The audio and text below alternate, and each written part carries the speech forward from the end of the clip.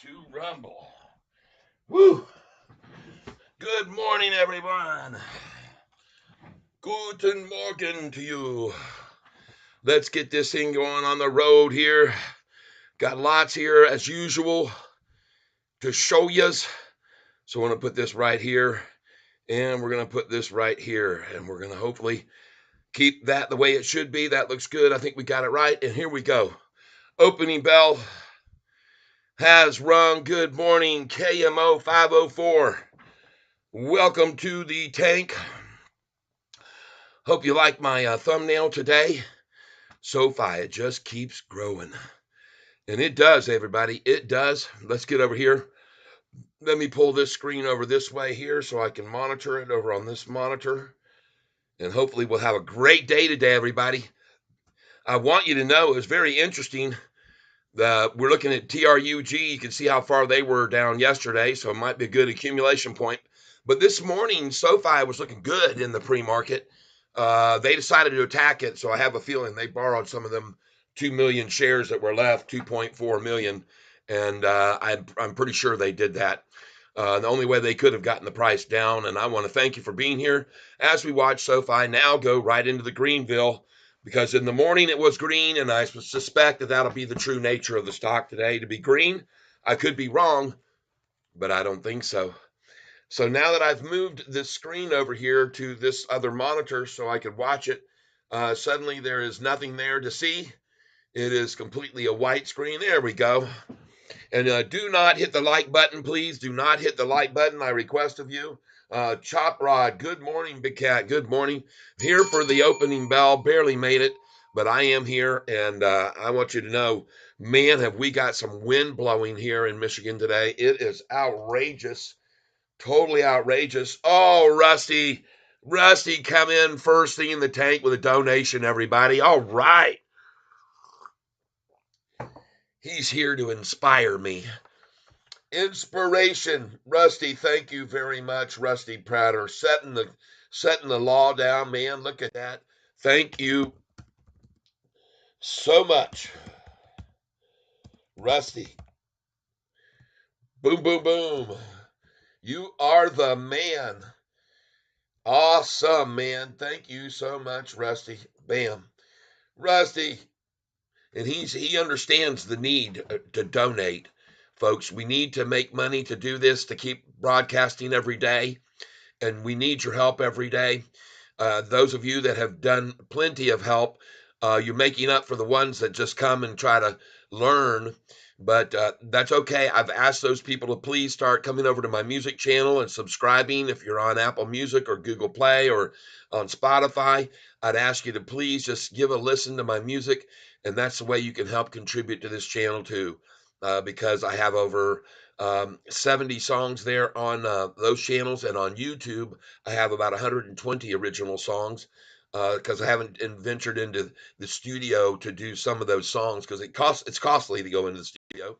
Anand Patel, hi everyone, and good morning. All right, I know you come from across the pond, a long ways away. Anand's from a long distance away, along with many people on this channel. As we learned yesterday, you can see how many people are coming here from Singapore and South Korea and Trinidad and all around the globe, folks. We're traveling. This signal is transmitted everywhere, and that's good. That's a good thing. I want you to be aware that is my belief. I was up very early this morning, and I was tracking the pre-market prices, and surprisingly enough, I could see that SoFi was up to right where I said it was going to open this morning, 754. I said it would open at 755, and I saw it get to 754 this morning in the pre-market, and then they came in and it was staying in that 750 to 752, 750 range all the way up until 8:30. And then right at 8:30, you can't even see this, but I'm going to show it to you anyway. Hold on a minute here. We'll add a bookmark here, and we're going to add Josh. Hey, Tyler, not so great news since the president resigned, and you know they will overreact. Oh, what are you talking about? Bank president resigned. I got, I tell you what, hold on, let me find out what you're talking about, first of all, Josh. Can you provide me a link, Josh, to anything, any news like that? I'm just going to have to type hang on because I can't see. Uh, hang on. There we go. All right, here it is. Josh, hey, Tyler, not so great news since the bank prez resigned, and you know they will overreact. Well, if that's what happened, I got news for you. That's nothing. This price of this stock when it was in its 20s, well, it wasn't even a stock yet. Before they even IPO'd and became in the public market, SoFi had its co-founder resign because he had an affair with one of his employees. Okay. Uh, so this is not going to affect their growth. They're gonna keep doing what they've been doing regardless of a resignation. If a guy did something out of impropriety or whatever other reason, and I haven't looked into that yet, I haven't heard the news about that. But to me, you can see how much effect that's had on SoFi this morning in the pre-market, and right now in the early, the damn thing is 4 cents down, and I don't think I'm going to ever worry about that much. I've seen, now I want you to see something, folks. Those of you who bought this with me yesterday morning, congratulations. As you can see, SOUN back going over 6 now and was up to 610 in the pre-market. And so up 4%. It was actually up about 6% in the pre-market. And so congratulations if you bought that with me yesterday in the 570s. You done good because she gone. All right. And what we're looking here at SoFi is pretty soon she gone too, everybody. She gone to $10 and more. And I put up a video last night, a short video on YouTube. I decided to place a short video of 1 minute and see if I could catch anybody on TikTok too. And for those of you that don't know, I'm trying to join Reddit and become part of the Reddit community. But before they'll let me post all my valuable information, I have to have so many likes, 69 Reddit likes, or they're called karma. And so I'm on Reddit now, and I'm posting. If you happen to have a Reddit account, let me know what your username is on Reddit, and I'll come over and comment on your comments, and then we can get some more. Uh, James Anderson just said, no, don't play. Get out. Get the fruck out. All right. If you're not performing, get the fruck out of the truck. All right. Because this truck, it has a destination, and that is on a rocket ship, which will carry it to the moon and beyond. And my belief is steadfast in this company, regardless of anybody that needs to be gotten rid of and replaced by somebody who performs better. Okay. It's as simple as that. And I have a feeling Anthony Noto will go to a very large pool of resources and people available at this time that have capabilities and a track record of success. And regardless of whatever they do, they're going to put the right guy in the place. Now, I want you to know I've been getting this error. YouTube is not receiving enough video to maintain smooth streaming. And what's happening, I figured it out. My wife let me know yesterday. Spring break, people. We have kids all over the place looking at kitty stuff. All right. And playing their games and doing their stuff. And they're overloading this weak, outdated system of internet here called WOW, which is what they call, and most people say when they have an internet connection, wow, we got internet. So as you can see this morning, SoFi has just one more hurdle to overcome, and that'll be nothing, folks. Don't worry. Um, good morning, Muhammad. Good morning to you. Assalamu alaikum.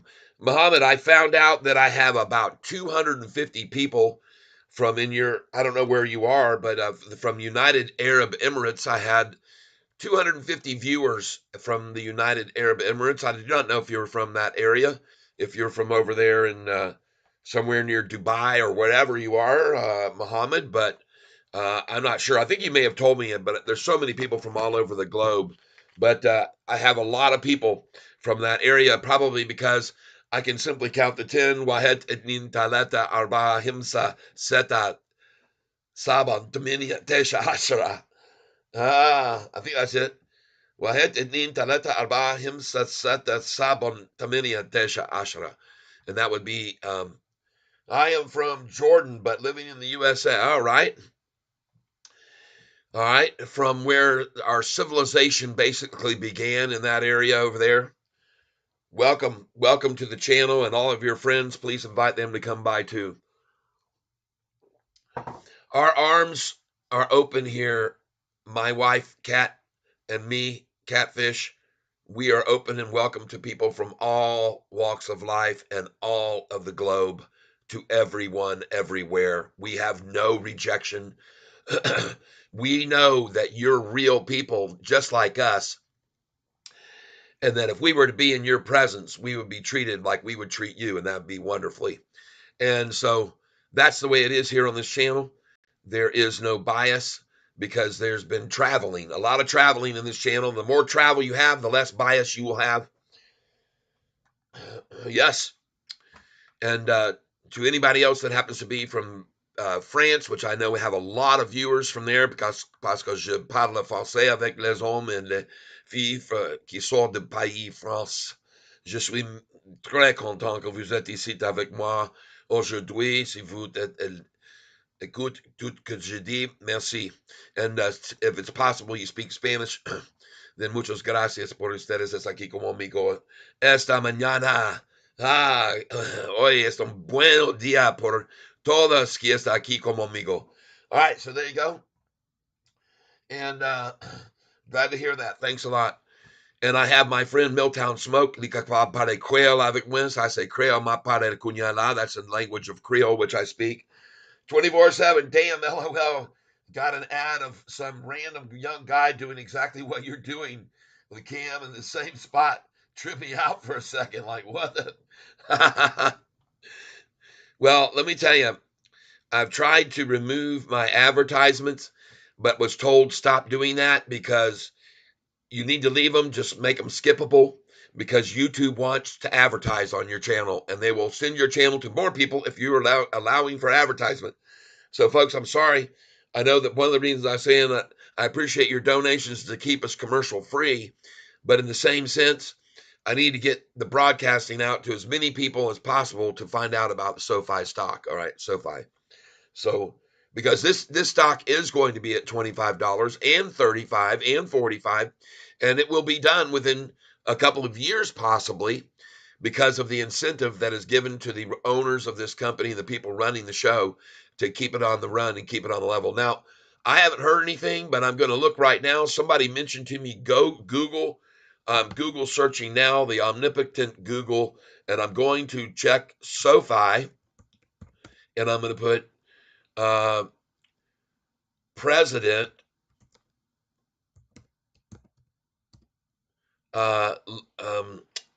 what steps down. Let's put that.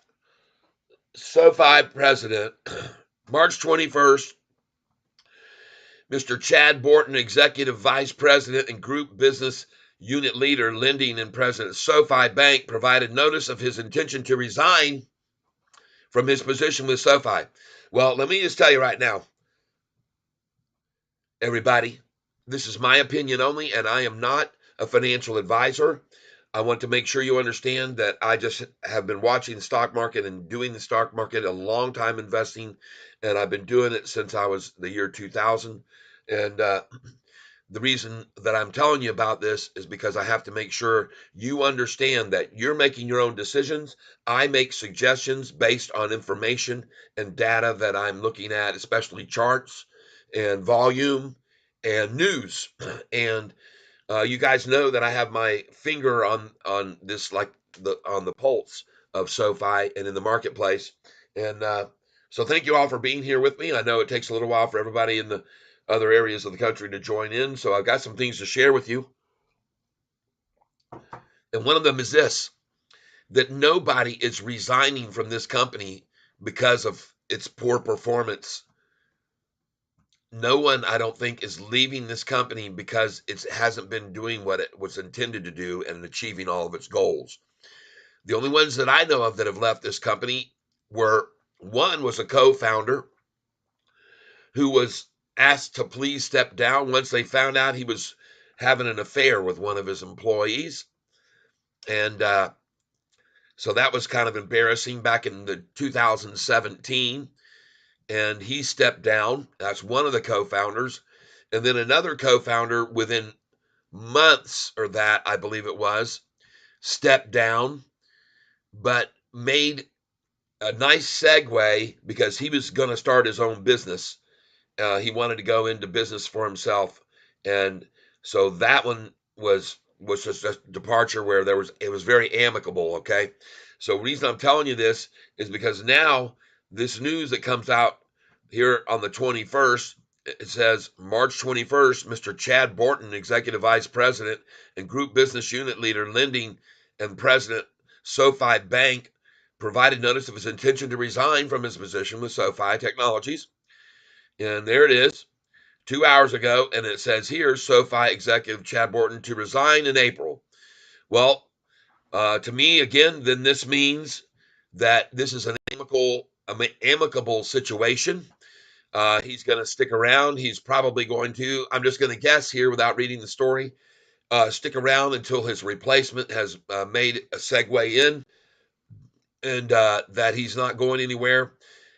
When someone gets caught doing misconduct, they resign effective immediately, just so you're aware of that. JBR says Tyler speaks all languages. Thank you. I do speak several. I speak the most important languages, not to say that it's not important to learn even more, which I'm learning some German right now. And I know, like, for example, if you're here in Germany, and I know I have a lot of listeners in Germany, then I can say, like, lass uns essen gehen. Uh, Lass uns was essen gehen. If you speak any German.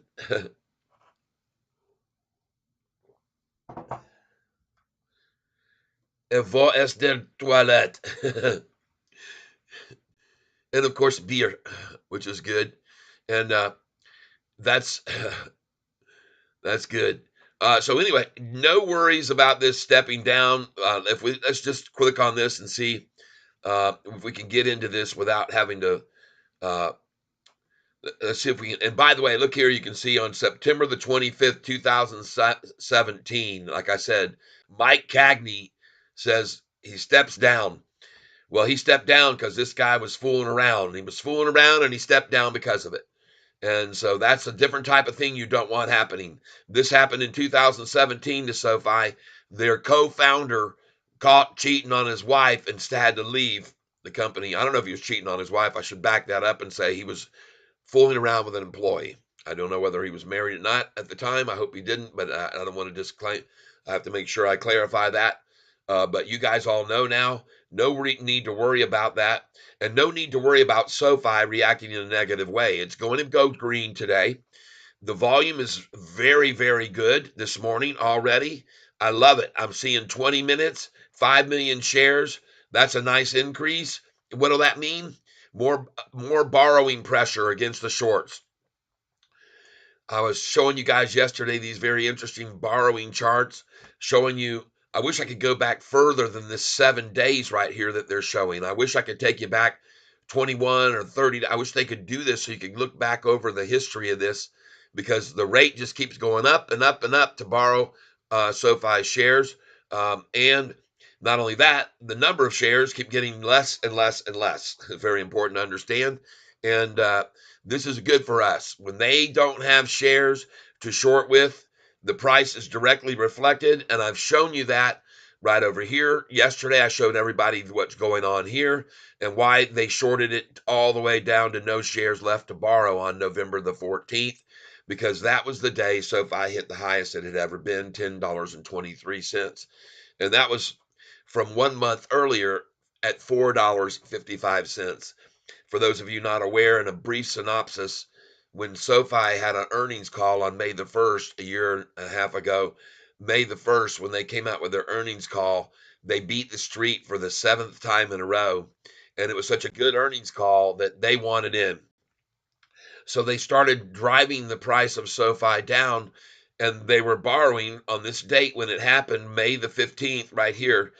I showed everybody yesterday, they had on that day, May the 15th, 6.2 million shares, actually 6.5 on May the 15th, when they downgraded with David Chiaverini, and they used of that 6.5 million shares available. And by the way, they had to have that downgrade because once they had shorted so bad on May the 1st, right here, when they used a lot of shares that day too, on May the 3rd, they happened to have used a several million more, but the price was 455 there. Okay. That's when it was around, 460 or so.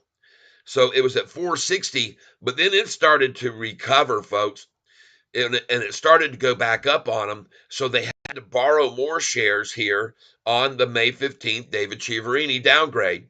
And they borrowed about 3 million shares. But then the doggone price freaking took off on them, folks. And it went from 455 and it started climbing from May 15th. Go look at the historical data. And it climbed in 1 month's time all the way to the date from May the 15th to June the 14th, the day there were no shares left to borrow. And the price hit 1023 that day. And it's very important for you to understand that at that stage of the game, they had no shares left to borrow. So they had to go to emergency mode and call for three Morgan Stanley. It wasn't, no, it was Bank of America, Piper Sandler, and Oppenheimer. They made phone calls and they said, hey, listen, you guys, we're out of shares to borrow. And we got ourselves in a fix because we shorted SoFi in the 450 range because we thought it would go down to 250. And now the price of the stock has gone all the way up to 1023. It's up 125%. Please downgrade SoFi today. So they did on that day. It said five analysts and three downgrading SoFi. I showed you this yesterday. And when they did that, folks, this was an all-out ditch effort to save them, because right there, out of 10 million shares they borrowed, they only had 350,000 left on that day, June the 14th. So I'm exposing them for what they did and how they did it, because after June the 14th, if you go over to Google and you just put in here, and I've shown this to people before on my channel, but I'll show you again. If you go into Google here and you put in SoFi, uh, five analysts, and they should be called analysts. Analysts, that's perfect. Analysts, five analysts, and we're going to look at it. Five-star analyst warns to sell SoFi, but there's others. This one will say right here, 3 downgrades.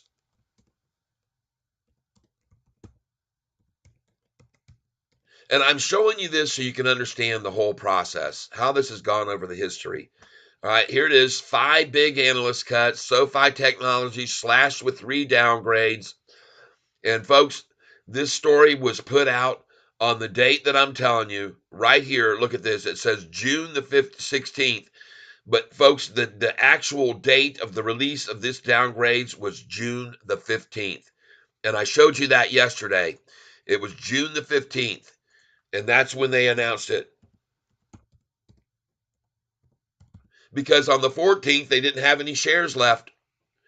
They didn't have any shares left on this date right here. On June the 14th, they were screwed. The price had gone from 455 all the way to 1023, and they were totally screwed. They used all the shares available to borrow to hold it back with, and the price just kept going up. So they had to make this call to all these people, and they had to say, please downgrade this stock.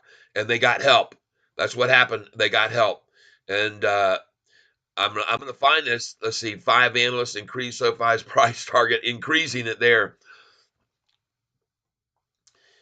But it was, in fact, on the 15th. Regardless, You can see that right after that, all the analysts came out and downgraded the price. It was amazing that it happened all on the same day that they ran out of shares, everyone. The next day, they were completely out of shares, and they ran the price down from that high that it was at all the way down to $7.71. Yippee, they made it fall from 1023, 30%. They made it fall. Here it is, June the 15th, 2023. 5 big analyst cuts. SoFi's technology slashed with 3 downgrades and the shares plunge. That happened because, ladies and gentlemen, they were completely out of friggin' shares to borrow on that day, and they needed help from somebody. So they called in the wolves. Yep. Uh-huh. Somebody pointed out someone just made a huge buy of 200,000 shares. Oh, baby, she's going off. I put this chart up last night on YouTube on a short video I did, just so you can see this. Let me see if we can get this to show up. Your channel. Just hold on a second. We'll see if we can get this to show up. I promoted a little short video last night, and I want to show it to you now. And it was of this chart that I'm going to show each and every one of you here in a second. So take a look real here quick. And by the way, everybody, look at this SoFi stock, huge secret move by Felix and Friends. You might want to check that out. I haven't looked at it yet, but I want you to see that if you go into my shorts right here, if you go into my shorts, and there's no good morning, Sarshay. Asger Brotzen, huge buy, 200,000. Asger, kimchi bacon looks like SoFi CTO sold some shred if it's down. Oh, it doesn't matter. If anybody sells any shares, that doesn't matter. They could sell 59,000 shares. It matters absolutely not. Yep, I put a little video on here yesterday. It says SoFi, get you some. There it is, SoFi, buy time. And then I said, SoFi, get you some. Had 273 views on that short that I put up last night. And so there you go. And in case you missed it, this is us on St. Patrick's Day. My wife and I with Maisie, the granddaughter right there. So that's who's in the picture right there. And anyway, and I even show people how to wash dishes, believe it or not. 462 views on how to wash a pan using the side of the sink for leverage, okay? Using the side of the sink when you're scrubbing a very stubborn pan. It's an interesting little concept you might like. But anyway, let's get on out of here. I want to thank you all for being here, and I specifically want to point out to you all the numbers of people who have been here on this channel from all across the globe. They're coming in from here, there, and everywhere, and we're going to see SoFi green today, folks. You're going to see SoFi green today. Just stick with me. I'm going to show you a couple of other things here, hopefully if I get a chance to on this page, and if not, I'm just going to close it out because I don't want to keep the delay going. But folks, how do you like the correlation that I'm showing you folks right now between what I just decided to get rid of that? I'm not even going to try and do it. Let's get back over to SoFi. All right. And by the way, the low is, I believe, much higher than yesterday's low. If I go over here to historical data, I can look at yesterday's low and I can see that yesterday's low was that true? 725. 725 yesterday on yesterday's low, and we aren't going there unless they went there in the early morning, and they didn't. We have an 8-cent increase on the low. That is gorgeous. And now I'm going to click on skip ads. I saw the little thing pop up, skip ad. Yay. I caught it, and it's not going to play an ad for you now. So there we go, folks. A nice 8-cent higher low today. And I want you to know, folks, this is what I want you to take a notice of. That low right there was established over literally 1 minute. You see that? When you see a really steep, deep valley like that, but it's just a mere slit on the screen and you don't see any time frame of it trading sideways there, that is good for us, people. I'm telling you, that's a good thing. When we see it drop like this so drastically, even here when it made that little drop, that was such a tiny little slit in time before she ran back up. And the same thing here. Notice the bottom of the chart. It's not consolidating there at all. It just spikes right back up because those are share dumps. Those are just pure dumps of 400,000 or 500,000 share. They get gobbled up. All right. I'm pointing this out to you so you're aware. When you're looking at charts, look for the points when it hits the bottom and how wide the spread is. See, this is one example here. See how it's hit this bottom and now it's not making a quick jump back up. This here is called consolidation, everybody. All right. I've seen it. Great job. James Anderson. Yep. So anyway, I'm showing you, I want to show you one other thing. Not only on June the 15th did they run into trouble when they only had this many shares left to borrow, and that was low, folks. On that day, I mean, look at that. June the 14th, they only had 350,000. They were out of shares. They had to have help, people. They needed to have these banks downgrade the stock. They had to have that happen because their backs were freaking against the wall. Their backs were against the wall. All right. And so I share this with you because you need to understand the way the game is played in the marketplace. Okay. And I appreciate the likes that everybody has hit here so far. Um, and I want to thank each and every one of you who's here from around the globe with me. I'm trying to make sure that I stay on topic and talk more about SoFi because some people were saying, man, that I was drifting off. And hey, sometimes it's a good thing to take a little break from SoFi. And I'm not worried about it here. I'm definitely not worried about anyone selling 1% down. I don't think that that's the truth. And I think that they've borrowed some more shares this morning. Let's go over here and see how many they have left now. And as of today, that's right, the 26th, you can see, oh boy, 450,000 shares is all they've got left, folks. And then here's the question. What's going to happen when great news breaks again on SoFi here on this earnings report in a month away from now, basically a month from now?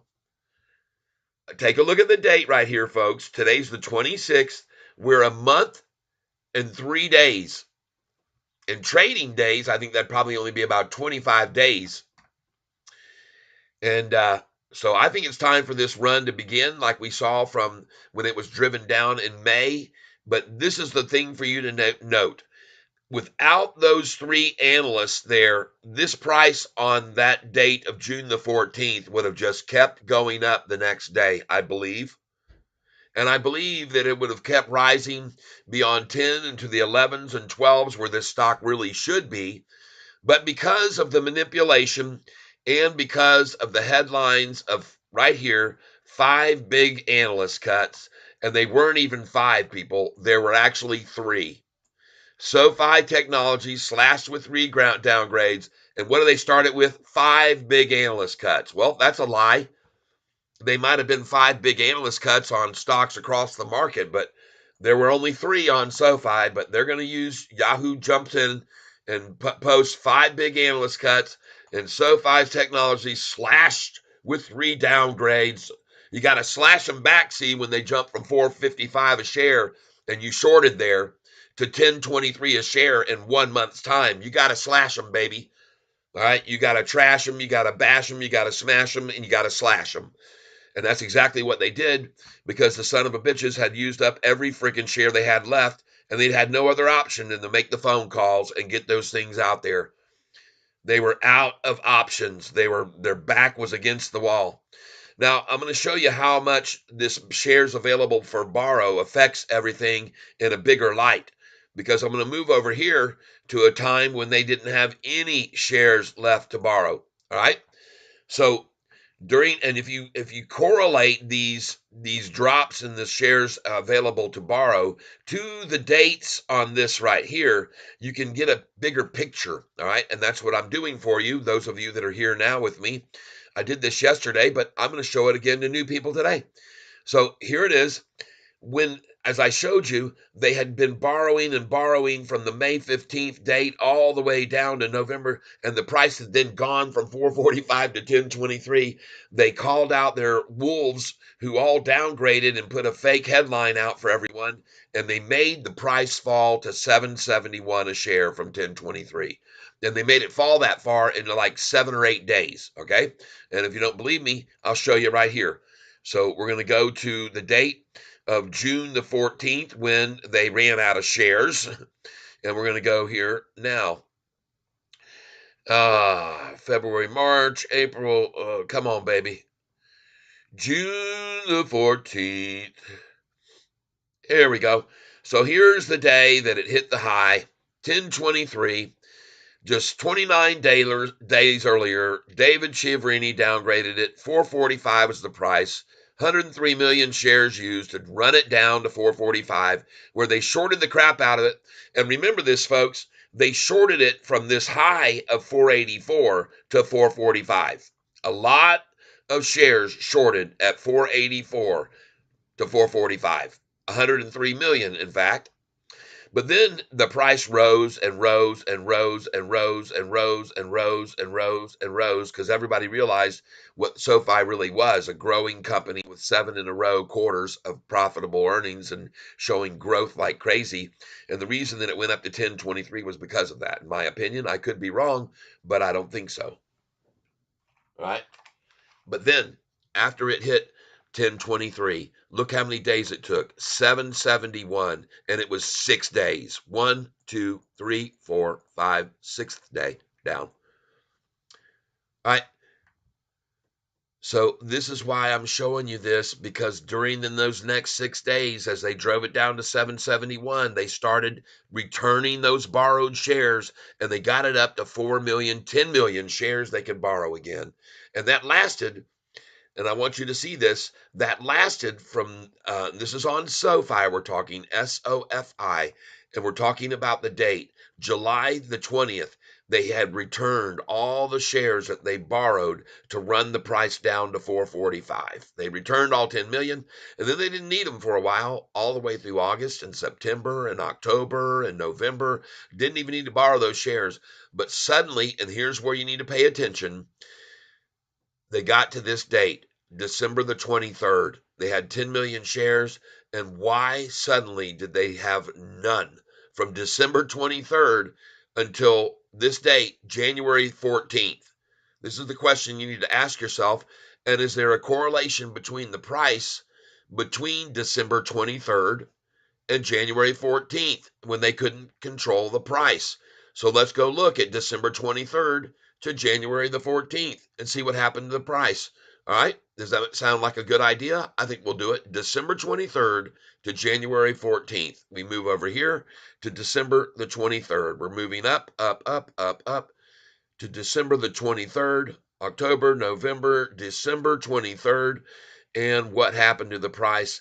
Well, it was going up and up and up, and it broke over $10. And on the 23rd, it had gotten to this number, 988, and the low of 923. On the day it hit that high, they pulled it back big time.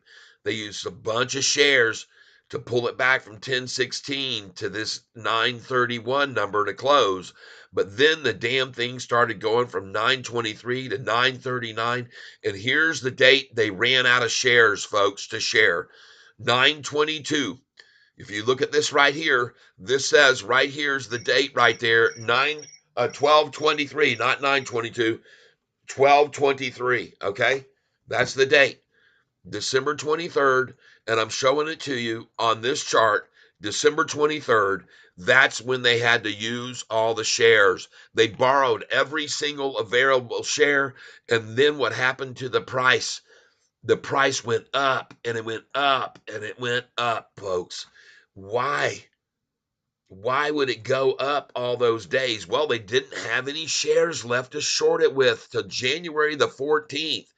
And if you go up here and you look at it from December 27th to January the 14th, look where the price was. It was all the way down to 781. The next day, few days down to 721, because on this day the shares had all returned. They finally got them back, and they could short with them from this date to here. They shorted with them up to the January the 19th.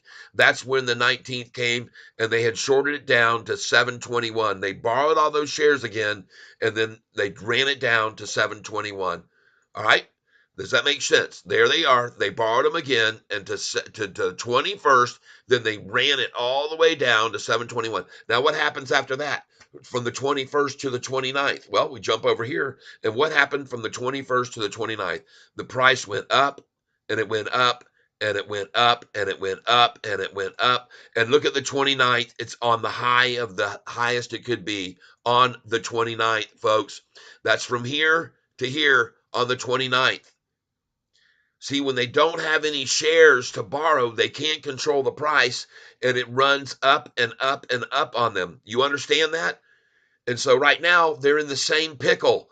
They've got themselves down here at only 450,000 shares to borrow on the 26th, which is right now, and they've got 450,000.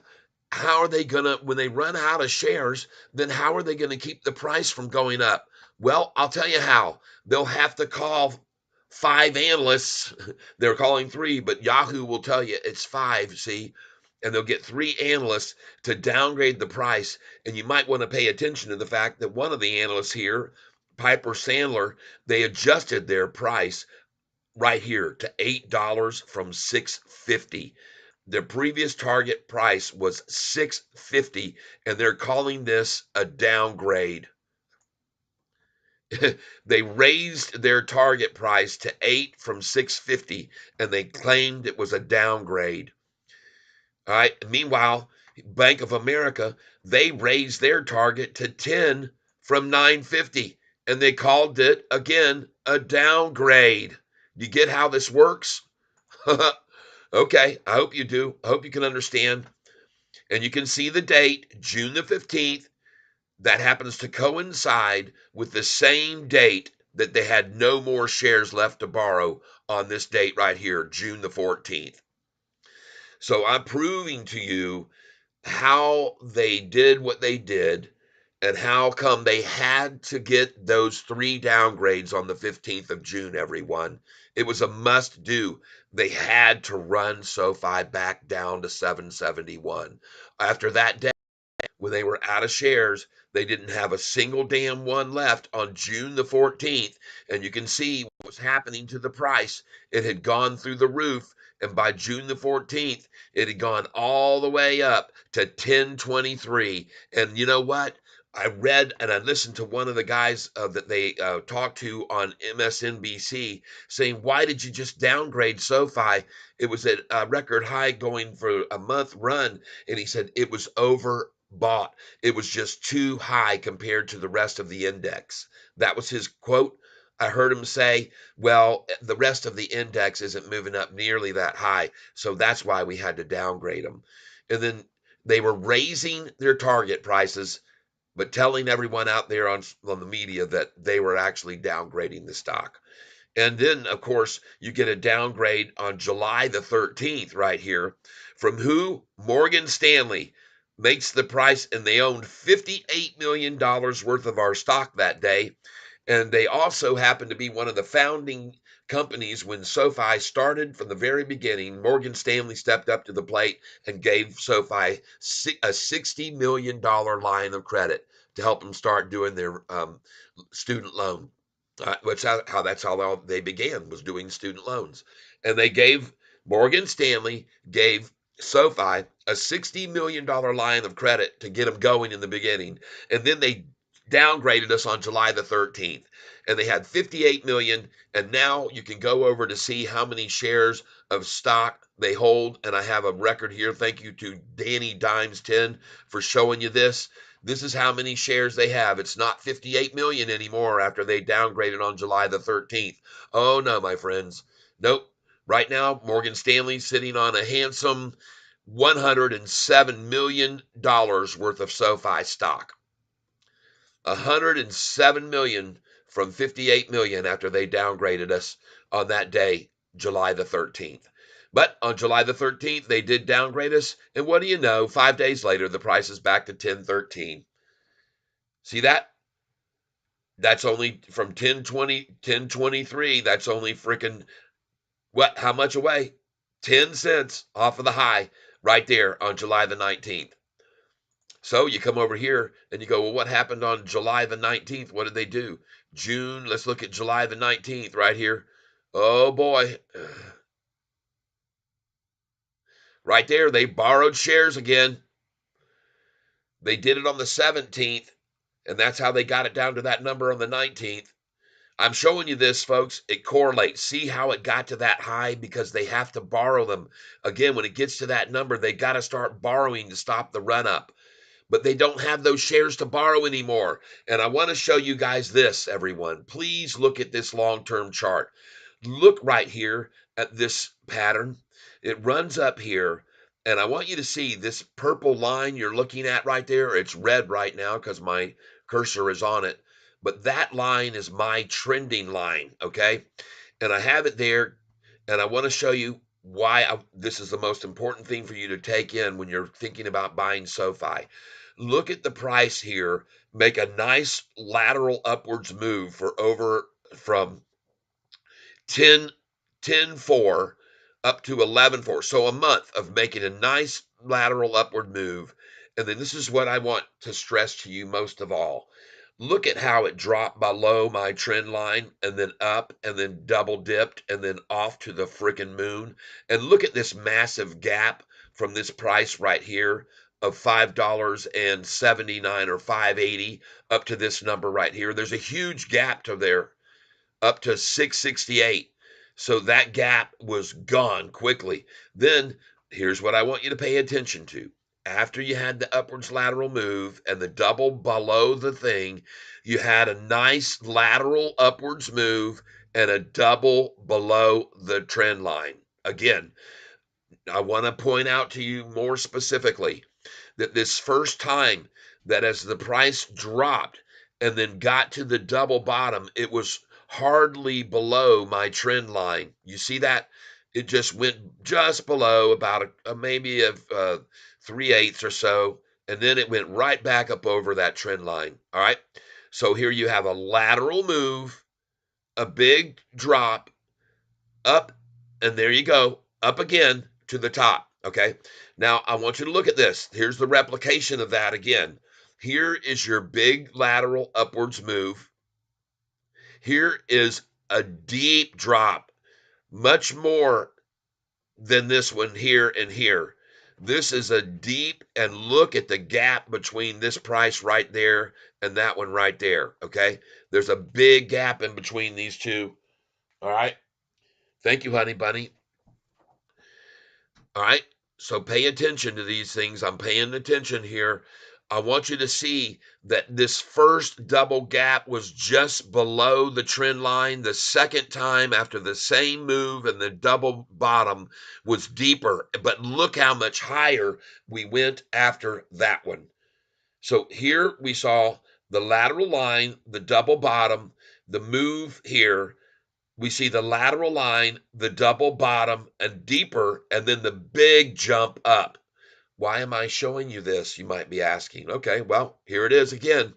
Here is your lateral line, but it is more of a sharp angle. See the angles of these two lateral lines right here, this one and this one?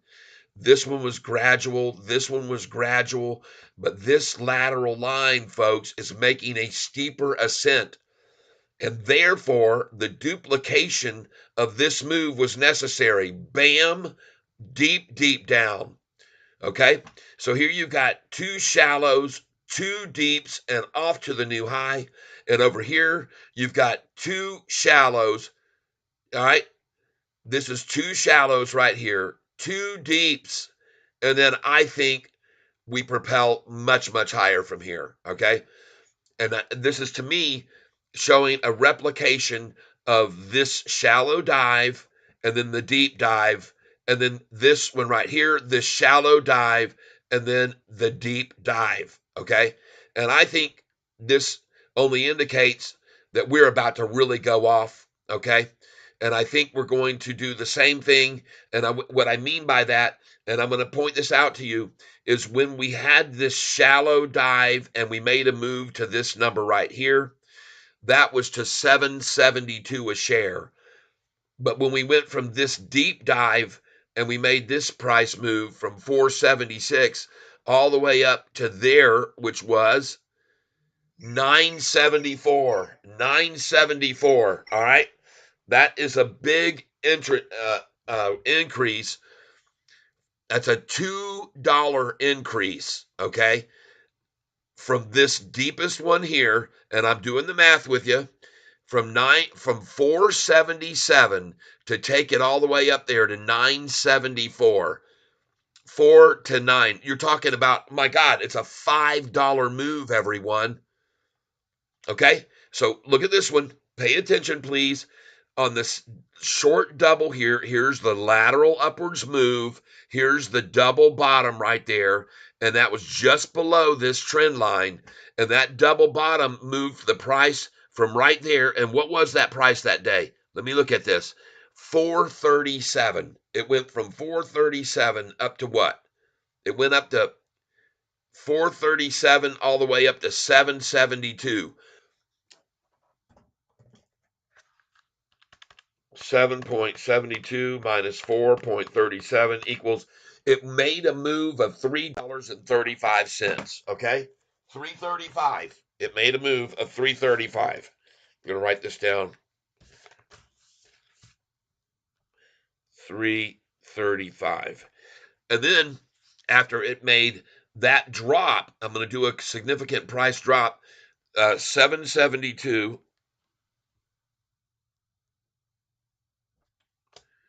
And we're going to catch a second bottom right there is what we want right there. 437.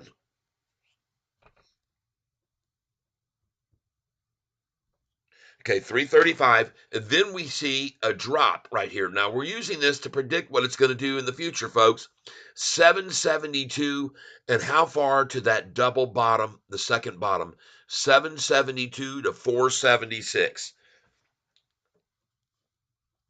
772 to 476.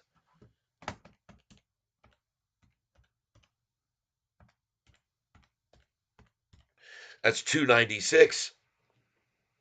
Hope you see where I'm going here, folks. All right. All right. So the price rose by 335, fell by 296. And then, folks, how much did it rise from this 476 up to this number right here again? I'm going to look at it. 476 to 974. 476 to 974.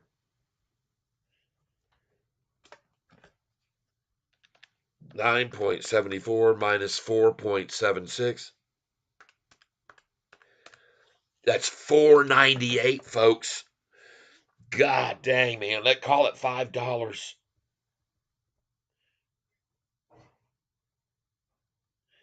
That's a huge move, folks. So why am I showing you this? Well, now let's go compare this first shallow bottom to the top, which we knew made a move of $3.35. Okay, so we knew that. All right.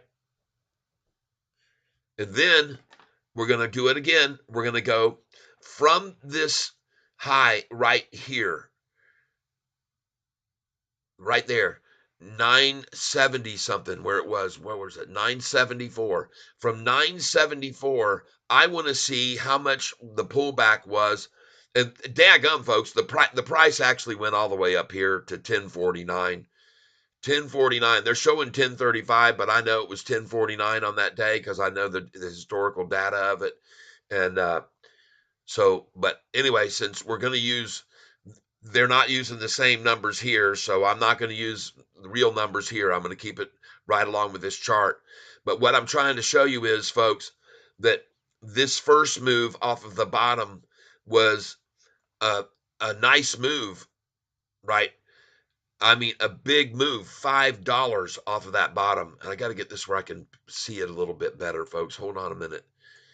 I got to move this up just a bit. There we go. All right. So we've got this number here to this number here. We've got this number here down, back down to this number here and to here. All right. Then how much were they able to pull it back down off the 974? They were able to pull it back all the way down to, and let's go right here. And they did it twice, 974 to 805. 974 to 805.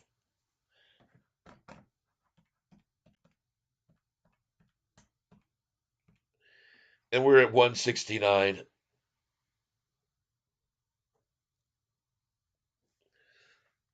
That's not much of a drop.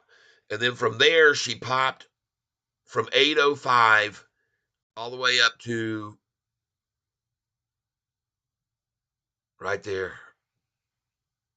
Doggone it. Stay on that number. 1145. And we know that was actually 1170, but we're going to put 1145. 1145 because we're going to stick with this chart. All right. And that was from 974 down to 805. Right? Yep, that was. And then 805 made the move back up to 11. And we're going to use that number. We said 1145. Okay. 1145 minus 805. And I'm doing this for a reason, folks. Trust me. I appreciate your patience. All right. So 11.45 minus 8.05 equals $3.40. Wow. Man, that is up 340. And then from there, the 1145, they dropped it all the way down here, 1145 to $6, and they're showing 672. I know for a fact it was 641. All right, beautiful. Let me kiss you. Bye. I hope it goes good. 661, folks. 661. 1145 down to 6.61. God. 11.45 minus 6.61 equals down 484. Okay. Then the comparison is going to be here, and we're going to put down this number 661, and it ran from 661 all the way up to this number here, 1028. It says 1032. 661 to 1032. 661, 10.32. God.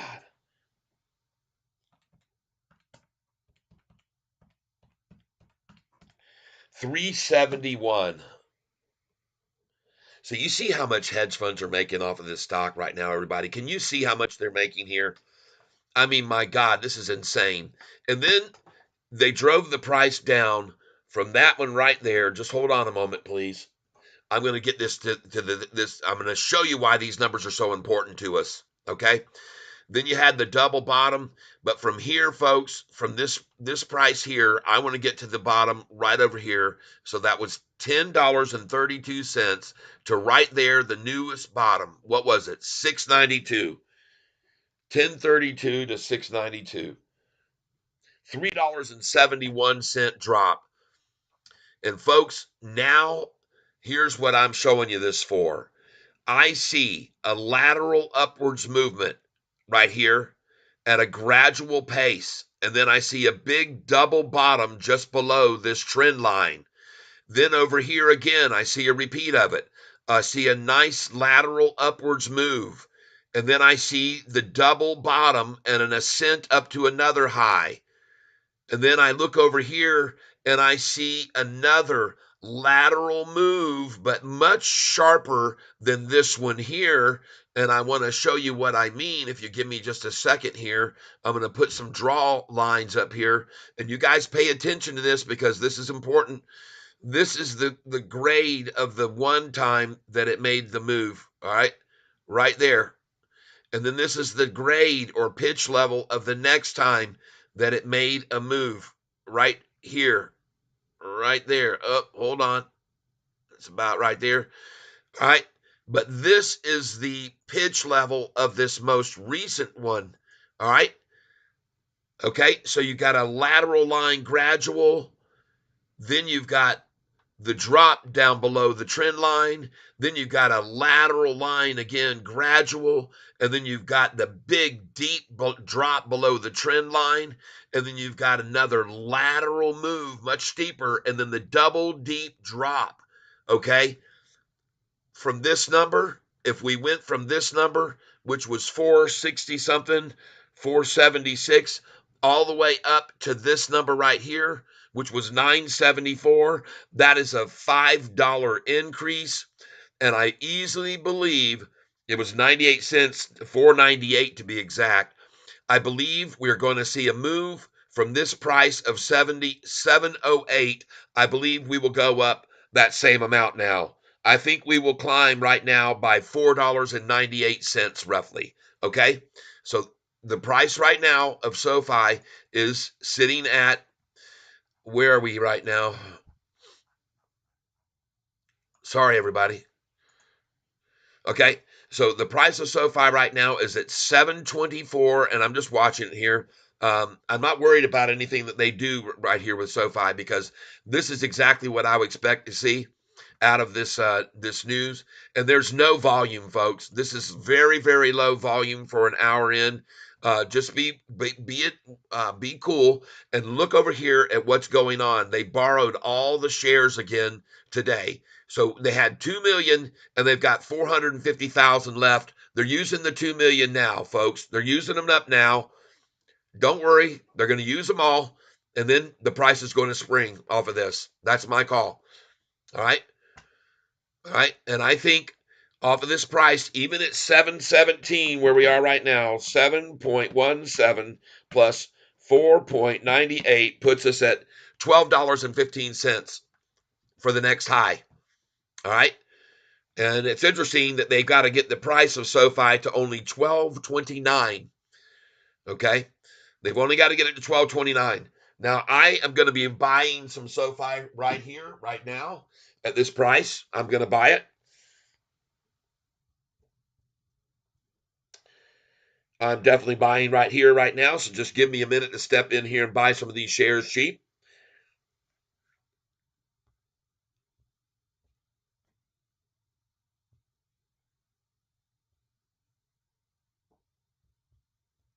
Going in right now. Yep. No. I'm explaining you what they're doing here. Don't worry. You're fine. Don't you worry, folks. It's time to buy some here. I'm buying. Add to position.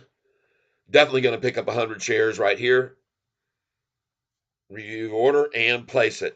You know, I was selling these shares at $9.18 at $9.18, buying them $2 cheaper now on total manipulation on borrowed shares, folks. They're using borrowed shares, and this is going to be the end of their borrowed shares. They're not going to have any more after today, and you'll see what happens to the price afterwards. Just watch. I'm in at 718. SoFi at 718. Very happy to be buying here, and I'll be selling it at 12. Here we go. SoFi 718. Oops, I almost used the wrong sheet of paper. Got to get to my buy sheet.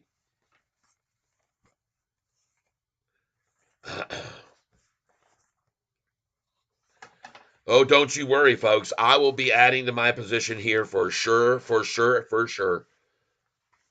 You bet your sweet one. There it is. 100 at 718. Put a check by that. Let's go again. Well, folks, it's just been sitting right here at this number. Okay. It's just sitting here. It's not going anywhere. All right. This is why I'm going to buy some more right here. It's not moving, and volume is moving, and the price isn't moving. That's why I buy here. Add to position. Now we're just going to start picking away here, 25 shares at a time, folks. Review order and place it. And I want to thank you for being here. And you can see 721 now. Just got it at 718, and now I'm at 721. Folks, the bottom was just there. And watch this thing turn and run now. I could be wrong, but I don't think so.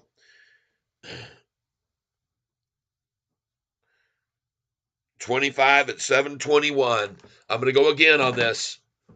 I'm going to do it. I'm going to do it again. Review order and place it. I want to thank each and every one of you for being here with me. I'm very grateful. Yep, 721 again. Perfect. There's no more 718s, folks. Let's go again. Review order and place it. And keep the pressure on them, man. Keep the pressure on these bastards. Beautiful. I will take 722. Thank you very much.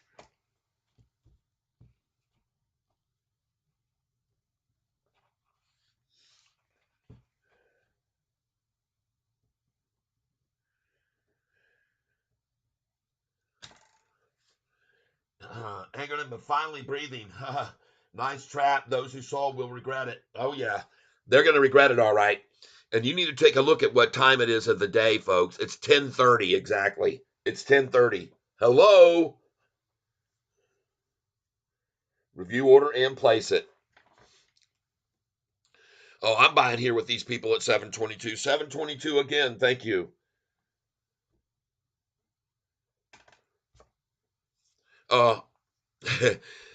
Look, folks.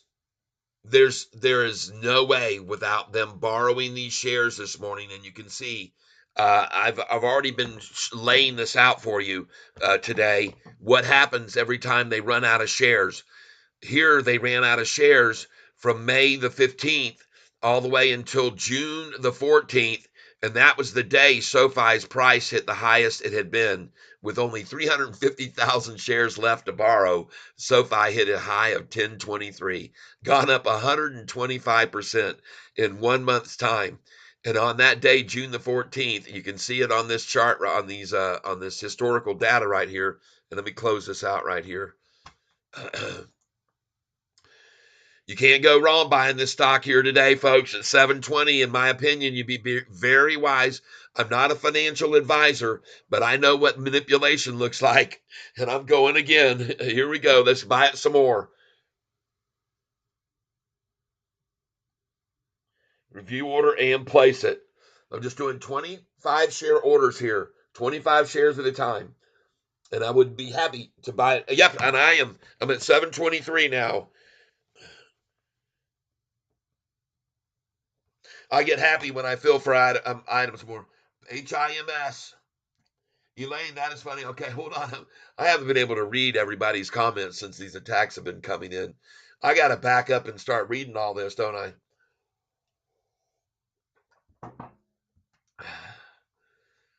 Look at all the comments I've missed from everybody. Holy crap.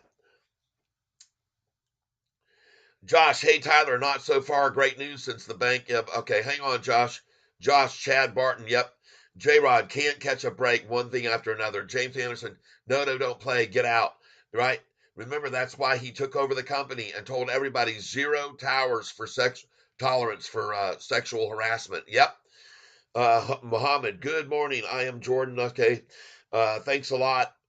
24/7, damn, LOL, got an ad for a random guy doing exactly what you're doing. Cam in the same spot tripped me out for a second. Like with that channel I just joined. That's funny, 24/7. Oh, you good, bro. I'll watch ads on your channel. Thank you. JBR, Tyler speaks all languages. Yes. Trump becomes a billionaire once again. Ticker DJT. I think that's a good idea. I don't know that if that is going to be his, but I'm buying here, folks. Come on with me. Come on in. The water's fine. Let me pick up a little bit more here. Hold on. Let me get another one in here. Review order and place it. I'm going to keep this pressure on them, boys. 723. I'll take it. I'm going to keep the pressure on them. And we're going to keep buying on these lows because she's going over 10, people. Now, I want you to know that what you're seeing here is a pure out attack on borrowed shares.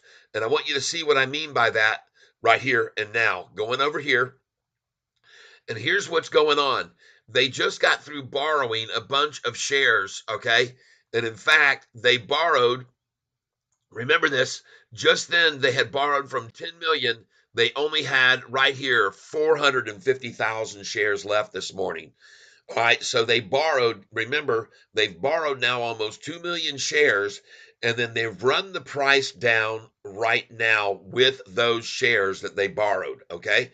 That's what they're using right now to get to the low of the day that they just got to, and then they're done. Their goose is cooked. They're going to be out of shares because there are no shares left in the well, okay? And I've already shown you and been showing you what happens to SoFi's price every time they run out of shares in their well, okay? And it runs up on those days when they run out of shares. So I'm looking here at yesterday's low was $7.25, and today the low that they're shooting for is that number or lower if they could get it there, all right? So you can bet your butt I'm going to be buying here at these numbers that are just below where they had it 3 days ago. And that's all they're trying to do, folks, is get it below there for a fraction of the day, and then they can call they have a win out of it. They'll call it a winning day for them. All right? And don't worry, I guarantee you that anybody that left this company stepped down and is gone, and I got to talk to my wife a minute here. Hello? Hey, I just went by the dollar store and it's still only 50% off. But you know what I thought? Like places like my med spa, I mark stuff up only 50%. And so right now they're breaking even. They're not losing any money by giving everything 50% off. No, they're not. And, Nope. and I don't think they should. I'm kind of glad they're not. I mean, at least they can take the money that they had originally invested and move it into a store that's profitable in a area.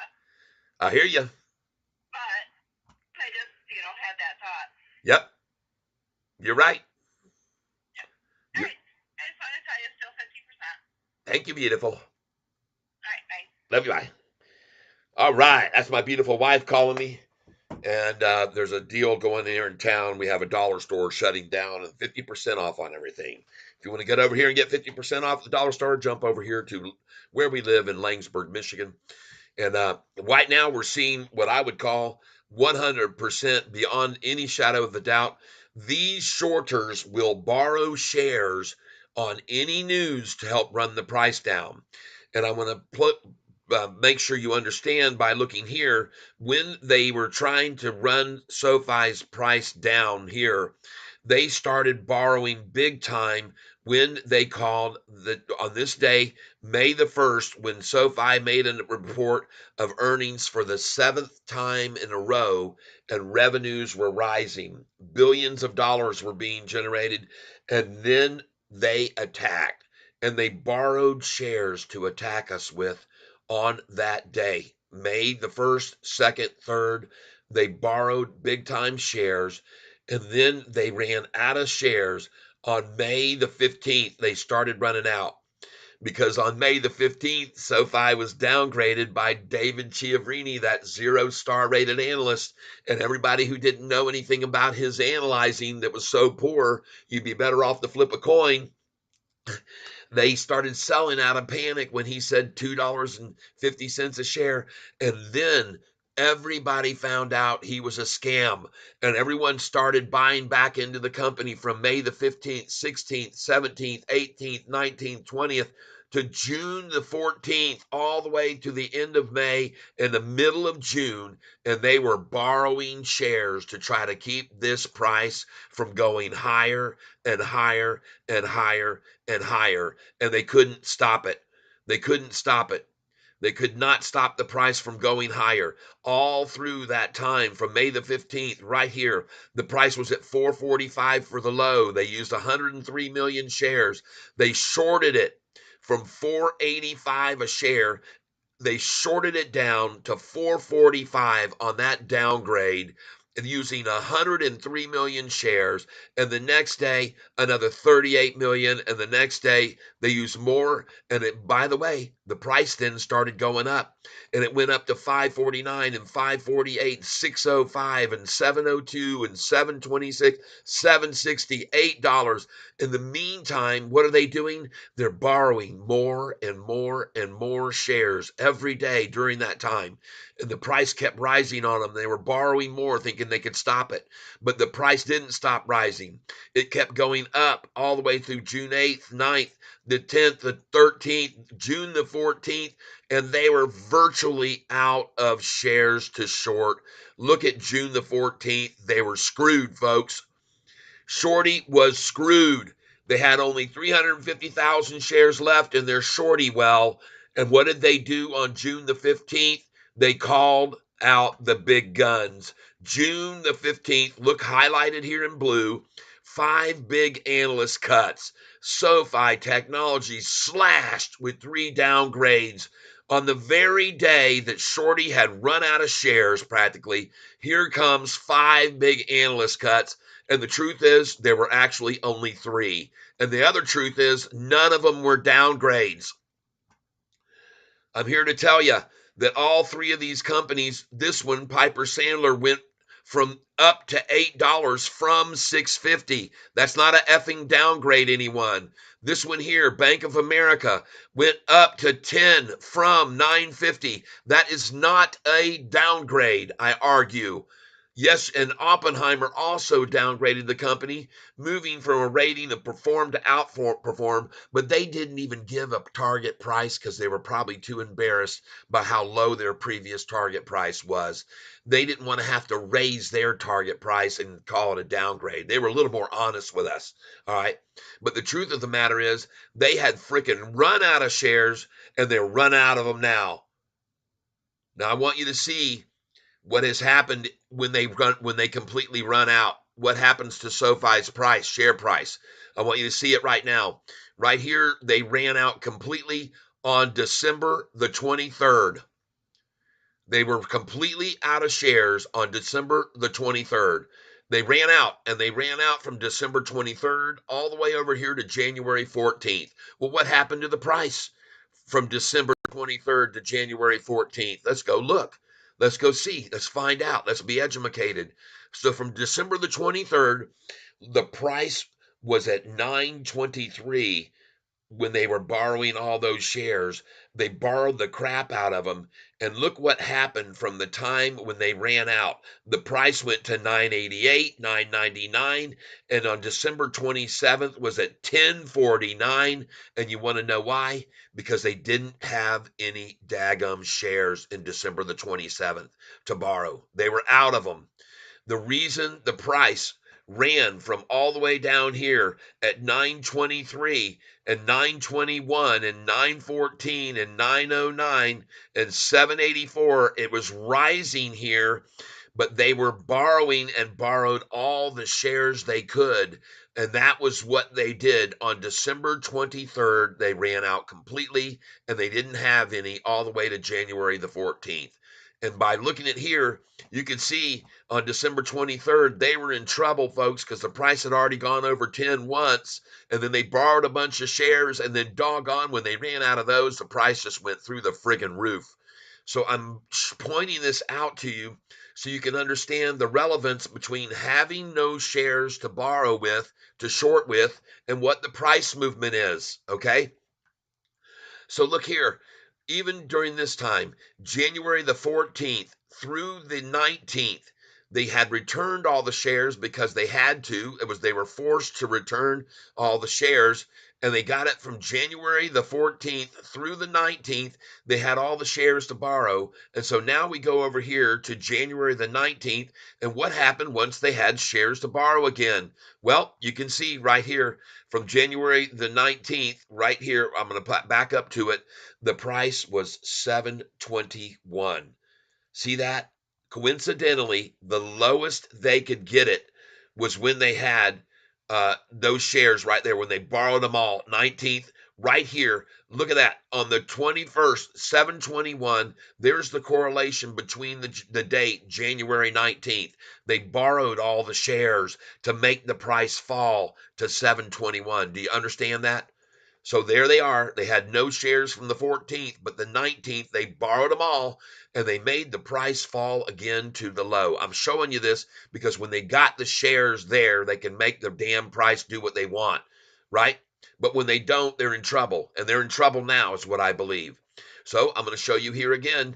If you look from this date all the way up until the 29th and January the 30th, all the shares were then returned on January the 29th.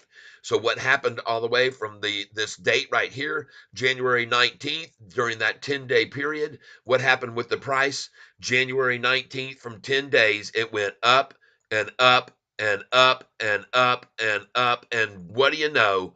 On January the 29th, right here, January the 29th, boom, there you go. They were completely out of shares that time during that duration, and all the price did was rise and rise to the brand new high. Okay, everybody? This is the correlation between having no shares to short SoFi with, and when they ran out over here on June the 14th, they called out 5 analysts the very next day. What a coincidence that June the 15th, the very next day, 5 analysts cuts. SoFi Technologies slashed with 3 downgrades. All right, now I'm going to jump back over here because I want you to see then from January when they finally got, again, it's amazing. They can't do anything to the price, but as soon as they borrow all these shares so there's none left, they can run the price down. But as soon as they're out, then you go January the 29th, and I show you here on January the 29th, they were out of control. They couldn't do anything from the 19th to the 29th because they had borrowed every effing share there was. Okay? Now, you need to understand this because now we're in another scenario where they're really starting to borrow shares and they're borrowing a lot. Over here, look how long it took from them to run out of shares to borrow with. They had them all the way through when they started borrowing them on March the 23rd, all the way through March, April, and May, and May the June. 3 months they had shares to borrow with until they got down to only the 350,000 shares left. 3 months. But this time, it's a different story, folks. This time, look how quickly they've run out of all those shares to get back down to only 450,000 shares, people. It's happened in just how many days? March the 7th to the 20 days before it took 3 months to drop it down there. And now they've done that in 20 days, folks. They are in trouble. All right, that's my call. And how about those buys we just made at the bottom today? Yeah. Yeah, see, this morning, this is what you need to see about this borrowing thing. I want to show you right now about this morning in particular.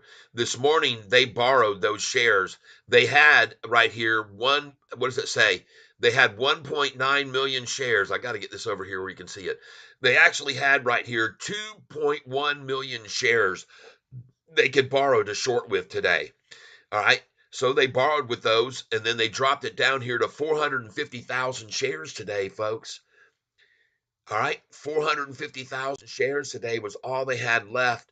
And they used those 2 million right there, almost 2 million, 1.7 million shares right there just now. They just used them just here during this time from 1013, coincidentally from 1013 down. That was them using those shares right there that they borrowed this morning. Okay. And now that they got it down to the bottom where they are going to start buying and they're going to start returning. And you can see that they're doing that now. They're going to go long and they're going to start returning. And look at what's happening here after they've run it all the way down. Here they come in long. And now they've got, again, 2.4 million shares to borrow. Okay. So this is the way it works as of late. When they don't have shares to borrow from the 19th, when they borrowed them all to this date, the price doesn't do anything but go up and up and up and up and up. And there's where they are now. I'm showing you how desperate they are now. So desperate that the last time they had 10 million shares lasted from March the 20th only until March the 20th. And it happened at 5:30 in the morning and they were gone at 7:30. 7:45, boom, out of here. 2 whole hours it stayed at 10 million shares when it used to be staying at 10 million shares for a long duration, folks. I just showed you back here. Look how long they had 2 million shares here. Look how long they had 2 million shares here. They had them from February the 8th all the way until March the 20th. A month and a half, they had 10 million. Here, they had it all the way from July the 21st through August, September, October, November, December. Folks, 5 months of 10 million shares. Then they used them all up here and the price shot up to a new high. Then they borrowed them all again and they shot it down to the new low. And now they've got all those shares back for only this period. And folks, they're going to be in trouble, in my opinion, because when you get over here, they are running out of shares now. They're running out and they're running out of options. Okay. They're running out of options. I could be wrong, but I don't think so. And I'll show you guys and gals that just joined me here very briefly that from May the 15th, right here, these were the shares they had been borrowing to run SoFi's price down after their great earnings call on May the 1st. And they were borrowing a bunch of shares to run it down, and they borrowed the most on this day, May the 15th. They borrowed a bunch of shares that day. And holy crap, did they get themselves in a fix there? Because when they ran it from to 455 a share on David Chiaverini's downgrade and used 3 million shorted shares in the 445 to 480 price range, they were screwed because within 1 month's time, this is how many shares they had left to borrow, and SoFi had gone the other direction. It went from 445 up to 1023. On June the 14th, that's the highest price what ever was June the 14th, 1023. And as I've shown everybody here before now, 4 times today, this is the most important thing you need to learn about this stock is that on the June 14th and 1023, the very next day, they were out of shares and they had to call in and ask for downgrades from on June the 15th, the following day. They asked for downgrades, 5 big analyst cuts, SoFi slashed with 3 downgrades, shares plunge. They had to do that, folks. The reason they had to do that is because they didn't have any damn shares left right there on June the 14th. They were screwed. They had caught themselves in a major bear trap of their own creation. They created it. They created this monster SoFi. Okay. And if you don't think that they would have, where would SoFi's price be if we didn't have 5 big cuts and 3 analyst downgrades on that day? Holy crap. I think it would have just gone up past 10s and 11s and 12s where it rightfully should be. But boy, they got their means and their ways to get the price back down after that 3 downgrades. What do you know? Lo and behold, the price is all the way back down to 771 so they could return those borrowed shares. They had to get him back, and they had to have help. And they had help again here on July the 13th. Look how many shares they borrowed on July the 13th to jump in so that they could come on the downgrade from Morgan Stanley. On July the 13th, there it is right there. They borrowed a bunch of shares. There's a deep dip because Morgan Stanley, who owned $58 million worth of SoFi at the time, downgraded us on that day. So they borrowed a bunch of shares that day to jump on the Morgan Stanley downgrade. Now Morgan Stanley owns how much? They don't have 58 million anymore, folks. Morgan Stanley's sitting on a massive number of shares of SoFi. They're sitting on this many. They don't have up 58 million. They've got 107 million now. They doubled down on the stock. And remember, the price was 887 that day. So it's not because the price has gone up that they went from 58 million to 107. The price has gone down since then. And they've got now still 107. If this number right here of shares was multiplied times 877, you'd see how much money they really had relative. All right, I hope that you appreciate what I'm showing you, everybody. Every time that they've run out of shares, like right here, December 23rd, all the way to January 14th, It's coincidental. It is not coincidental that when they run out of shares, everybody, that they can't control the price. And that is what I'm showing you. I hope that you appreciate me making this very clear to you that as of January the 23rd, you can see what happened to the price. They had the price on the 19th, the lowest they could get it, because on the 19th, that was the day that they borrowed a bunch of shares right here on January the 19th. And the reason they got the price to fall to the price they did is because they borrowed 10 million shares that day, all of them available on January the 19th. They came at it on that day, and I show you on the chart the reason it hit 721 for a low, because you can see where it was. And the reason they got it there is because they borrowed all those shares. Of that 39 million traded that day, 25% of the churn was those shares they borrowed on that day. And that's why they got the price to 721 that day. And then after that, they didn't have any shares left to borrow.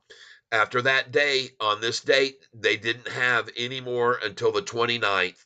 What a coincidence that they didn't have any more from the 19th to the 29th. And during that time, SoFi's price went from the 19th to the 29th from 721 to 772 to 814 to 945 on the 29th. The price could not be controlled because they did not have any more shares to borrow during that time. And I'm exposing them from the 19th to the 29th. And now they're virtually out of shares again. I'm making sure you're very aware of that. Today they only had 450,000 shares, everybody. This thing could literally go up just like we just saw it rise right here from that price of 721 to 945. $2.30 is coming our way, folks, if I'm right, when they run out of shares completely. I don't see how they can stop it. And it's going to happen over a 1, 2, 3, 4, 5, 6 day period, coincidentally. Be watching for it. It's going to happen, is what I think. I could be wrong, but I don't think so. Now we got 117 viewers on this channel right now, and we've had 472 today. I am here to point out the way manipulation works today. I'm here to point out the way manipulation takes place. And that's what I'm doing. I'm showing you how they make it drop, and I'm showing you that now it's going to pop. And you just saw what I was telling you. I bought it just then at the bottom at these prices. I captured the lowest prices of the day on SoFi today, buying it at 721, 722, 723, and 718, where I picked up a nice little chunk of shares. All right. And the reason I did that is because I believe everything that I'm showing you is true. I believe that this chart with this gradual uprise, and this is my long-term trending line here, I believe that this proves beyond a doubt that we are going to skyrocket very soon. And I mention this because look at the grade of this move up. Look at the grade of this move up. Look at this grade of this move up. And it has changed. These previous two grades, when it went up, and then by the way, this grade right here and this grade right here are equal. You see that line is equal. But these moves up are starting to get more drastic, folks. The angle's increasing on these. And now I show you the pièce de la résistance, okay? And that is a lateral line gradual, a double bottom barely below the trend line right there. This is the trend line with these two dots on it right here. That's the trend line, okay? All right, make sure you're aware of that. That is the trend line, okay? So you've got a nice little gradual move and then a double below the trend line, barely below. Then you have a spike to here.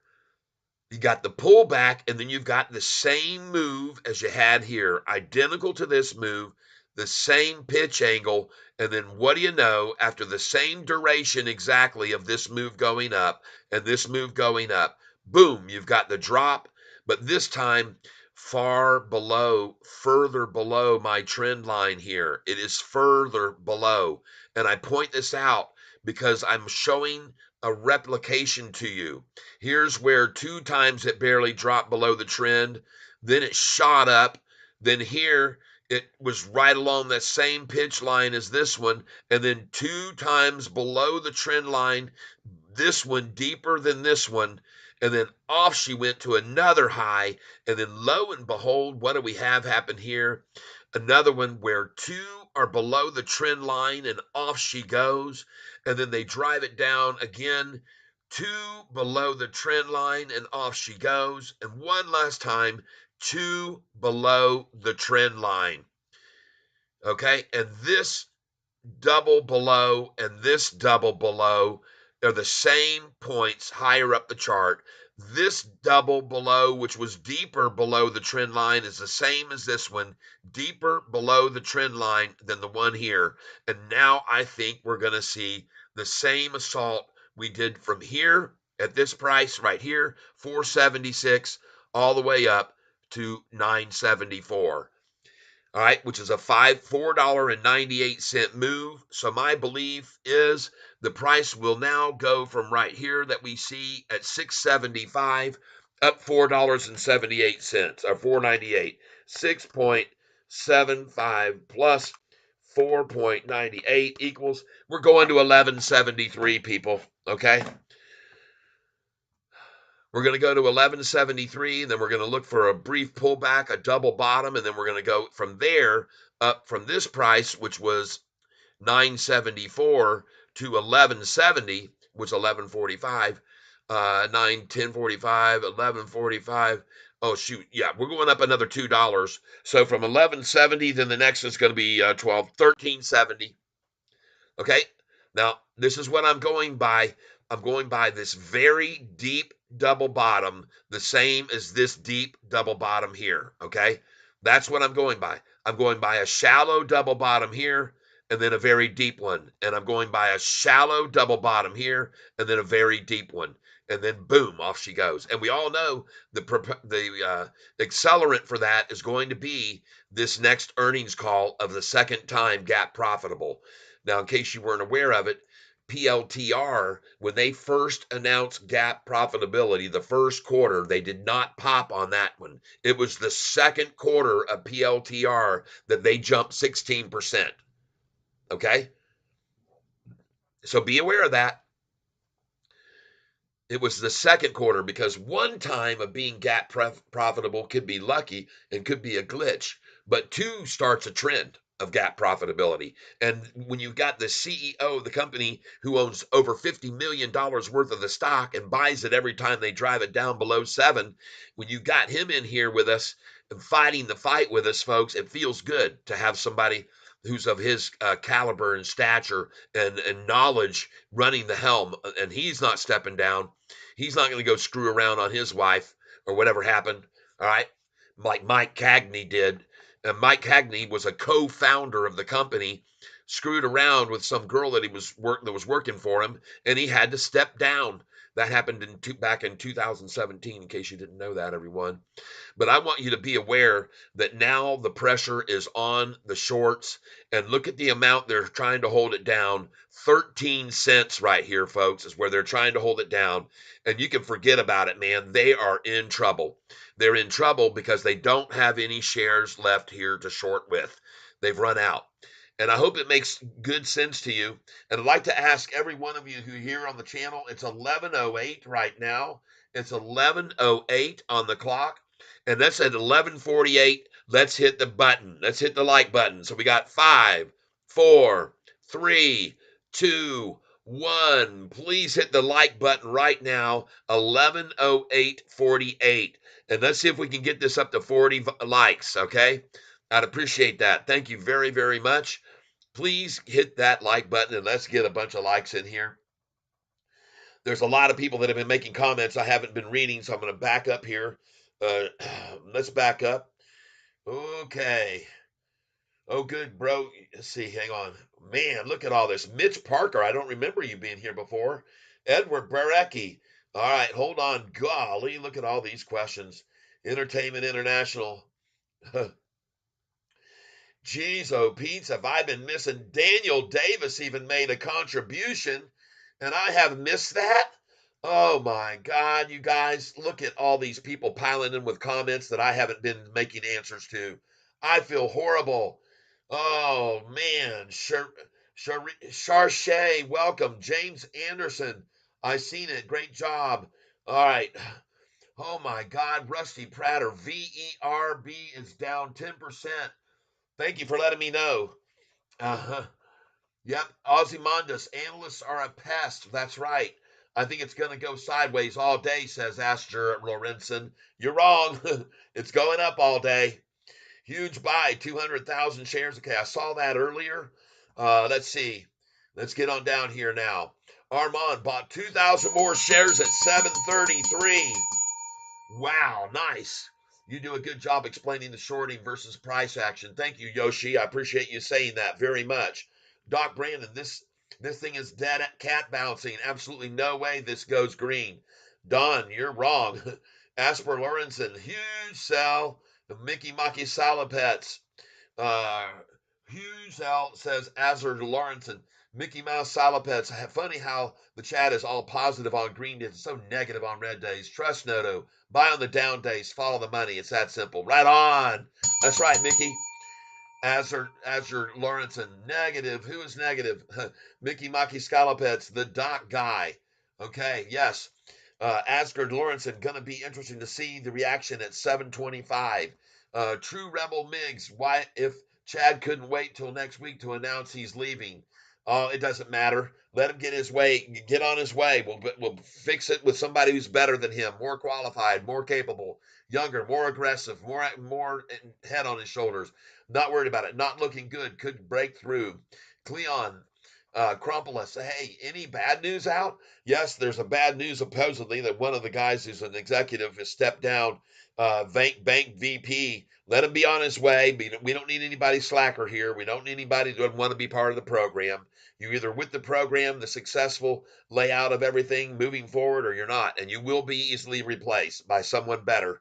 Chad could make more money buying shares. Yep. Ouch. Anger Lawrenson. TP shorts salivating now. Shorts are in trouble now. They're not salivating. They're pissing their pants. They got fluids, bodily fluids, but it ain't salivation. It is piss. Mickey Mock, your comment is incredibly irrelevant as SoFi has more red days than green and is incredibly down year to date. And you're wrong, Ruben. You're completely wrong. The price of SoFi has gone from $4.55 to where it is now. So you're wrong. And good try, though. Josh, so really going back down to seven, huh, is comical. Yep. Okay. Anger Lawrenson, yes, laughing. Jimmy, SoFi is dropping like a rock. I heard that. Greg Garcia, what if the Thursday PCE report is dog shit? Then what? Won't matter. SoFi's always made great money every time that the PCP's down, the inflation's rising. SoFi's making great money. Doesn't matter. Josh, this stock can't catch a break. Haha. Jimmy, 717. Yep. Armand, 2,000 more shares at 717. Good job. Cleon Crumplis, I bought two. Nice trap. Those who sold will regret it. You're right. Asgard Lawrenson, finally breathing. Daniel Davis just missed 717, but caught 722. Good for you. Good for you, Daniel, and thank you for your contribution. Elaine Nelson, Catfish, you need to sell t-shirts saying I could be wrong, but I don't think so. Oh, I got it. I'm working on it. Pablo C. HIMS. We'll get over to it. JT. LOL. Daniel Davis. Laugh my ass off. Jeff Presley. Elaine, that is so funny and right. LOL. Anger Lawrenson. If you create a trend line from the 1903s to the 2003s, you'll be able to see the rejection. This looks nice again. All right, thank you. Still bullish if it holds. I hear you, Anger Lawrenson. I hear you, Asgar. I appreciate it. True Rebels Migs, Chad single-handedly screwed everyone's option call. Okay. Milltown Smoke, finally some downtime. Sup, tank dwellers? Yeah. Welcome, Milltown Smoke. Daniel Davis with a contribution. Thank you very, very, very much. You will move to the top of the tank here in a minute. True Rebel Migs, volume is down because all the hedgers out on early lunch. Laughing my ass off. That's right. Jeff Presley, hey Catfish, SOUN really wants to take off, brother. I know it. I saw it this morning, and I'm glad I bought it yesterday. Midwest Cannabis, hey Elaine, I like Catfish. Thanks for introducing me. All right, Midwest Cannabis. Very cool. Welcome to the tank. I've never seen you here. Mr. Rimshaker, another new one. We're getting crushed today. No, we're not. Elaine Nelson, hey, Cannabis, good to see you here. Just wait till he starts singing. LOL. Midwest Cannabis, all right. What's up with insiders leaving? Not good at all. Insiders leaving with 56,000 shares. There's more shares traded in that in the last 10 seconds on this stock. Forget about it. Let him sell us 56,000. There's more shares sold on this stock than 56,000 every minute. You need to get over that.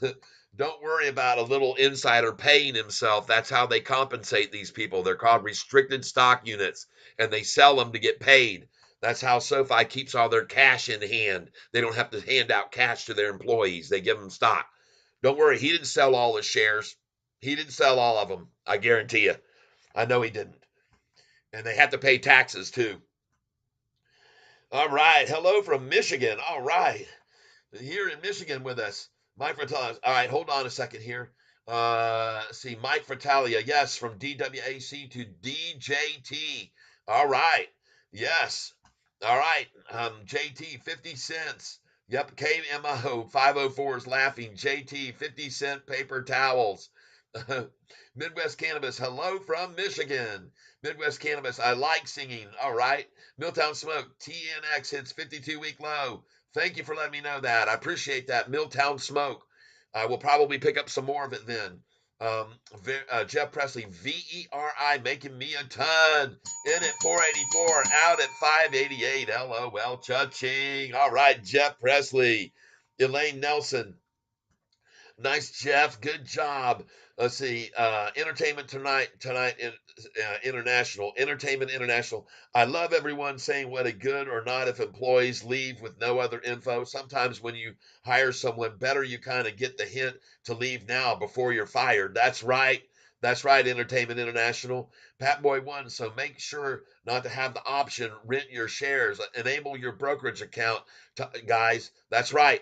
Don't leave that. Don't let rent your shares be an option, Pat Boy One. Very important. Go to your account. If it says rent your shares, check that you don't want your shares rentable. Ascension 199. Employees come and go. All replaceable. Overreaction. Yes, indeed. Thanks, Elaine. Jeff Presley says Asgar Lawrenson, Tyler, please create a trend line from bottom 1903 to 2003 and to now. You can see a bullish trend line. Oh, I know, man. I keep telling everybody this thing is insane. Yep. And Jeff Presley, anyone else into VERI? Yes. And I want you to know another one we got our eye on. I want to tell everybody it's Gina, GENI. Edward Barricky, any idea when I'll get back to $8? Do you believe in the next month or two? No, it's going to be over that, and it's going to be done in less than 29 days. That's my opinion. I'll stick to it. I could be wrong, but I don't think so. Edward Barecki, when will they run out of shares again? Oh, they're about to today, probably. They'll be out today or tomorrow. Elaine Nelson, Edward, he's showing you this due diligence. Pay attention. Mitch Parker, I thought SoFi had announced a staff reduction. They did. They got rid of someone who wasn't performing to their level of expertise. They want someone to replace them. Elaine Nelson, you should be good. Don't panic, Edward. Thank you for the info. Let's buy more. That's right, Kenny the Hut. The Kenny Hut. Elaine Nelson, great advice, Kenny Hut. Edward Barecki, is it worth buying in margin now? I do not buy in margin. I don't want you to think that you should. Catfish, is it time to hit the like? Yeah, let's do it. Let's do it here in a minute. Let me just time down to it. Anger Lawrenson, if you're asking, then you shouldn't buy. Elaine Nelson, I never buy margin, but that's just me. I like to sleep at night. LOL. Edward Barecki, you guys seem to have a ton of confidence in this stock. We do. Thank you for doing this, man. I'm just waiting for May 6, 2024. Right on. You know about that. You know about the shares distribution, $25 a share, 35 and 45 a share. True Rebel Migs, I bought at 721. Jeep Pecker, I have 4,000 shares at 769. All right. Midwest Cannabis, yes. Tattoo Chance Lucky, 10x down today. I know, I saw it. It's being slaughtered. It was down 12% yesterday, too. David R., appreciate all the shorting info. You're welcome. Yeah, it's good to know. Yep, Edward Barecki finally got my average under $8. All right. Henry Liu, 4,900 shares at 748. All right, Henry. All right, Ascension 199. When will you sell? I'll tell you in a minute. Jeff Presley, I could be wrong, but I don't think so. Love it, Cat. All right, yeah, that's right. That is my slogan. I'm going to have that on a shirt one of these days. Look at this SoFi price. Well, I sure wasn't low when I asked you guys to buy with me just now a little bit ago when the price was 718, was I? I wasn't wrong then. I wasn't wrong. I wasn't wrong. And I'm not going to be wrong about this thing being green today either, I don't believe. I think that we've seen all they could do. I've shown you guys on this chart how they've used shares to manipulate the price and drive it down to the lows, how it backfired on them here on June the 14th, and how they had to call in 5 analysts on June the 15th to downgrade the stock because they had 0 shares left to borrow. And these three firms that downgraded us. Look at this price, went to $8 from 650, and that's called a downgrade. This one here went to $10 from 950, and that is somehow called the downgrade. And Oppenheimer's was so pitiful they didn't even show you the numbers on it. I'm sure that they raised their target price too. So you had a big missed bullshit headline saying SoFi Technologies is slashed with 3. It should have said upgrades. Okay. But they didn't want to be that way. They had to put over here 5 big analyst cuts, and where they come up with that, I have no idea in the first place because there were only 3, but they say 5. And you can see how they work their magic, folks. When the shorties had run completely out of shares on June the 14th, mysteriously the very following day, June the 15th, voila, here come all the downgrades. So you guys can be educated on this and be aware of the games that are played and understand what happens to the price of the shares when they run out of shares. And here they had run out and they didn't have a choice but to make the phone calls and pay people probably big money to say, please downgrade the stock. Please, please, please. And then I heard an interview on CNBC with one of the people, analysts who downgraded, saying, well, it just, SoFi's just made too much gains lately. They just gone up too fast. The market hasn't gone up that fast. So SoFi shouldn't go up that fast. And so we're downgrading it because they've just gone too far too fast. And that's what he said on national television. They were claiming it had gone too far too fast. And coincidentally, also at the same time, he should have been saying, because I was called because yesterday they didn't have any shares left to short, and they needed my help, and so I downgraded the stock today along with 3 others, and we are all doing it at the same time because we all got the same phone call asking to help out because Shorty didn't have any shares left to borrow on June the 14th, and the price had gone from May the 15th, just 29 days earlier, had gone from 4.55 a share all the way up to $10.23. They needed our help, and we're helping them. And then over here, folks, look what happened when they ran out of shares to borrow on December the 23rd through January the 14th. Look at SoFi's price from December the 23rd to January the 14th.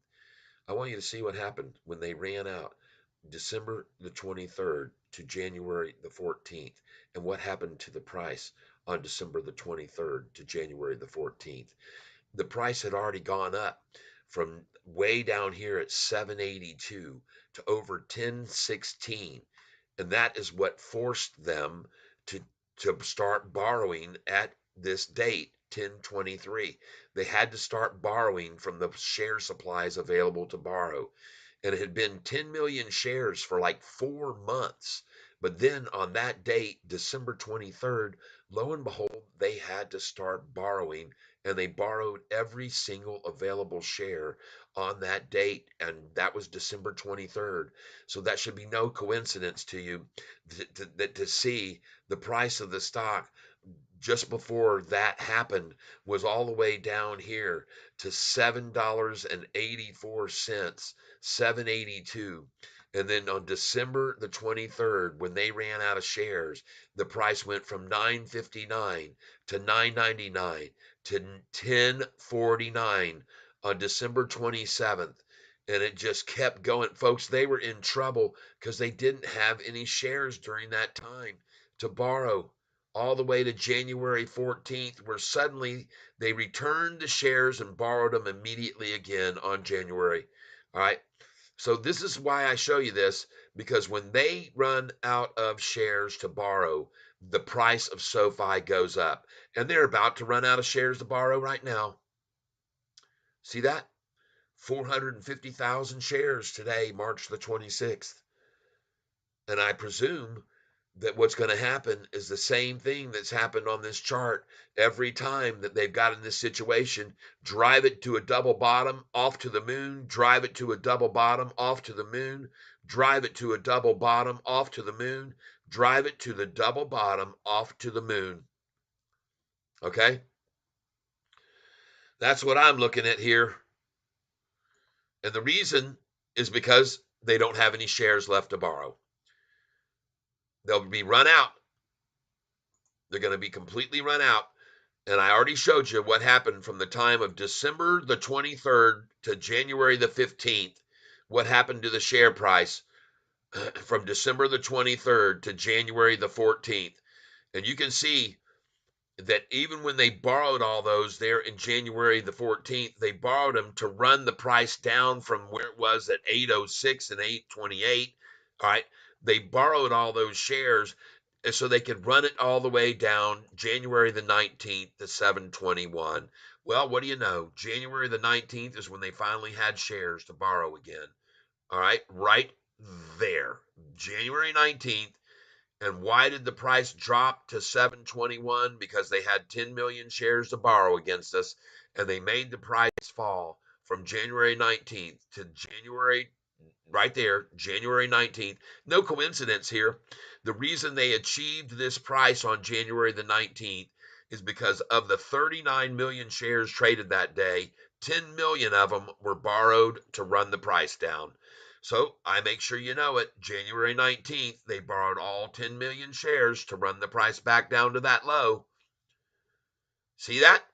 And then what happened after January, from the January 19th all the way to the 29th? What happened to the price from January 19th to the 29th?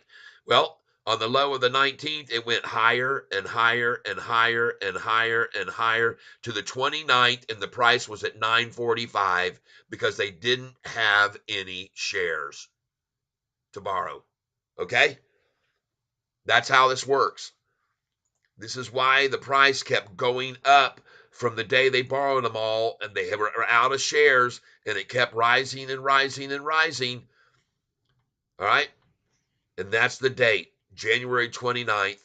Coincidentally, you can see January the 29th was the date they were completely out, from January 8th, 19th, 20th, all the way to the 29th. Lo and behold, they had to return all those shares on January the 29th through March the 8th. They had them January the 29th through March the 8th. They didn't need to borrow them anymore. All right. But January 29th, all through February and March the 8th. What was the price on March the 8th? Look at the price the 2 days before, 705. Okay? All right? Because they had the shares to borrow with right here. That's when they ran it down. March 9th, 10th, they borrowed again, all those shares, and you can see what happened to the price. They ran it down. All right. March 10th, here you can see they're borrowing again, and they ran the price all the way down to $6.82 with all those shares that they borrowed again. All right. That's how they're doing it. They run us down to the low they can get it. And on the 19th of March, lo and behold, the 19th of March, right over here, February, right there, 19th of March, how many shares had they borrowed on the 19th? They were virtually out of shares on the 19th, folks. I'll get to it here. Just hold on, and you'll see. There you go. Hold on. Right there. January 8th, March the 17th, 18th, 19th. 1.4 million shares left on that day. Uh-oh. And then it is on the 20th, 500,000 shares. And you can see what happened from the 19th when it was 682 for a low to 537, from 682 for the low to 737, and then 757, because guess what? They got no shares left to borrow with. This is the problem they're running into. Now you can see March the 21st, they only had 85,000 shares left on March the 21st. And folks, on March the 21st, the price had gotten to a new high. They're in trouble, folks. It's gone from 703 to 737 to 757, March 21st. And they run over here and they go, my God, March 21st, how many shares were left on March the 21st? It was actually, I'll show you. Come on down here, March 21st. It was worse for them than that. On March the 21st, they only had right here, folks, look at the number of shares left. 35,000 shares left to borrow on March the 21st. And look at SoFi's price on March the 21st, hit a new high. From that 682 low, she's all the way up to 757, and they're freaking virtually out of shares. This is what I'm trying to show everybody. They are in trouble. They're in trouble here, people. The shorts are in deep trouble here. The volume is 20 million shares. SoFi down only 1% today. Are you kidding me? What are they going to fight this with now? How many shares have they got to borrow now? How many shares?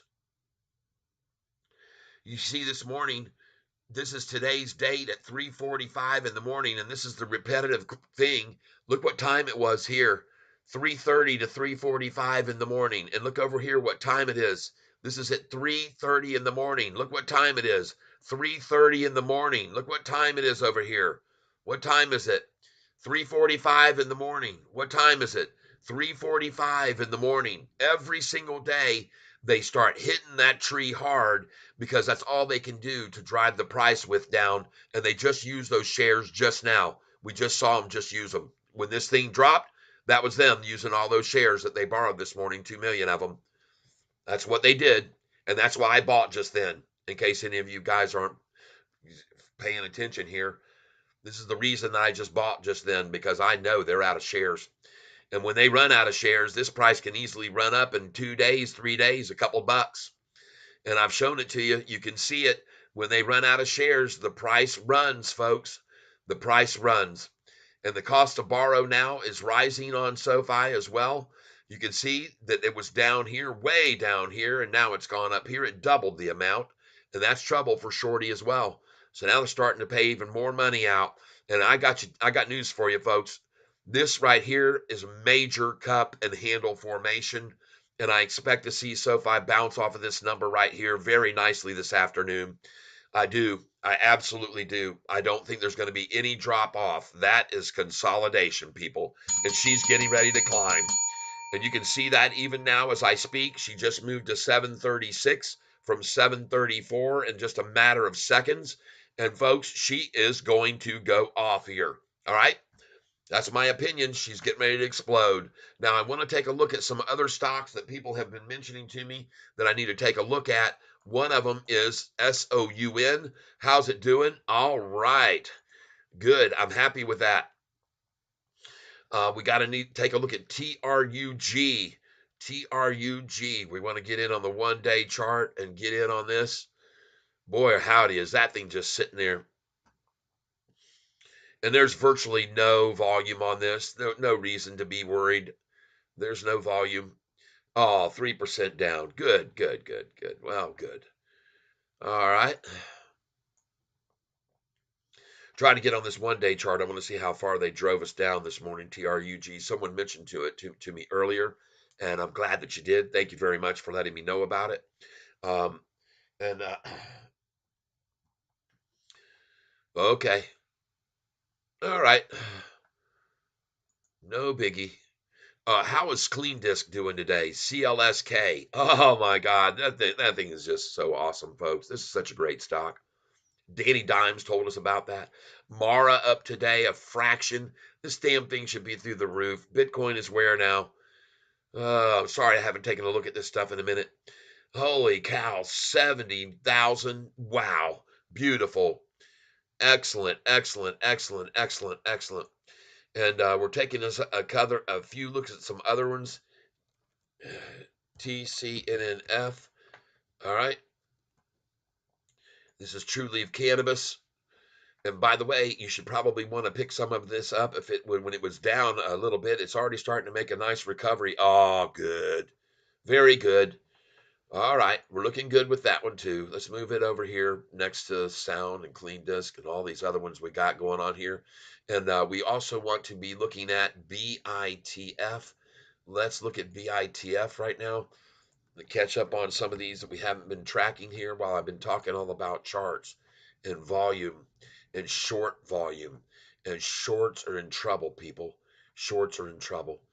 BITF. Where are we right now? Oh, good. I'll take it. Any day green is okay if you know what I mean. All right, we're going to get back over here. Sofi. Oh, yeah, folks. She's going to run. There's nothing they can do to stop it.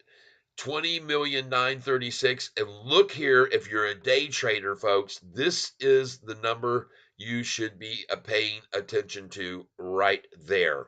This is the number you should be paying attention to right here. And that's the number I watch when I'm day trading. I'm not looking at this number over here. I am looking at the percentage gain, okay, or drop. That's what I want to see. And that's what I track. This is how a day trader should do it. And you're going to be looking right here at this exact figure, and you're going to pay attention to it closely. And I want you to be aware that right now, the lowest they're able to seem to get her down is to 1.34. And I'm looking for that to change to a number that's below 1.3. There it is. As a matter of fact, it just went to 133. So that's what I'm looking at for trends, folks. I'm looking at the very microscopic details when I'm looking at day trading, and I'm looking at these percentages, everyone. I do not look at what they're showing me over here with price. I don't care about that. I'm watching these numbers. And there's the 134 again.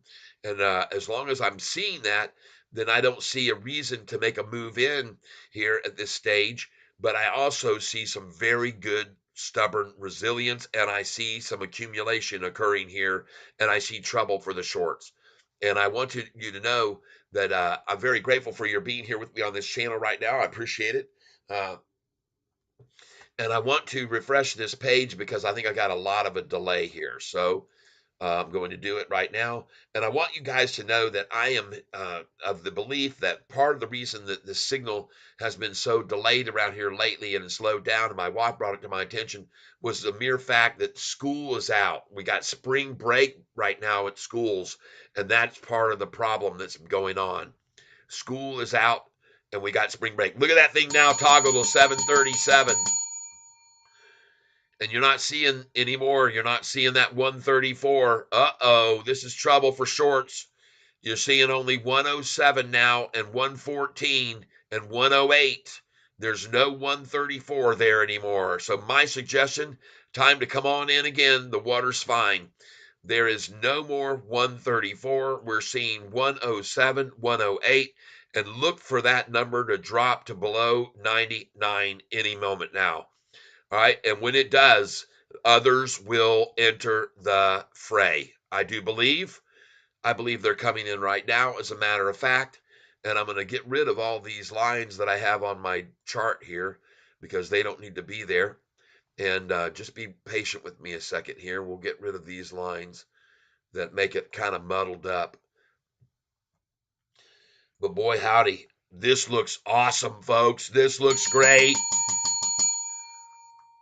And here's my point, folks. If they couldn't hold it down 13 cents, they can't hold it down 9.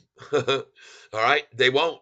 If they couldn't hold it down 13 cents, they're not going to hold it down 9. They're not going to hold it down. Ah, yeah.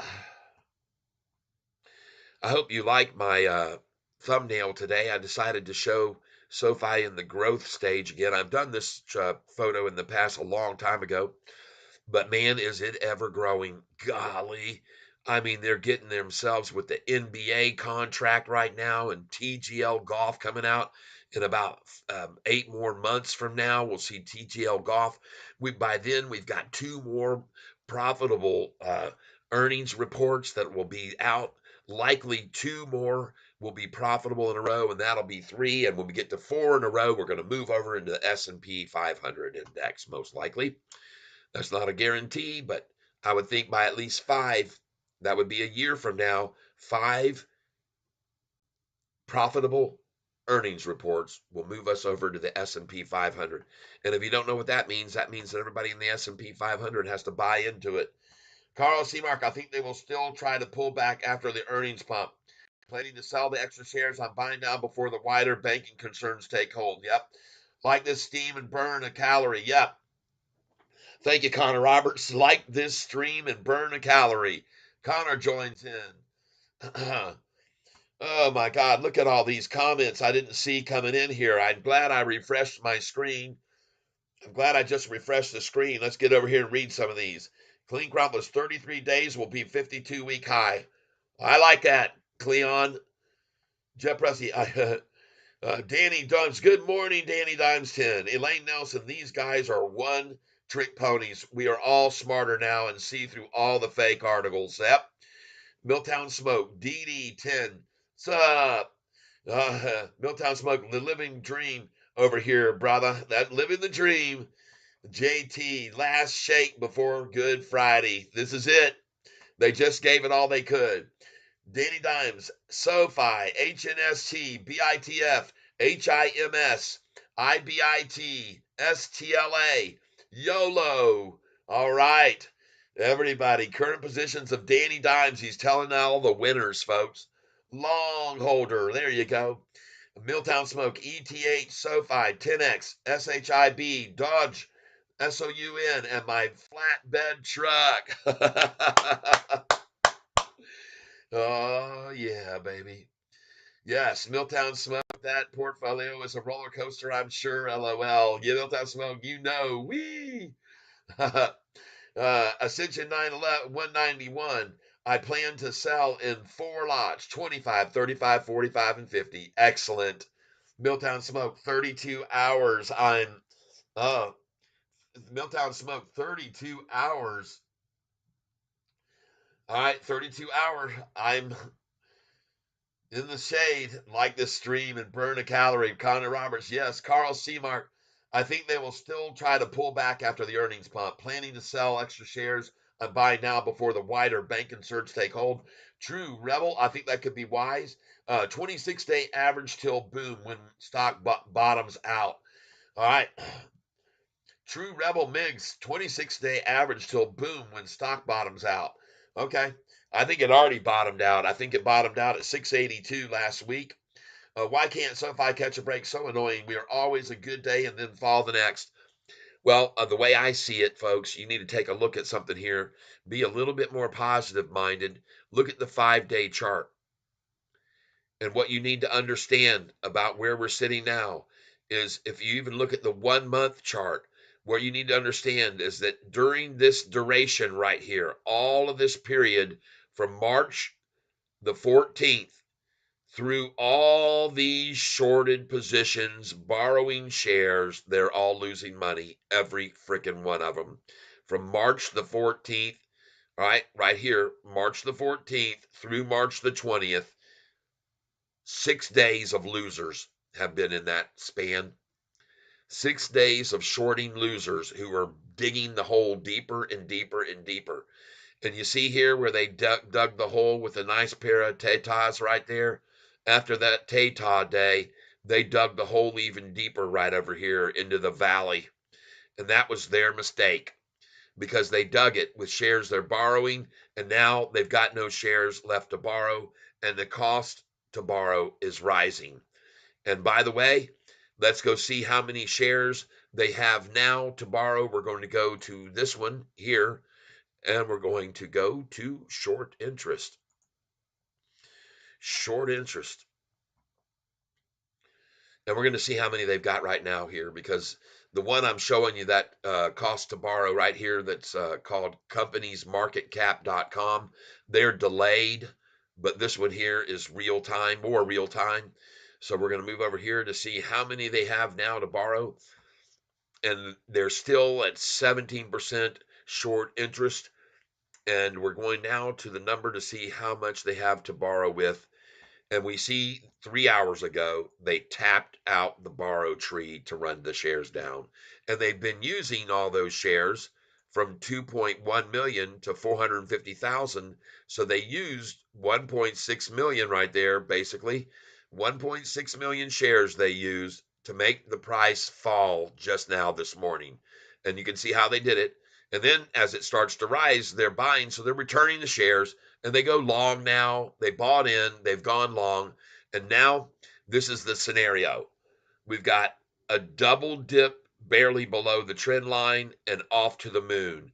We have a deep dip below the trend line and a higher boom.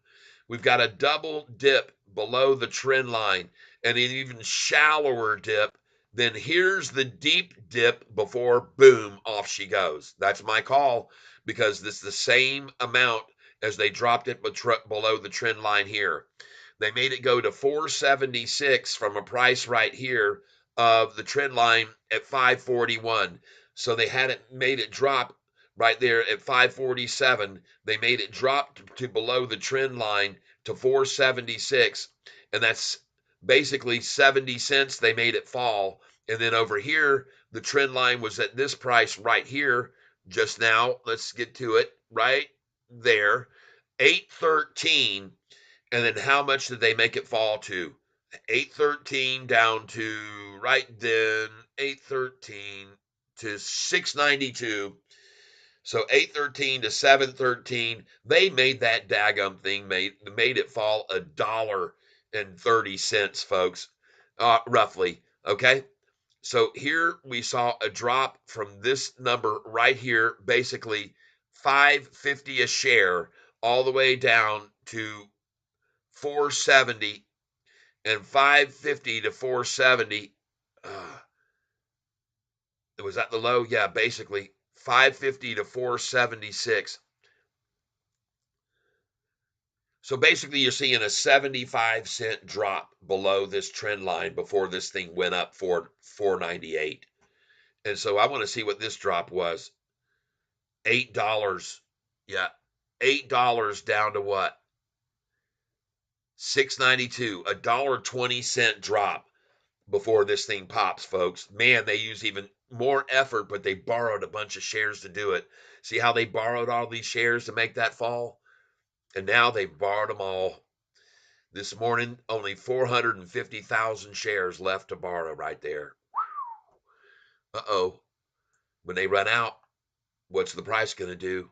When they run completely out of shares, what's the price going to do? What will happen when they run out? I can only guess that the same damn thing that's happened the last few times they've run out. The price goes right here when they were running out and running out and running out. The price hit the high when they completely ran out on June the 14th. It was 10.23 a share right there when they ran out of shares to borrow. 350,000 shares were left out of 10 million when they had to call in the downgrades on June the 15th. Right there, June the 15th. Here they are, 5 big analyst cuts, SoFi Technologies slashed with 3 downgrades, all downgrading to higher prices than their previous targets. This one went up to $8 from 650. This one went to $10 from 950. I'm showing you folks because when they start to get desperate and they run all out of shares available to borrow, they'll pull any strings they can, including calling market manipulators to downgrade the stock. 3 big banks, JP, you had on that one, you had Bank of America, Morgan Stanley, Oppenheimer, no, Piper Sandler. Wasn't Bank of America. Piper Sandler, Oppenheimer, and I forgot. Anyway, I've been over 1,000 times, starting to sound like Biden. You know the rest. Oppenheimer, Piper Sandler, all of them adjusting their prices because Shorty ran out of stock. Shorty ran out of shares. Piper Sandler, Bank of America. It was Bank of America and Oppenheimer.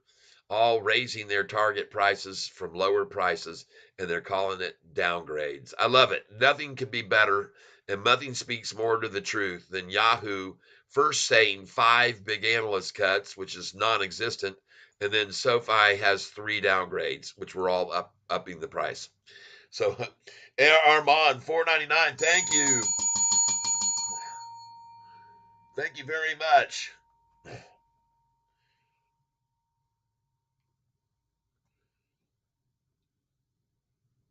James Roberts, why can't SoFi catch a break? I see True Rebel Bigs 25 to 26 days after SoFi bottoms out below support, boom to $12. Yep.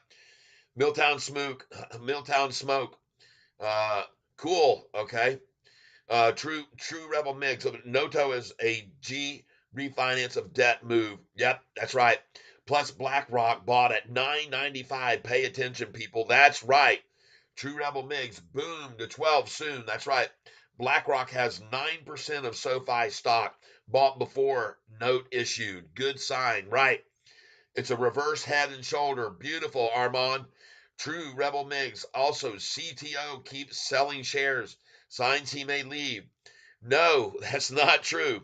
And it does not matter that he sells 56,000 shares of SoFi. And let me clarify why it doesn't matter at all that he sells 56,000 shares of SoFi to each and every one of you. And if he does it once every quarter, it doesn't matter because I'm going to show you right now on this 1 day chart, on SoFi's 1 day chart, why it does not matter about that one individual selling shares of SoFi, because he's only selling 56,000 shares of SoFi. Why do I mention this? Because I come over to this chart today alone and look how many shares of SoFi were sold this morning, right now, this morning, at this time, this morning at 11. Let me get the cursor over it. Look how many shares were sold. And it's way more than 57,000 shares here, folks, as this is going to refresh on me and not show you the numbers. But it will. I'll get it over here. There we go. We'll be able to show you that it does not matter a hill of beans if somebody that works for this company sells 57,000 shares. And hopefully SoFi will, the screen will cooperate. I guess I'm going to have to refresh it so they'll put the numbers up so you can see the values to each of these minute transactions. Okay. And this is why you don't need to worry about anybody selling 56,000. Do you see right here in these minutes? And come on, chart, help me out a little bit. Gosh dang it. There. Now we're starting to get there. Come on, Yahoo. There we go. In that minute alone, right there at 11:29, 77,000 shares were sold in 1 minute. All right. Okay, stop worrying about somebody selling 57,000 shares of SoFi stock who works for the company. You guys need to get off of this worry that you got. Take it off your shoulders. There are tons and tons of shares sold every single minute on this stock.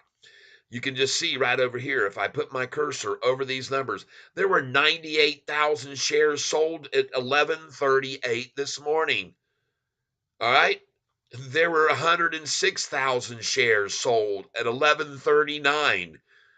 Back here to make the price fall, there was 128,000 shares sold in 1 minute at 11:35. So why in the hell do you care about one of our executives selling 56,000 shares? Who cares? Which one was that? Did he sell right here? Which one of those little candlesticks was when he sold? All right, that's what you need to think about.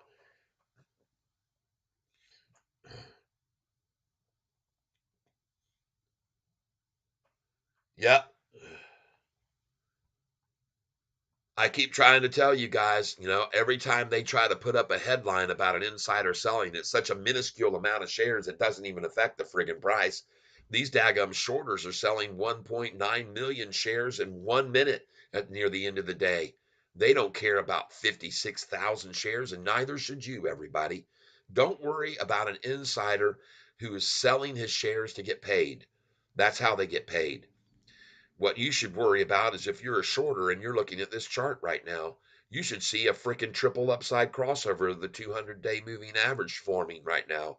You should see a whole shitload of green candlesticks. 1, 2, 3, 4, 5, 7, 8, 9, 10 green candlesticks over the last 10 minutes might influence you if you're not paying any attention.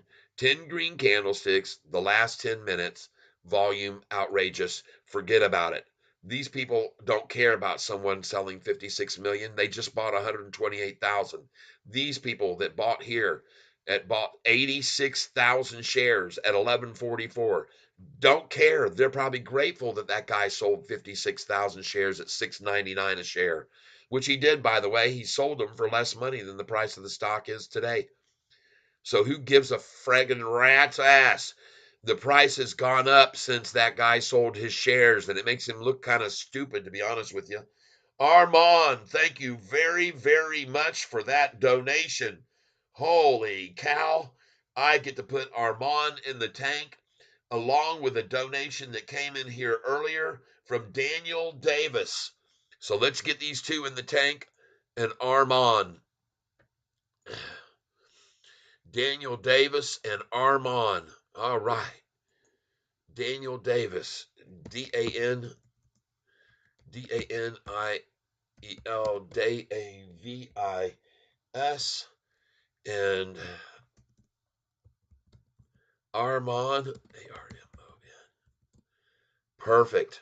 Man, oh man, thank you very, very much, everyone. I appreciate that very much. All of these people that you see on this screen, I'm very grateful to who have been contributing to this channel. JP Panek, Daniel Davis, Armand, Brew Take Outdoors, Elaine Nelson, DB, Sharshay, Dalton Bush, Billy Coran, and I just see I had your name spelled wrong, Billy. That must be corrected immediately. Billy. Yep. Billy. Rusty Prater, N. Clark, JT, RC, Milltown Smoke, Jeff Presley, Levin Handley, Gustav Graves, and Danny Dimes 10. Thank you from the bottom of my tank. All right. Thank you for the bottom of my tank. All called out. I like to make sure you're accounted for. Daniel Davis, you're the man.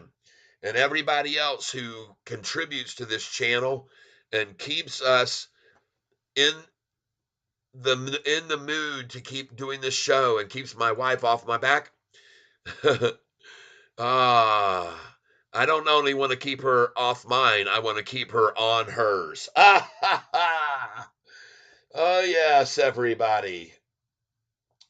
Mitch Parker, thank you for being here with me. I don't recognize that name so often. I thought Sofi had announced a staff reduction. All right, here we go. Let's get on down here. Armand helps out the tank. Yep. Milltown Smoke, cash out PLTR call. All right. Good Thursday. Yes. Milltown Smoke. Folks, we are looking at a beautiful day today of gains and gains and more gains. And I want to tell you, she's going to go off here. She's going to go green. The volume will start ascending and the price will start doing that as well. I could be wrong, but I don't think so. Now, folks, as you all know, we have some announcements coming down the pike this week. We've got GDP and PCP, and I don't think any of those, as I've told you before, will have an effect on the market this time around. We've normally seen them try to use that as an excuse for fears of the GDP and upcoming announcement, 300 points down. But this is a different market we're in now, folks. It's a different resilient market that we're in, and I feel like it's going to be climbing. And I'm very, very glad that the good Lord has shown me the insight to check out these charts right now and see this triple upside crossover that's occurring on the one day as we speak. And folks, all that is going to do is encourage more buyers who are savvy chart watchers to buy into SoFi. Because when you see very low volume like we're seeing here relatively, and you see this price start to make its move and a triple upside crossover on this one day chart, watch the volume levels here, folks. We're at 22,030,000. There's 12,000 shares just bought at 738, happily paid. 22,042. Watch what I believe is going to be a very quick increase here in volume. 22,044, and I think they're going to come in now. 22,045, 22,045, 942, 22,046, and I call these numbers out because I want to start calling them, and I'm going to skip this ad. It says an ad is coming. Skip the ad. We don't want any ads popping in here. We're going to skip the ad.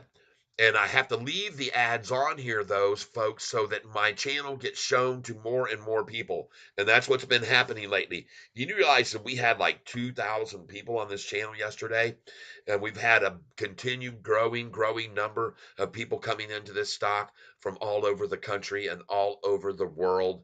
I just showed you guys yesterday. Man, oh man, I could not believe all those countries everywhere, all over the world interested in SoFi stock.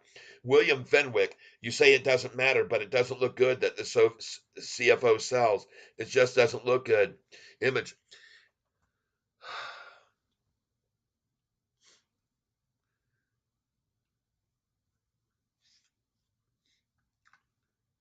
Well, that's why Catfish Tyler's here on this channel, because people get their vision muddled up by announcements like that. But what they need to understand is that SoFi, as we move into golf voice mode right now, SoFi is about to take off.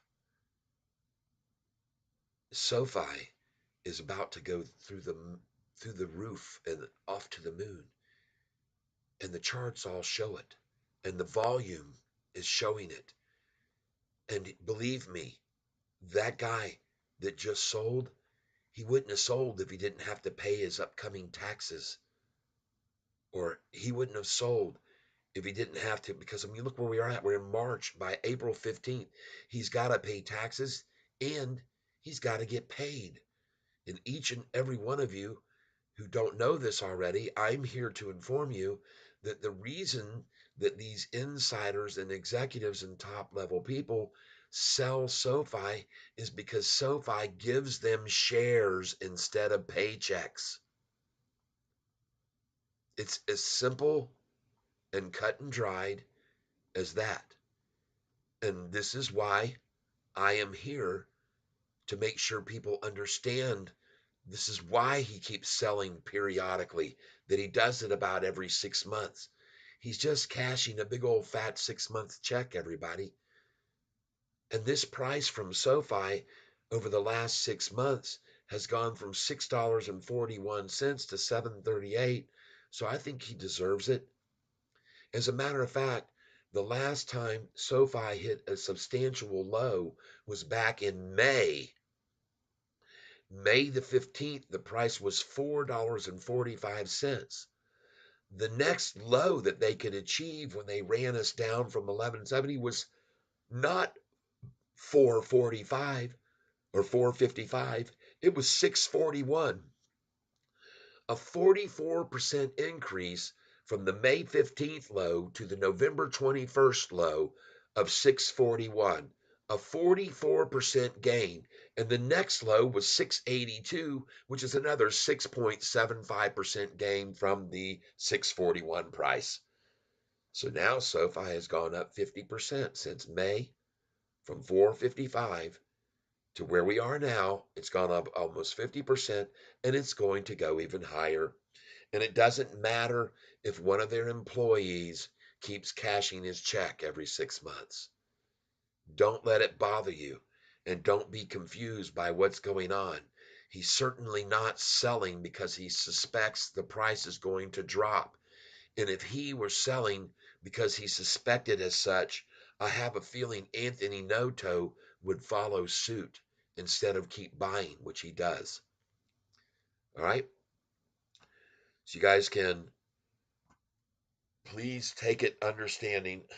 Mara been printing for weeks in sequence with BTC, similar to Bitfarm. Yep.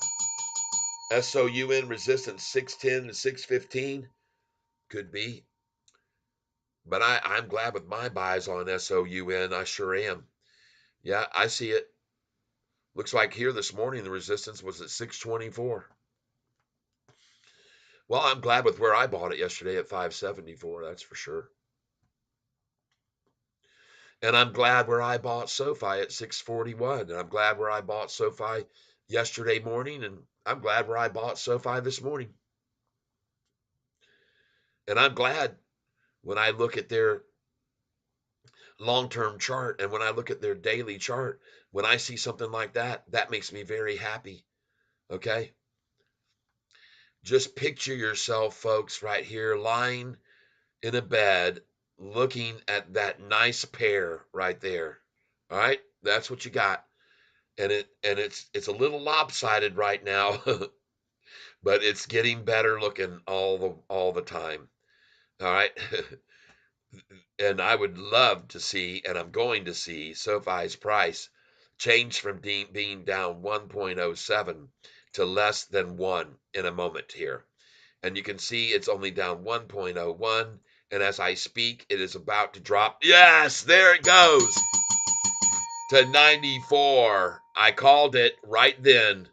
There you go. And now 81. And look at that. Now 74. Now 67, folks. This is where you need to be looking and paying attention here. Look at this right here. What's happening this very second. And I would suggest you pick up some more shares here. Buy 50 shares or buy another 20 or something. Please. This is a move here. 0.86. It quickly jumped up. This is big buys coming in, folks. We're going to get over here on the 1-day chart and show you. This looks good. This looks awesome. She's getting ready to pop, and we're going to have over 100 people. Jeffries maintains SoFi buy rating to 12. Good. It won't matter. It won't matter. This is what matters. This is what matters, folks. This price drop. Now you can just see just now it started to pop. I just mentioned the Tetas Grande, and here we go, folks. Watch the Tetas chart look even better and better here. They're going to get a little bit more equal, proportionate, okay? Proportionate. Jeffries maintains. Oh, yeah. SoFi growing like this channel. That's right, folks. Absolutely, absolutely up and up and up and up. And it's fixing to get some pops here. We're going to have a lot of people coming over to this channel very soon based on what I just saw on that chart. I wish that Yahoo would update this damn thing for me right now so I could show you. Oh my gosh, folks, they're going to start pouring in here pretty soon because this thing's going to jump right now. This thing's going to go. Come on, Yahoo, show me the damn chart, you piss ants. God dang it. Shoot. Ah. Armand, thank you for that very good news. I'm going to pin that message.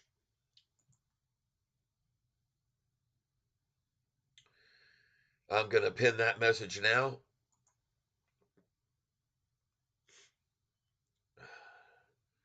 There it is. Pin message. All right. Oh my gosh, folks. 98 people on this channel right now. Actually, just jumped to 101.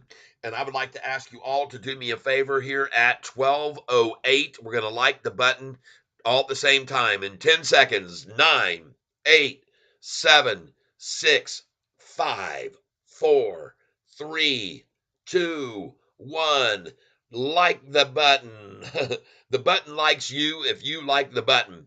And I'm telling you, this channel is going to jump up in viewership because SoFi is about to jump up in price. Something's happening here, folks. Something's happening. I'm telling you, something's going right around here. Ba-dum, ba-dum, ba-dum, bum, ba-dum, ba-dum, ba-dum, ba-dum, bum, bum, ba-dum. Crazy people out buying up SoFi here on my street. Ba-dum, ba-dum, ba-dum. I don't know why, but it's flying higher every day. Ba-dum, ba-dum, ba-dum, bum, bum, bum. Look over there, where there? There goes Shorty in his underwear. Ba-dum, ba-dum, bum, bum, bum. He got no shorts left to buy, and there ain't no shorting shares. Da-dum, ba-dum, ba-dum, ba-dum.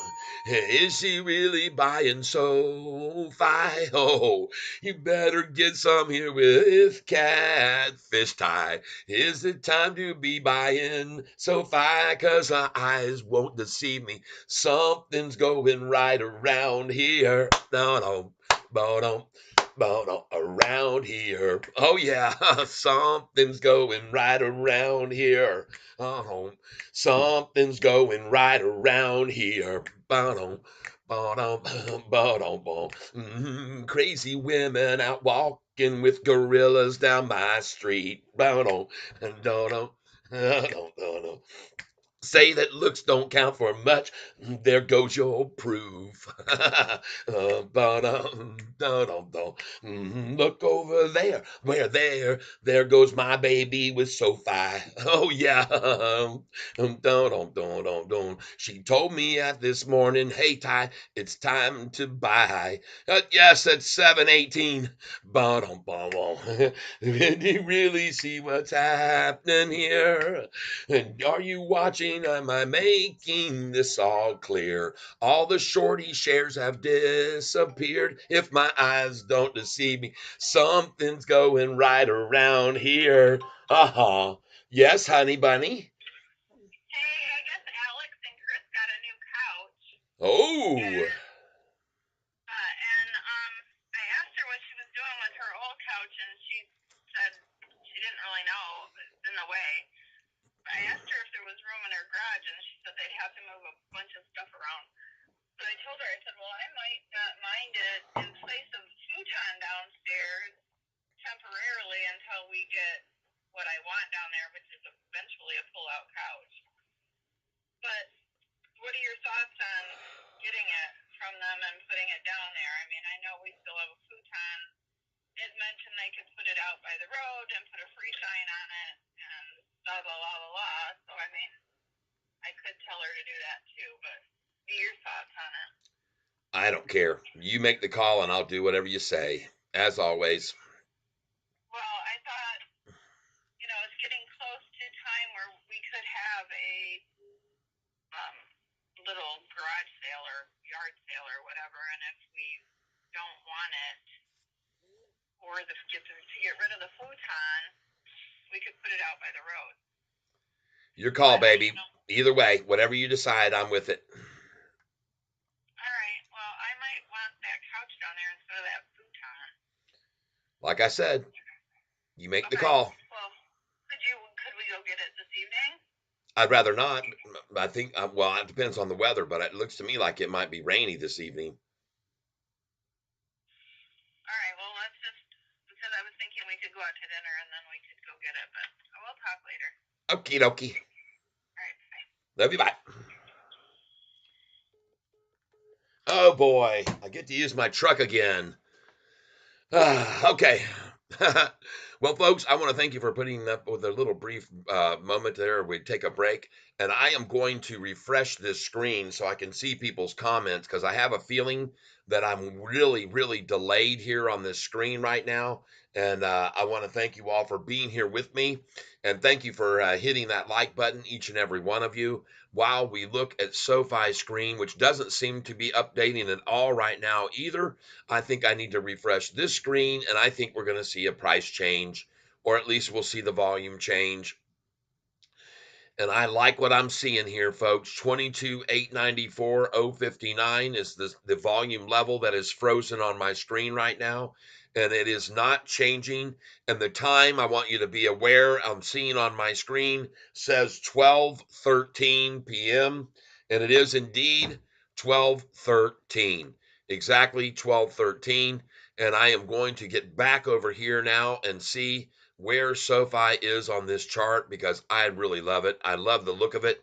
I love it rising right now, and it is going to be green. I do believe someone was saying there's no way this thing's going to be green by the end of the day. Okay, you just keep your little skeptical thoughts to. You can have your opinions on this channel. You can say whatever you like, and I am in a disagreement with that what's completely. And I think the price is going to be green today. And even if it isn't, I don't care. It's still up from where it was yesterday, and that's all I give a about. I'm trying to keep my language down and not to get myself in any trouble here. Um, but I am very, very, very pleased to see this volume right here and the price rising.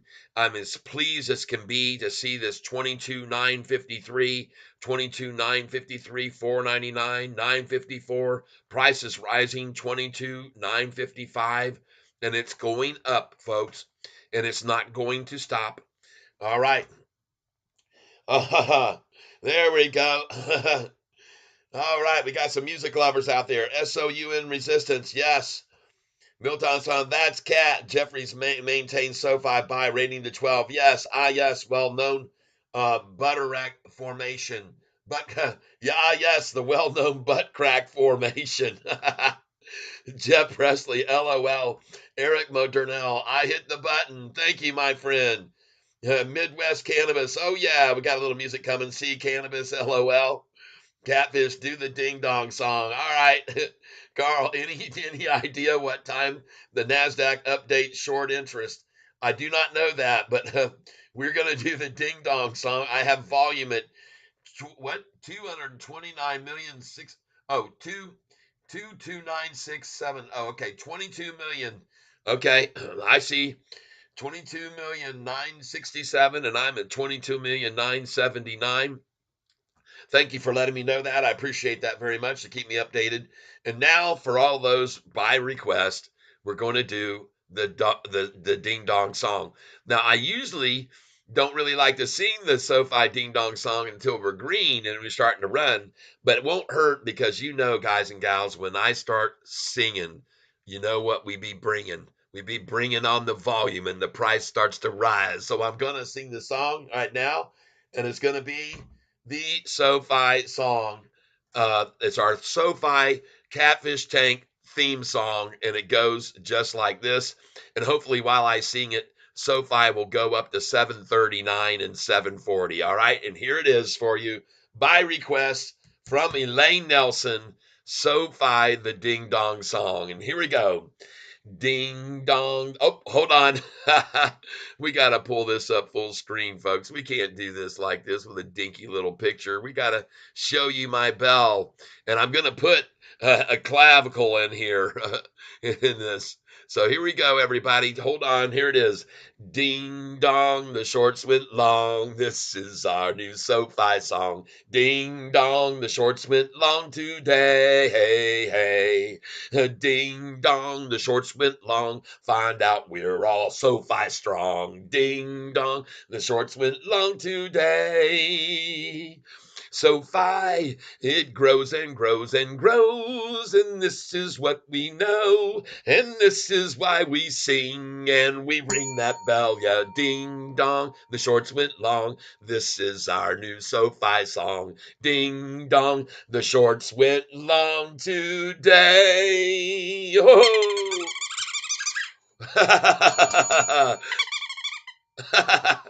Oh, I'm quacking you guys up. Oh, yeah. Oh, yes, indeed, everybody. Thank you for being here. That was easy. Yes, that was easy. Oh, yeah, there you go. A little bit of entertainment for you all. And I'm going to show you something now that you may not have seen on me before. This is a shirt, and it's one of my inventions. I have a few of these left, I think, out there in the world. This is part of what's a patent I have. I have a patent on this, and it's a crazy, crazy design patent that I have. Some of you have seen it before. It's called the Hidden Element Puzzle. And if you put in patents, Hidden Element Puzzle, you will find one of the following, if I can find one of these. Uh,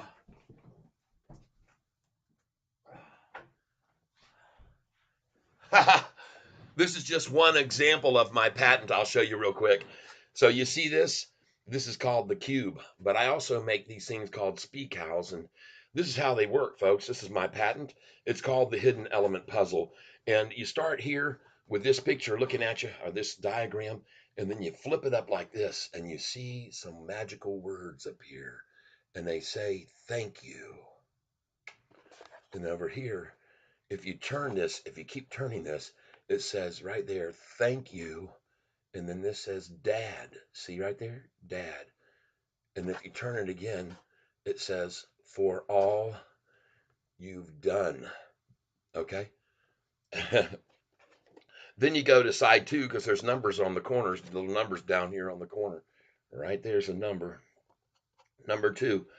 And it says right here, you can see this, hopefully, I sure am glad you've been the one. Okay. And then you go to side 3 right here, and it says, to help me out, when times got rough. That's what that says. You can see it better if you have it. I can read it very, very clearly. It's kind of difficult to show you on this, but anyway, to help me out when times got rough. And then you go to side 4 where it says, side 4, I don't think I don't know if you can see that one very easily, but I don't think yep, can say enough. All right. And then it goes to side 5 right here, and it says, but think this cube and is one cool way. All right, cool way. And then side 6 says here at the end, to wish you happy to wish you happy Father's Day. All right. And that is my patent called the Hidden Element Puzzle. And I have a lot of other things called speakals that I make with these things. And I just thought I'd share that with you so you can see another little interesting part of my inventive side here, folks. I just thought I'd share that with you. And I hope you enjoy that. I hope that you like that. Let's move on. And I have these. Oh, hold on a second here.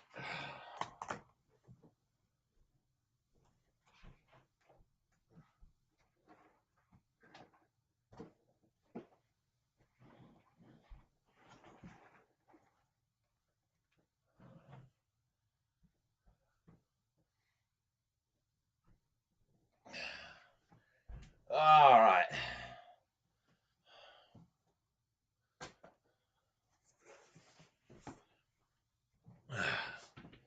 So this thing that I'm showing you here, it actually has a lot more to it than I'm just showing you. I actually have a published book.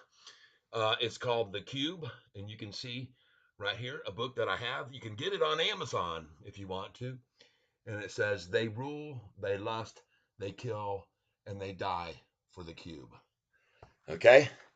And it's just a little book. It's probably going to take you an hour and a half to read. And it's a good little plane book if you want to get on a plane and read a book on a plane. And they're cheap, man. You can get them on Amazon. And so there you go. Way cool, Catfish. Are they available to purchase? They would have been. I have a patent on this, so I licensed it out to a gentleman who was in Canada, and he actually paid me $38,000 to use the rights to my idea, but he only had 2 years to make something happen with it, and he did not. And so I have reacquired the patent, and I'm waiting right now on someone else. I have another offer possibly on the table to get these manufactured. Now, these shirts, I have a few of them, and it's hard for you to see this. And shirt form is not the best way to do this, but if you hold it up like this, the words will come out on it. And so shirts are definitely not the best avenue to go with this. These speakals are, which are something like these right here. I'll show you. And I'm glad that you're asking me about it because I'll show you how these work. So here's one here, And this is a speak owl that a kid could put on a book at school or something like that. And anybody looking at it wouldn't realize. They say, oh, that's a cool looking spider web. But if you flip it up, it says the itsy bitsy. And then if you turn it here, it says spider. Oh, get it flat and level. All right. And anyway, it says here, I went up the spout, and there's the word again right there. Okay. So you can see these words, they come out visibly to you. And there it is, the itsy bitsy. Okay. And then you got to turn it a little bit, and there's the word spider right there. And it's so hard to show you here on this because it really doesn't give you the best angles to see it. But, and then it says, this one says the itsy bitsy spider went up the spout again. And these things can say just about anything you want, and they can be any design you want. And every one of them, uh, like I said, these things called speak owls, and you can do stuff like this with them. And you can make all kinds of stuff. In that eye, there's stuff that's said inside there. Okay. So that's the way these work. And this is one of the t shirts that I have right here. And you can easily see it says for God, and then over here, so loved is in the middle right there. For God so loved, and then right here, the world. Okay, so that's how these things work. And as I said, if you look at the patents that I have, they will be found. And here it says, and all of these things that are these speak owls will say very cool stuff like "no friends on a powder day" or whatever, you know. And so anyway, this is what I do. Hopefully you like these ideas. What is your email address? My name, TYLERSELPH at yahoo.com. TylerSelf at yahoo.com. And so I want you to know, folks, as I said, I have tons and tons of these speak owl concepts and ideas. They all say kind of neat things. Uh, and I appreciate you taking a look at one other side of me that you might not have been aware about Catfish Tyler. I got a lot of little secrets going on, a lot of little things that people don't have any idea about, but I thought I'd share them with you today and show you just some of these speak owls, you know, what they look like and what kids could do with them, putting them on school books or what have you, you know, and it's just cool artwork. This one here, it has the Lord's Prayer, uh, or actually this one doesn't have the whole Lord's Prayer. It says, "This is my blood." It says, "Then he took the cup, and Jesus said, 'This is my blood,'" and then it says, "which is shared for your sins." Okay, and that's what this one here says on it right here. And these things are pretty cool, and believe me, when you have one of them in your hand and you hold this up, you can really see this very, very clearly. Okay, what I'm trying to show you here, you can see it a lot more clearly when you have it in your hands. Okay, it's difficult to show you this like this, but anyway, I thought you'd find that interesting. I think it is pretty cool. You can actually see right there. It says very clearly, "This is my blood," right there. All right. And so anyway, thank you for checking that out with me, taking a little time to take an excursion from Sofi and learn a little bit something about me that you may not have known about what I got going on. And this is actually the very first one that I made that I hand drew, that I submitted to get the patent. Okay. And what this says on it here is, let's see if we can, and look at these designs for other different things here that it says. And there's a lot of different applications this could be used, folks. Many, many, many applications this could be used. And if you didn't know it, you wouldn't know it. And unless you weren't shown this, you would not know. You see, if you make, you can see that very clearly. If you make, all right. So anyway, there you go. I hand drew this first one, but by hand, and I don't know if you can see this or not, but it says right here on this one, it says, let me spin it around here. Hold on. All right. It says all things are not always. Okay. So all things are not always. And then you come over here and it says here, as they may appear. Oh, I got it backwards. Whoops. Sorry. Right there. You can see that as they may appear. There it is. All things are not always as they may appear. And then right here, you can see across it, it says, congratulations. And I got it upside down. There we go. There it is. Congratulations. And I drew this again with a ruler. Congratulations. And then it says, bye. Bye bye. All right. All right. I'm done there. God bless. Jesus dwells in the hearts of man. That's right. That's right. That's right. Yep. So that's my speak owls. I call these speak owls. And I'm hoping to get somebody to license those out, and we'll start circulating those big time all over the world. That'd be cool, wouldn't it? And but anyway, it's a project, and there you go. Um, and meanwhile, we look at Sofi with a nice little cup and a handle. There'll be a drop, and then there's going to be a pop, people. That cup and handle's going to be a drop and pop, everyone. That's what I'm calling for right now. Look at that, and look at that big buy that just came in, everybody. Take a look there. 34,000 shares somebody just gobbled up. 34,000 shares. Nope, that wasn't 34. That's 340,000 shares. 340,000 shares. Oh, cool. Thank you, Midwest Cannabis. I appreciate that. And Jeep Picker. All right. Yep. Oh, my God. Grandkids would love them. Yes. Very cool, Cat. Thank you very much. I appreciate you telling me that. And like I said, if you go over here, and you wouldn't believe how hard it is to get one of these patents on something like this, folks, it is insane. And I'm going to give you my legal name right now so you can see this, but you can put in here Charles, oops, sorry,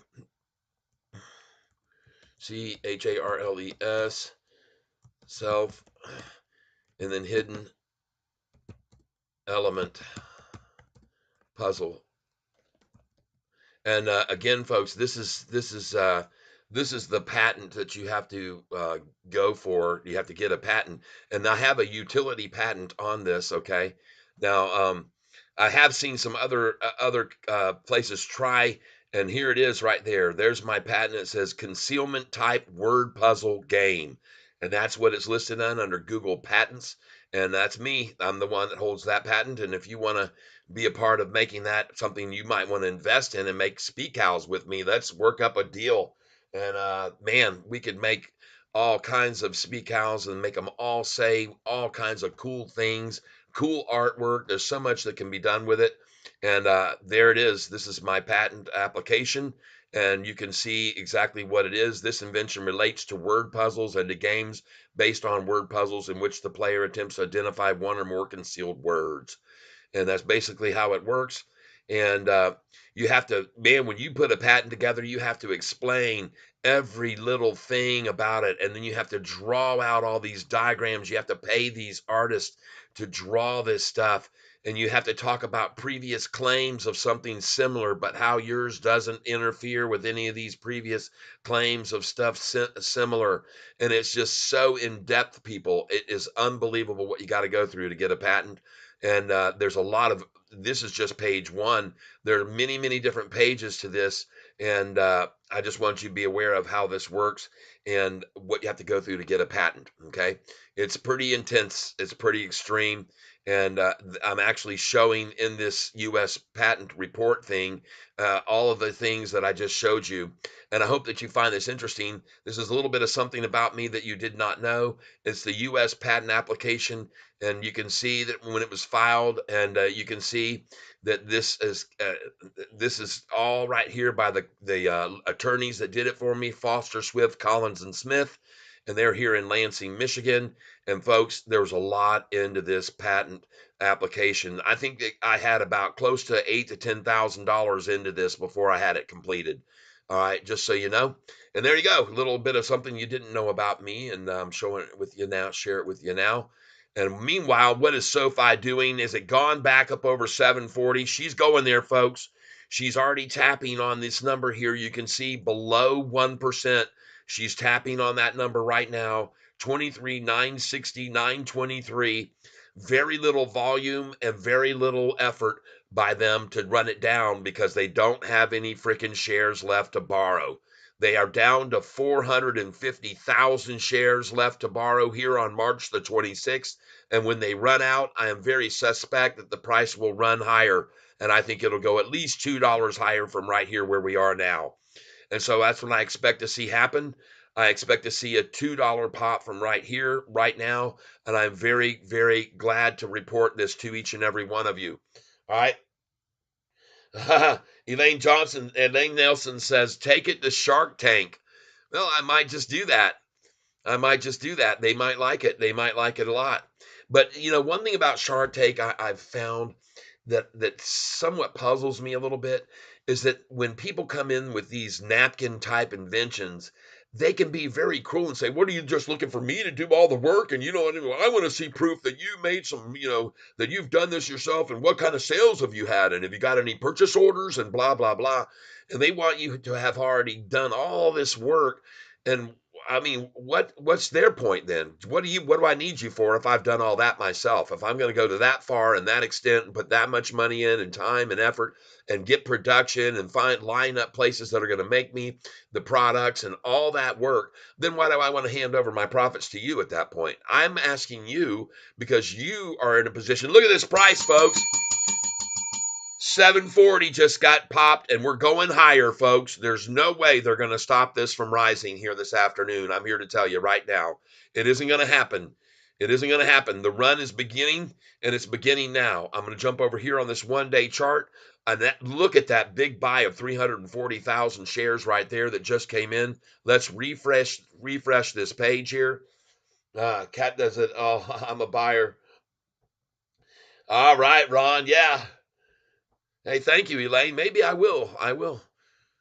I also have another invention which is on YouTube, and you can go check it out. It's called the Plow Wow, and I have another one called the Shove It.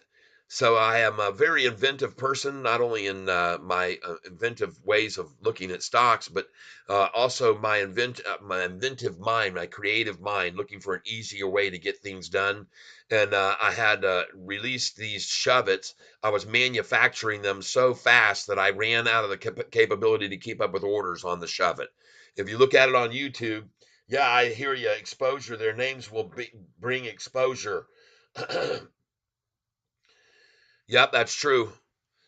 So anyway, to make a long story short, I want you to know that if you go over to YouTube and put Tyler Self the Shove It, I think you'll enjoy my snow removal method. Milltown Smoke, wee! All right. Watch this baby run, folks. Watch this baby catapult now off of 740. Up she goes. No way to stop it. I told you, cup, handle, drop, and pop. I explain that to you guys on a daily basis. Cup, handle, drop, pop. You just saw it just then. Now, I'm going to show you. This is exactly what I'm talking about right here, right now on this chart. And it looks absolutely gorgeous. It looks gorgeous, folks. There's the cup. There's the handle. There's the drop. And there is the pop. Holy smokes. Look at that. Cup, handle, drop, and pop. Kaboom! I think they stole your shovel idea already. I swear I've seen it in the stores. Well, I tell you what, I wouldn't doubt it. I had it presented to a company called Ames Tool Company, and the Ames Tool Company wanted to manufacture my plow wows. I was actually using one of their shovels called the Temper something shovel or something, and I have possible contracts with them on this, and then they backed out at the last minute. They said, and they stopped talking to me. And I said, I had to keep writing them, writing, man, what's going on here? You guys, what is going on? And then they wrote me finally after like a year, and they said, well, at this time, we're not going to move forward. But I got my eye on that Ames tool company for ripping me off, and I think they might just try to do it. And I hope they do, because if they do, I'm going to let them manufacture thousands and thousands and tens of thousands and sell the shit out of them. And then I'm going to come to them and go, oh, by the way, my idea. And I have proof of it here because I have files here in my emails. You can come over here to my emails and you can find files in my emails from Ames Tool Company. And I have all the conversations back and forth with Ames Tool Company in my email. And I'm going to catch them. If they try to do something, I am going to catch them. And I'm going to put over here on this right now. We'll search this right here. And you can say right here, we're going to put Ames tool, and we're going to search that, and we're going to find all of the places that I have from Ames on the plow wow. Actually, the file might say plow wow is probably what it says. But anyway, I don't need to show you that now. You can believe me. This is Ames Tool Company, and they have been back and forth with me on my plow wow, and then they decided to say, oh, we're not ready right now. But anyway, I'm going to hopefully catch them. Oh my God, folks. Here we go. 741. Oh my gosh. Gas, Joshua, cup handle, drop and pop. Yep. Yeah. Yep. Jeep picker. 740 now. Cat, I think they stole your shovel idea already. Ron says, here it is. And he's trying to show me a link. But Ron, unfortunately, these guys on this channel won't let people share links on this channel with me. I do not know why, but I would not be surprised that here it is. Dang it, Ron. Send it to me to my email, please, tylerself@yahoo.com. Please send that to my email if you know of someone stealing my idea. I would be grateful for you doing so. And if you don't know about it, go over to YouTube and put in the shove it, and you'll see what I've manufactured. And I've been given the rights by Plano Bow Company to use their bow cases, and they send me stacks and stacks of bow cases that I use to make my shove-its with, and I put steel edges on them after I cut them. You can see it.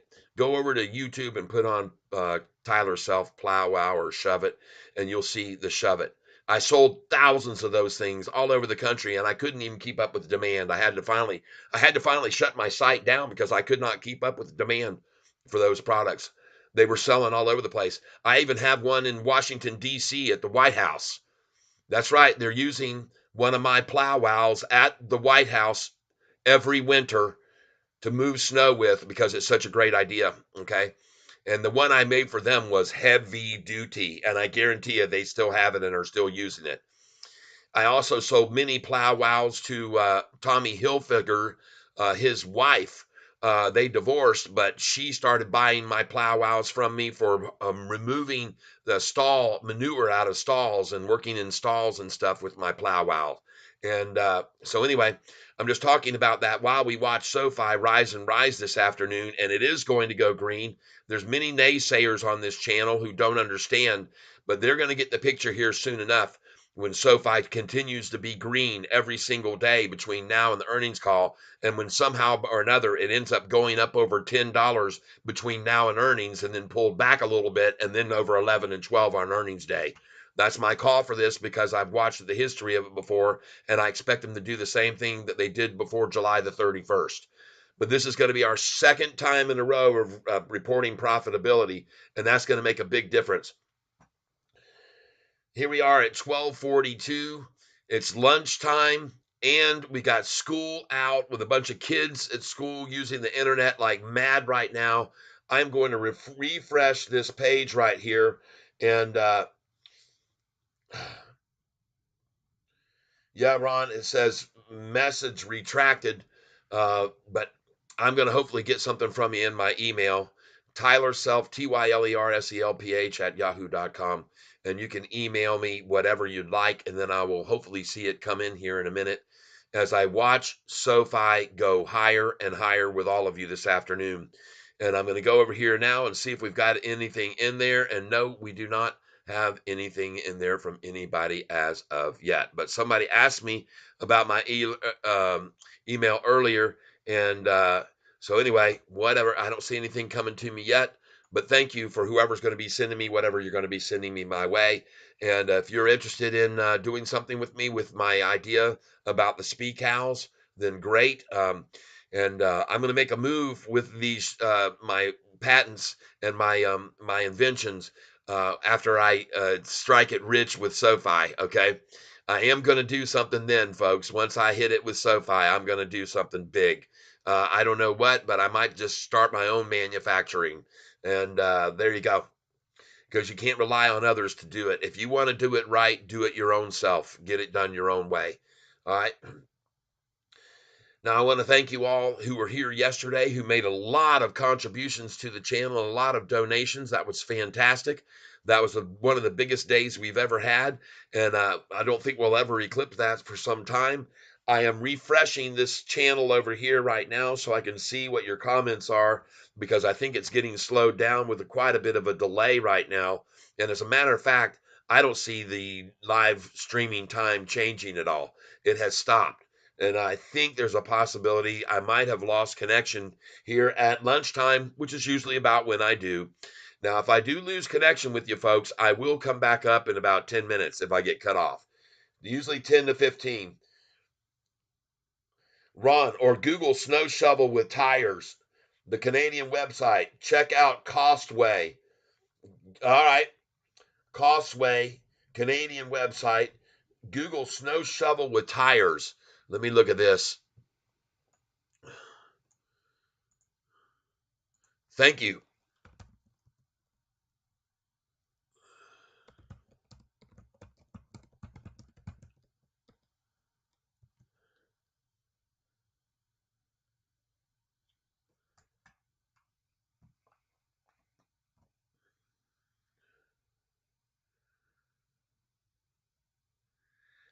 Yeah, I have seen these before, but these folks, they're just scrapers. These aren't shovels, okay?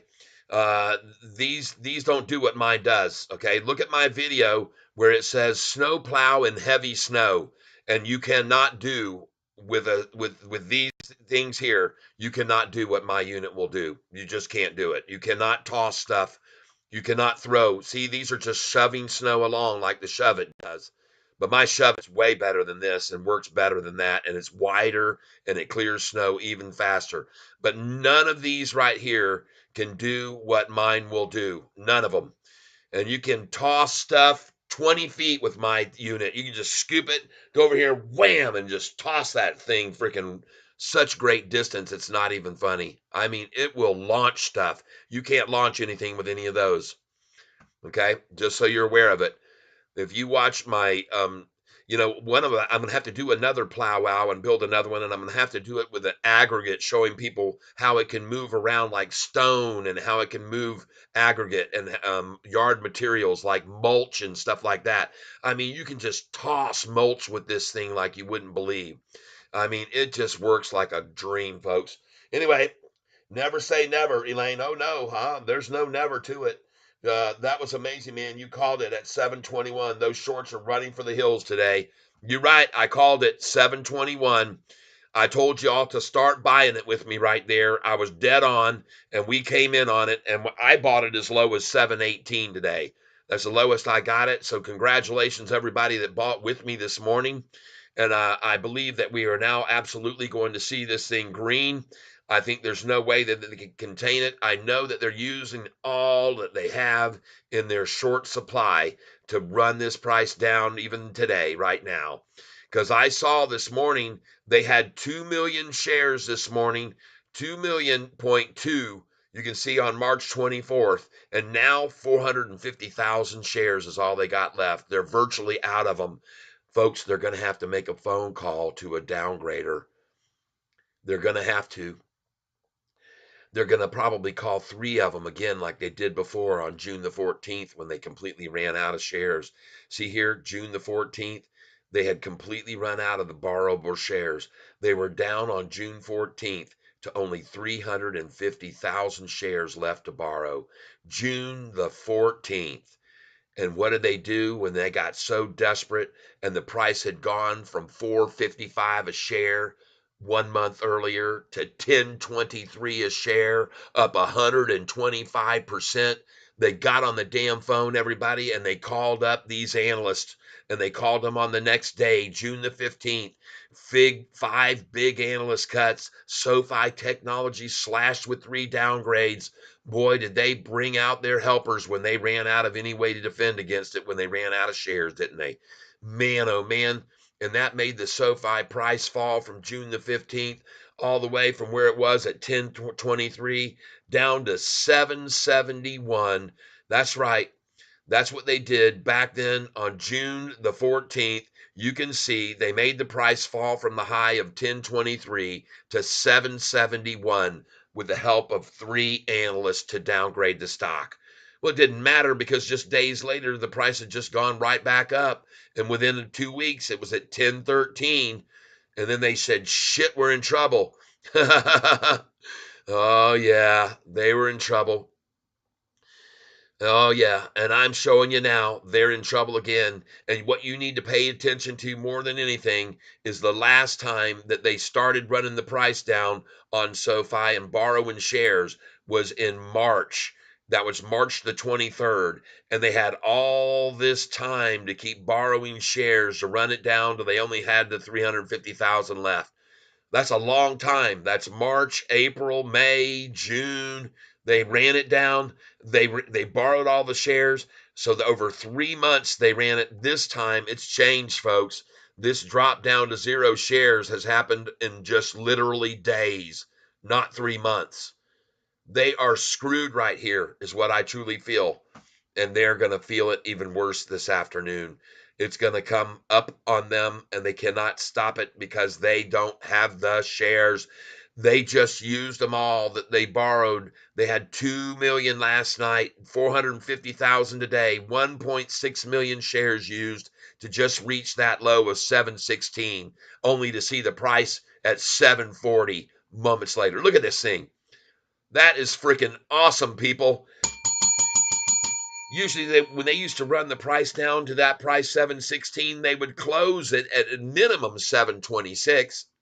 They would at least be able to hold the low close to the low of the day when they closed out the day.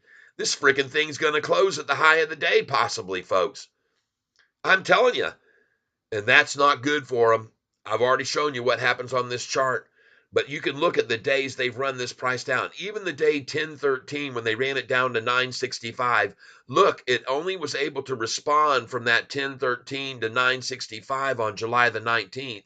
It was only able to come off the 965 20 cents and closed at 985. Today, folks, we've been driven all the way down to that price I just showed you right there, 716, and you think they would close this at 736, but they can't do it. It's not going to be 20 cents more. There it is now. Look at that number where it is. What a coincidence. 736 is where it was then, and look where it is right now, folks. They are screwed. They are in big trouble, folks. This thing is going to close close near the high of the day. And I want to show you something else you need to pay attention of. Every time this price closes at 917 and closes near the high of the day, that's trouble for them. Every time it goes higher, usually when it closes near that high of the day, you can see it many, many times back over the history when the price closed and hit the low of 974 and closed very close to the high of the day of 999. When it closed at 996, the next day it hit 1049, people, a 50-cent jump, 53 cents to be exact. So if this price right now, folks, ends up close to the high of the day when it closes out today, they're going to be in big trouble, and the price is most likely going to spike tomorrow on them. I'm just saying that based on history. I could be wrong, but I don't think so. I look right here now.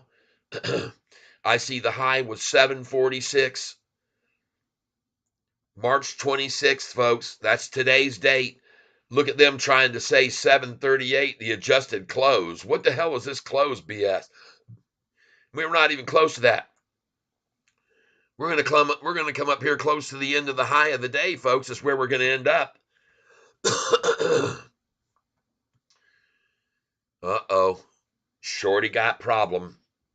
Shorty got major problems here. Borrowing, and interest rate is rising over here, rising again right now. It went up today. Interest rate rose a little bit today.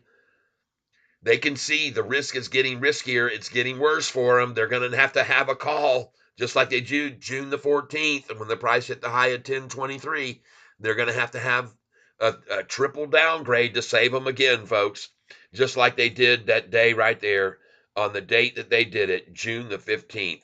One day following them almost being completely out of shares to short with, and the price had gone from May 15th at 445 a share right here, 445 a share. And even on that day, folks, when they downgraded it there, they had 6.2 million and they shorted that many shares to down to 3 point something. All right, 2.9 million.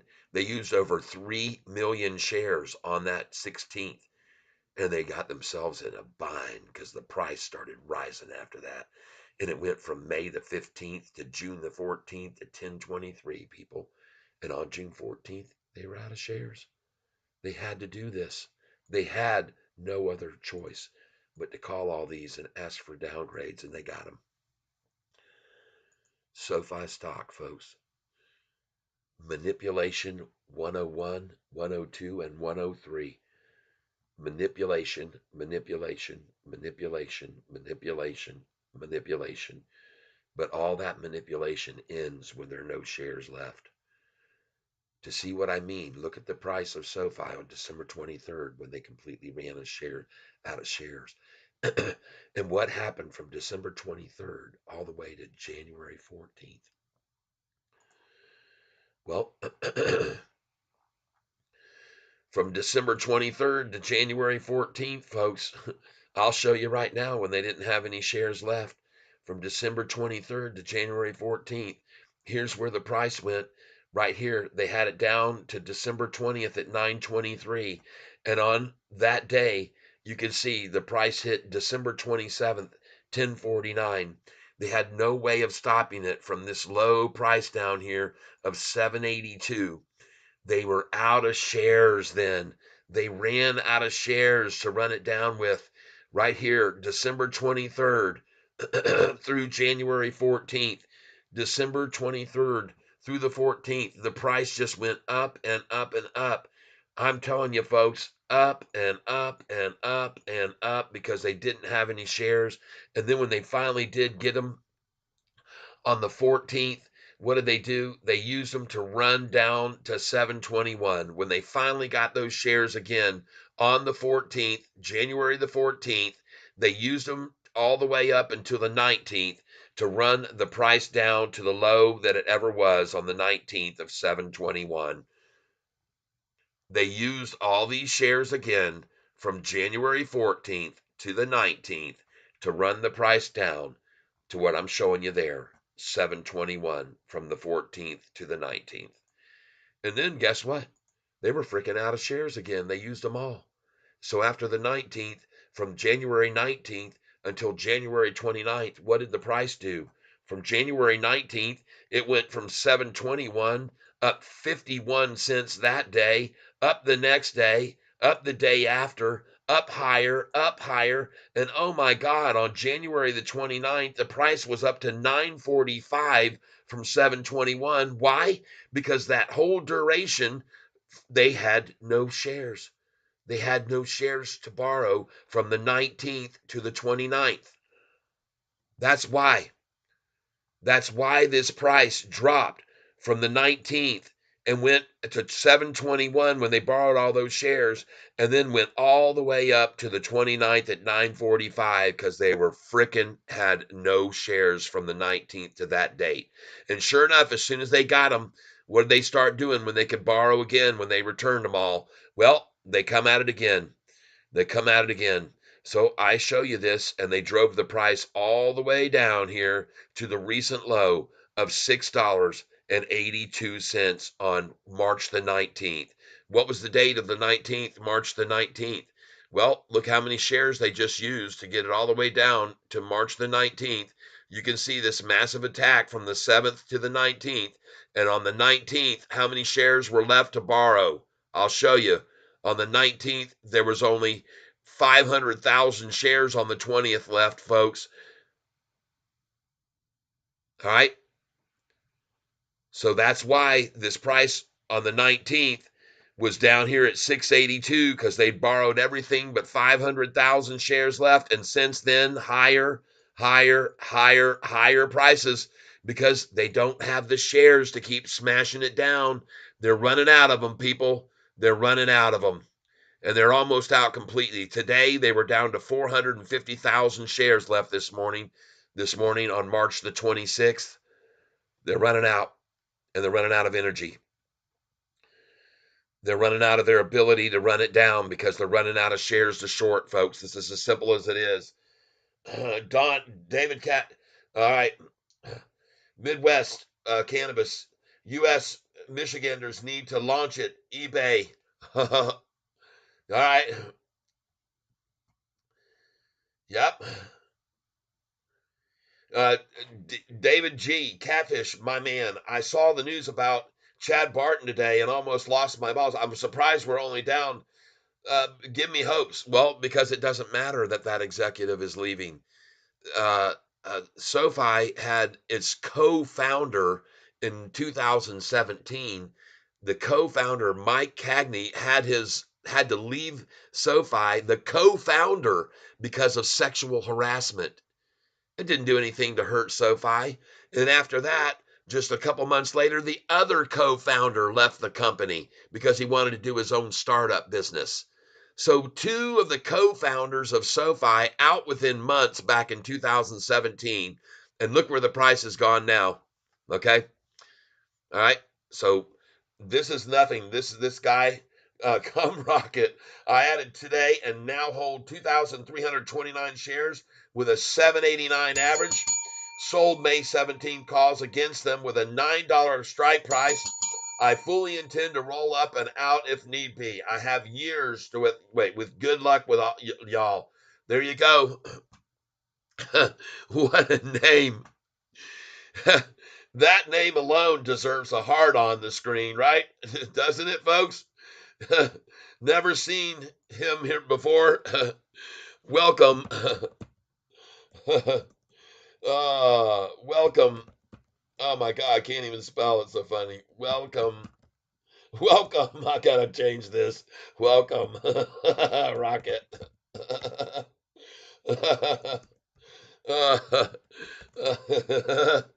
Oh, goodness gracious, folks. Do we not have some fun here on this channel?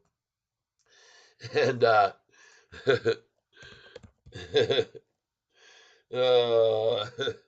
woohoo.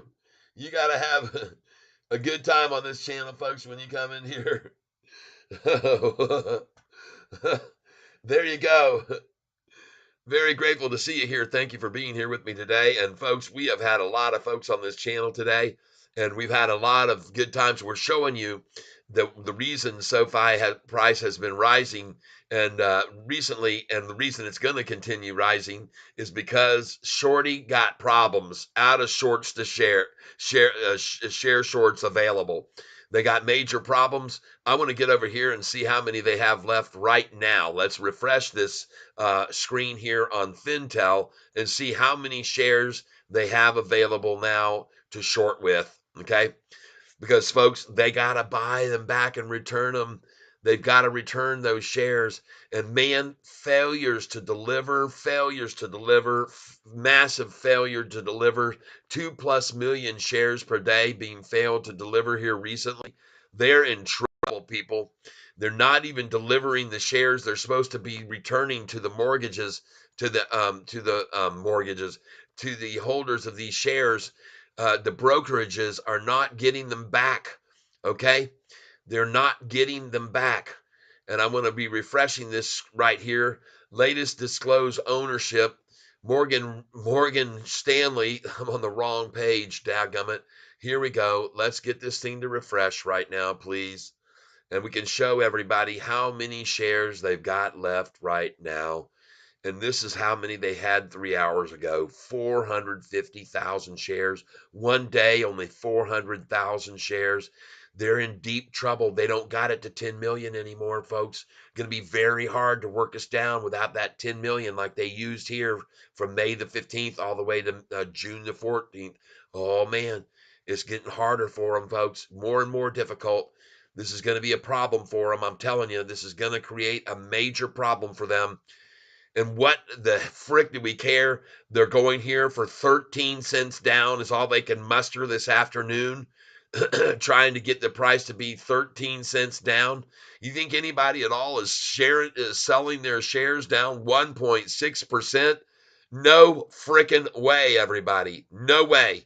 The only thing they're doing is selling those shorted borrow shares back and forth to one another right now, because they just had 2.4 million and now they got 450,000 shares.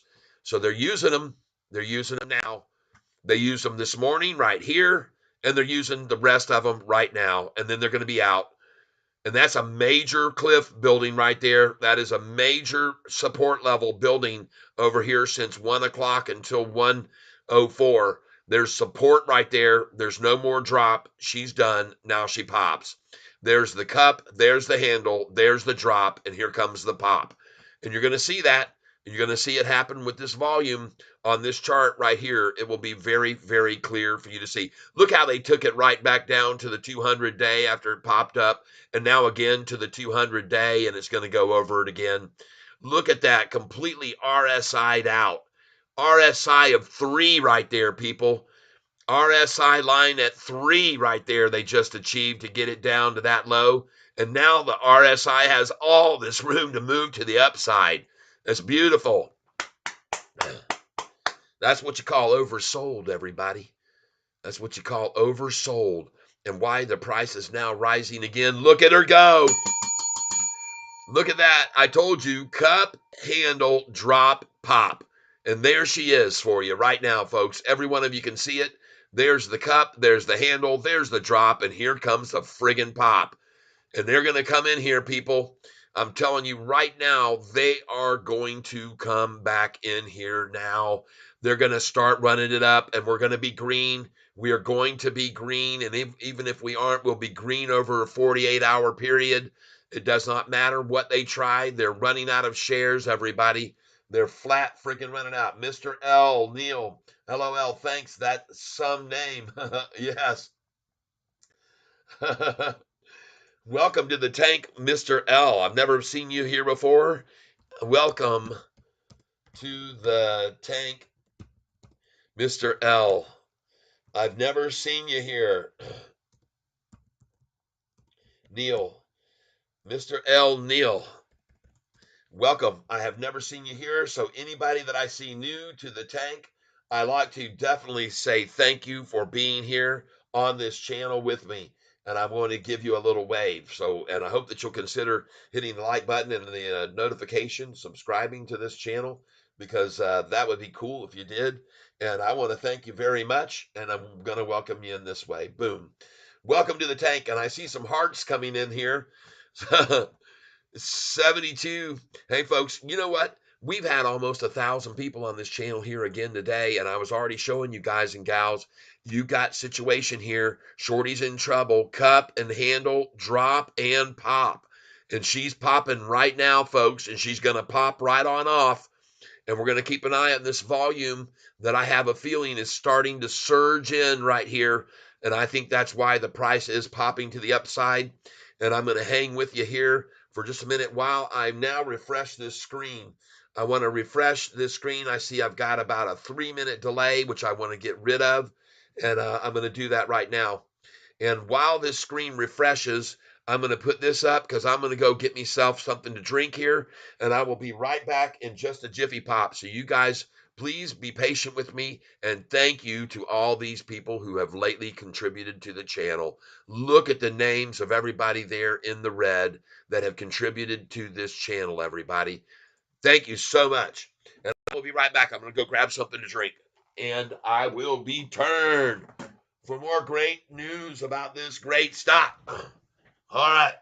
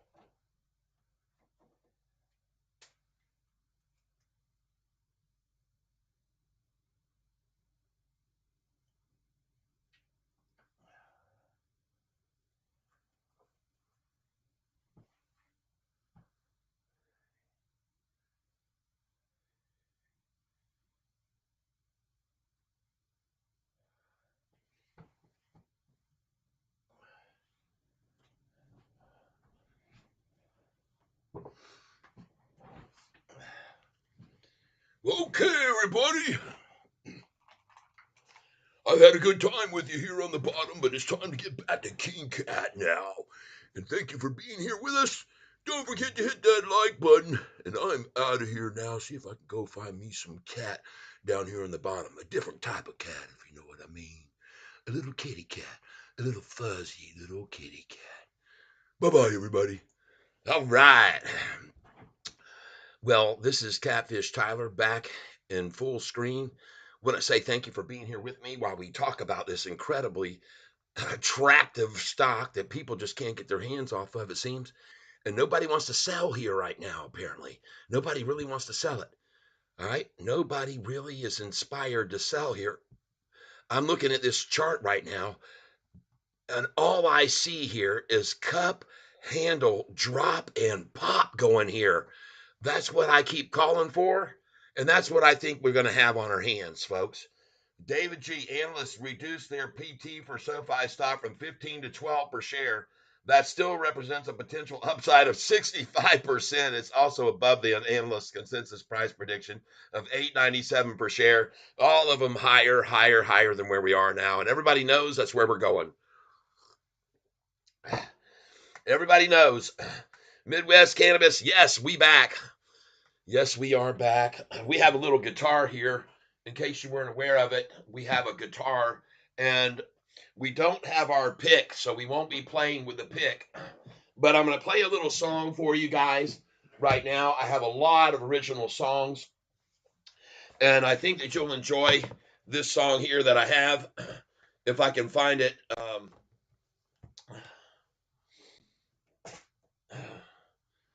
Let me figure this out.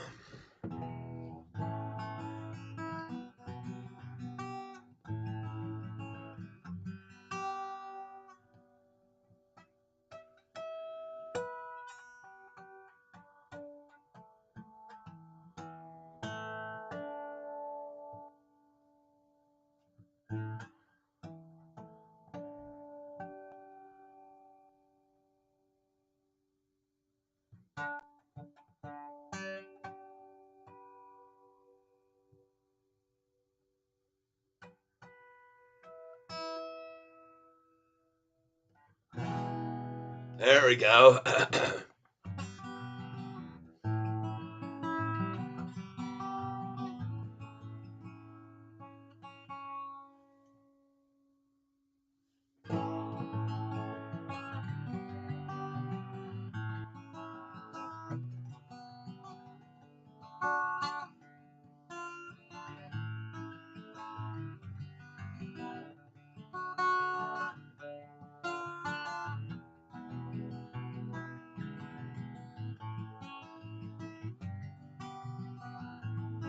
Here we go. I got another kid coming, fifth one now in 6 years. And I wish I could tell you how happy I am, but there's something peculiar I can't understand. Yes, I must confess it's a little disturbing. How could I have missed what now I'm observing? Look in the eyes of the kids that I see, and not a single dang one of them looks like me at all. Not one of my children look like me at all. I walk right by them when they're there in the mall. It's weird how they can appear right before my eyes and look like total strangers I can't recognize. Mm. And my friends, they all care. Many have shared. Perhaps that it's time I pay better attention. Tell me my wife might be fooling around, and that's why all my kids look like guys here in town.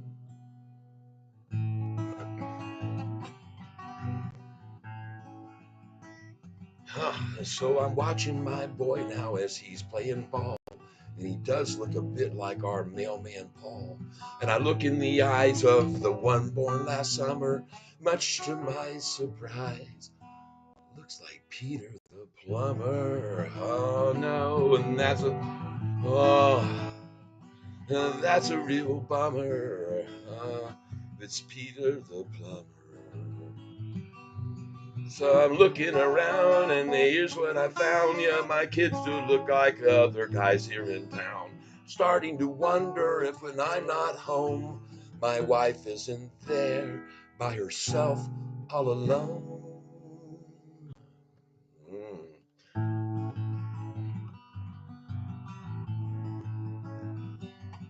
But when my baby's born today, please don't say, oh my. Sure looks like Richard, our pizza guy. I'll be proud and I'll shout if I finally see when that baby pops out. It looks something like me.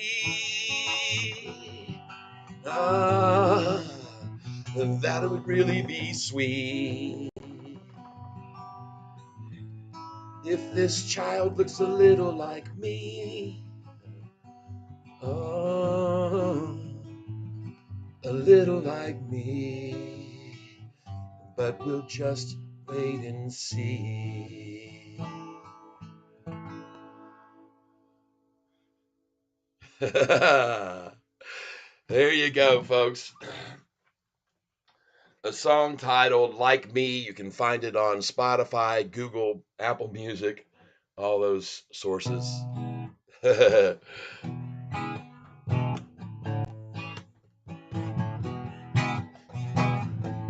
Another original. She's my Goldilocks. Oh, and I'm a Papa Bear.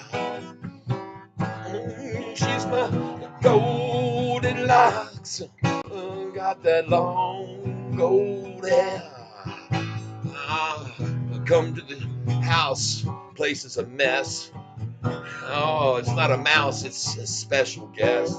Her name is Goldilocks, and she's here in my place. 'Cause it's her that I'm smelling, and her I taste. Goldilocks.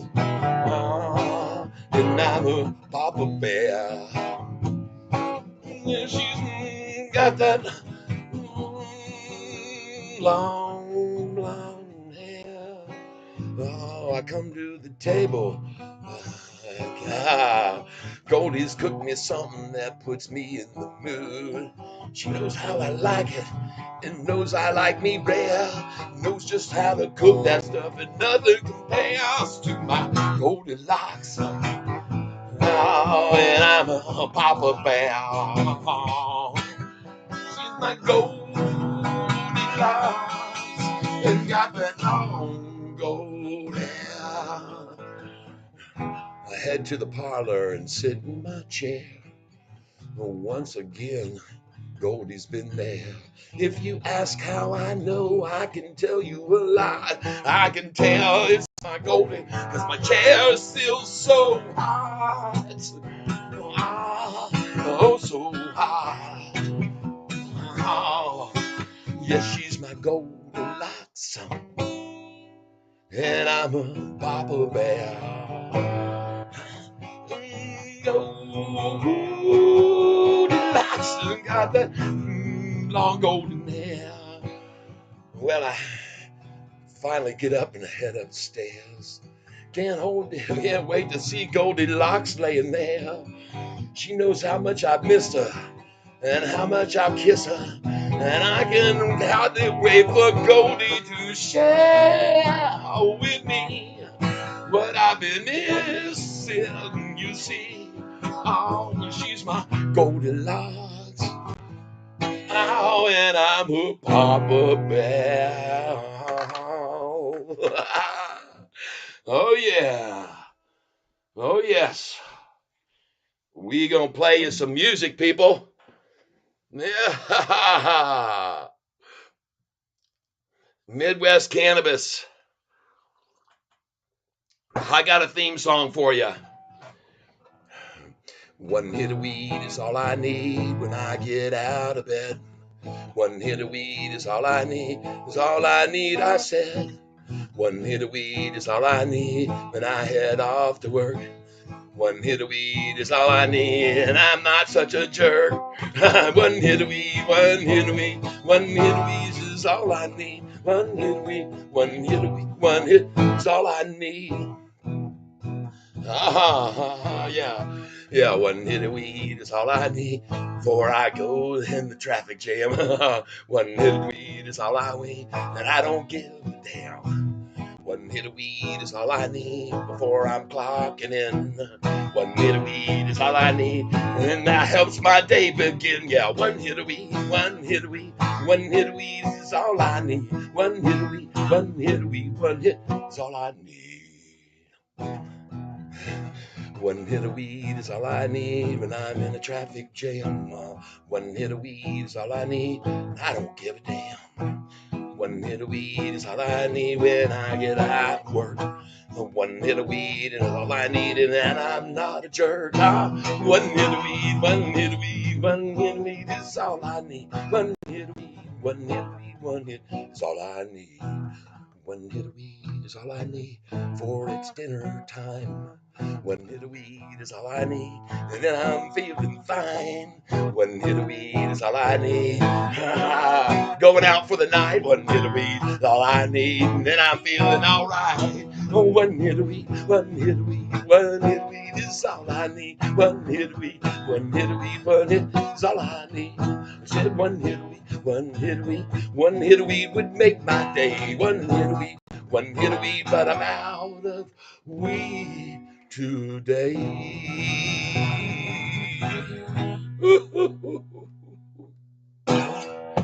Oh yeah. Rick Lawrence, thank you for that. Oh yeah. Thank you very, very much. Yes, we're going to play some music for you.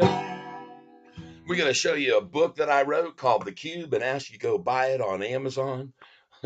Enjoy your reading, and you'll find out a little bit more about Catfish you didn't know. Ah, yes.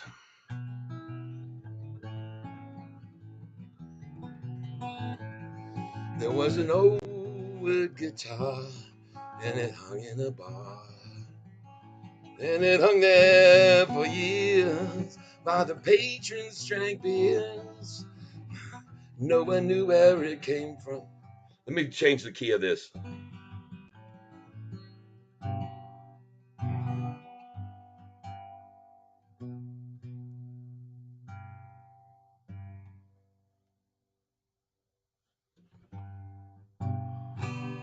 Got to be in tune here, folks. I'll do one for you called. This is called Played That Way, one of my rock and roll songs.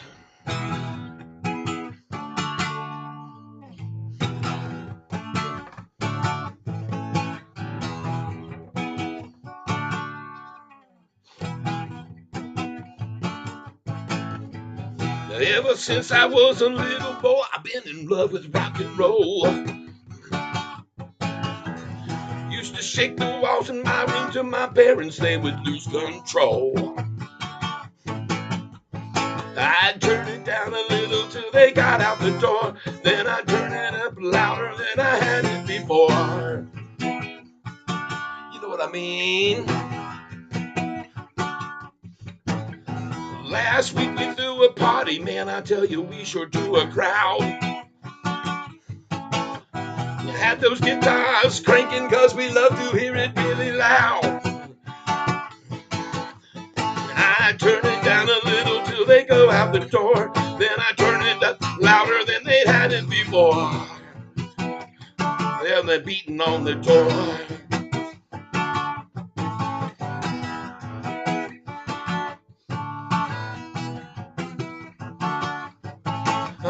Hanging out on the beach with my friends, we're all feeling good. Somebody yells, turn it up, so I put my speakers on my hood. Suddenly, out of nowhere, appears a cop, telling me that all that racket has just got to stop. I turn it down a little till he goes away, but it's louder when he leaves, cause it's got to be played that way. Cause it's rock and roll.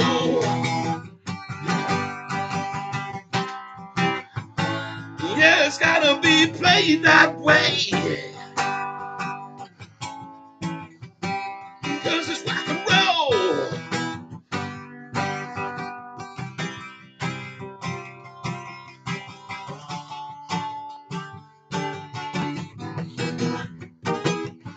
You know what I mean? Yeah.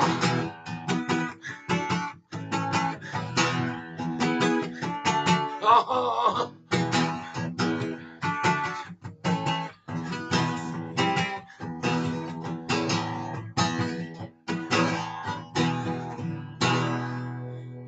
Oh, yeah. Woo! Played that way, everybody. Titled as such and available on your music channels. Apple Music, Google Play, Spotify, you name it. You can find it there. As we reach 999 viewers, woo! Shorts got back 5 million shares because the rally at the bottom. Yeah. I am so glad you're here with me playing rock and roll and we sing it up. They start to attack us. They want us down 13 cents for the day. Who gives a frippity frip? They're losing their asses. Shorty's in trouble and they are going to be in deeper and deeper yet. They keep digging deeper and we keep digging the hole deeper and it'll be a hole that'll turn into a nice firm foundation of shorty fodder down below. That's where it's going to be. Rick Lawrence, thank you. Oh yeah, playing some rock and roll for you. Woo! I see I got about a 2-minute delay here, it looks like on the screen, so that's not too bad. I want to thank you for being here, each and every one of you, through me playing the music as well as talking stocks. And that's what I do. I'm Catfish Tyler, singing Catfish Tyler, and I'm going to stick to true to my nature, and I'm going to sing. I'm going to sing. I'm going to sing when the song needs to be sung. When we get to the bottom, Steve Raber, Sofi is partnering with Nelnet Servicing Partnership. Ah, a new message comes to the top. Midwest Cannabis. Let me dig into that. Steve Reber or Reiber, I think it must be Reiber. Am I right? Steve, am I correct? Or is it the long E or the I? E or I? Steve. And we're gonna pin that message by Steve. Everybody, pinned message goes to the top. And Rick Lawrence come into the tank with a big splash. Thank you very much. And we got another one up here, Armand, who's helped us out today. There's been 3 people that have helped us out today with the channel, keeping the money flowing in and keeping the missus happy. You guys could be happy to join in.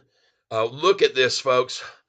I want you to look at SOUN right now, and it looks very prime for a move up off this price right here. Okay, I just had an inclination. Something told me to look at it right now, and it looks good for a move up.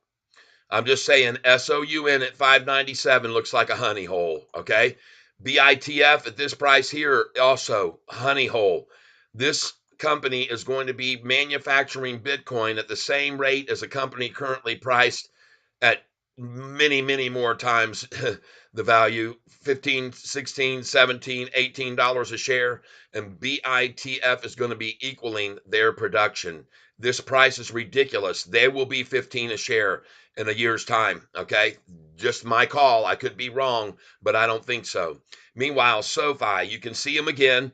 They're not even close to scaring anybody out of this stock with the minimal amount of volume we've got and the fact that they don't have any shares virtually left to borrow. This is troublesome for them, folks. I see 450,000. I'm going to move over. Someone just told me they've returned some, so I want to look at that and see how many they have returned here as of late. All right. Steve, okay, got it. Reiber, okay. I was right. I'm a linguist of sorts, and speak several different languages. So, and part of the reason I think that I draw people from all over the world. And if you want to hear me speak some Chinese, I can talk a Chinese right now. Got a lot of people like I hear Kai talk a Chinese. When I start talking Chinese, got a lot of people come over from China, listen to me channel, like I hear Thai talk in their language. and and folks, I want to let you know I'm not going to talk a Chinese and come down on Chinese people the way they talk. Because everybody all around the world talk a different way. And so I talk like a people all over the world. I don't have a problem. I will not single out any any culture. I do not believe us all. If you are any color skin, yellow, black, brown, green, purple, I not care what color you are, you're going to be happy here on my channel. Listen to me and talk your language, native language. I know I find it fascinating. I can do that, but I have a perfect language when it comes to talking like a Chinese. Okay, they can all understand me much better when I talk like I did to them.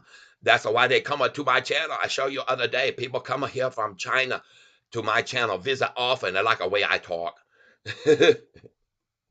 And I got to let you know we keep it like it's because we want to keep a channel always change it, ever change it. People come over here. Can you imagine? Click on my channel first time right now. Come in here, hear me talking like this. They think I'm a freaking crazy fool. They not know I born and raised like Joe Biden by a Chinese family when I child. So you guys, you can stick it out here. You gotta have big gonad to hang around channel with Catfish tire, or you not have to have gonad stay around. You go to other tank. My stepson works for Nelnet, and he just got an email telling them this. All right. Thank you very much for that donation. Rick Lawrence goes to the top of the tank right now. And as I said, folks, there will be no discriminating against any group of people here on this channel, and there's no making fun of anyone in particular. I make fun of everybody, even myself. So don't get offended in any way by what my antics are. Okay. All right, I got you. Just hold on here. I got to thank Rick Lawrence.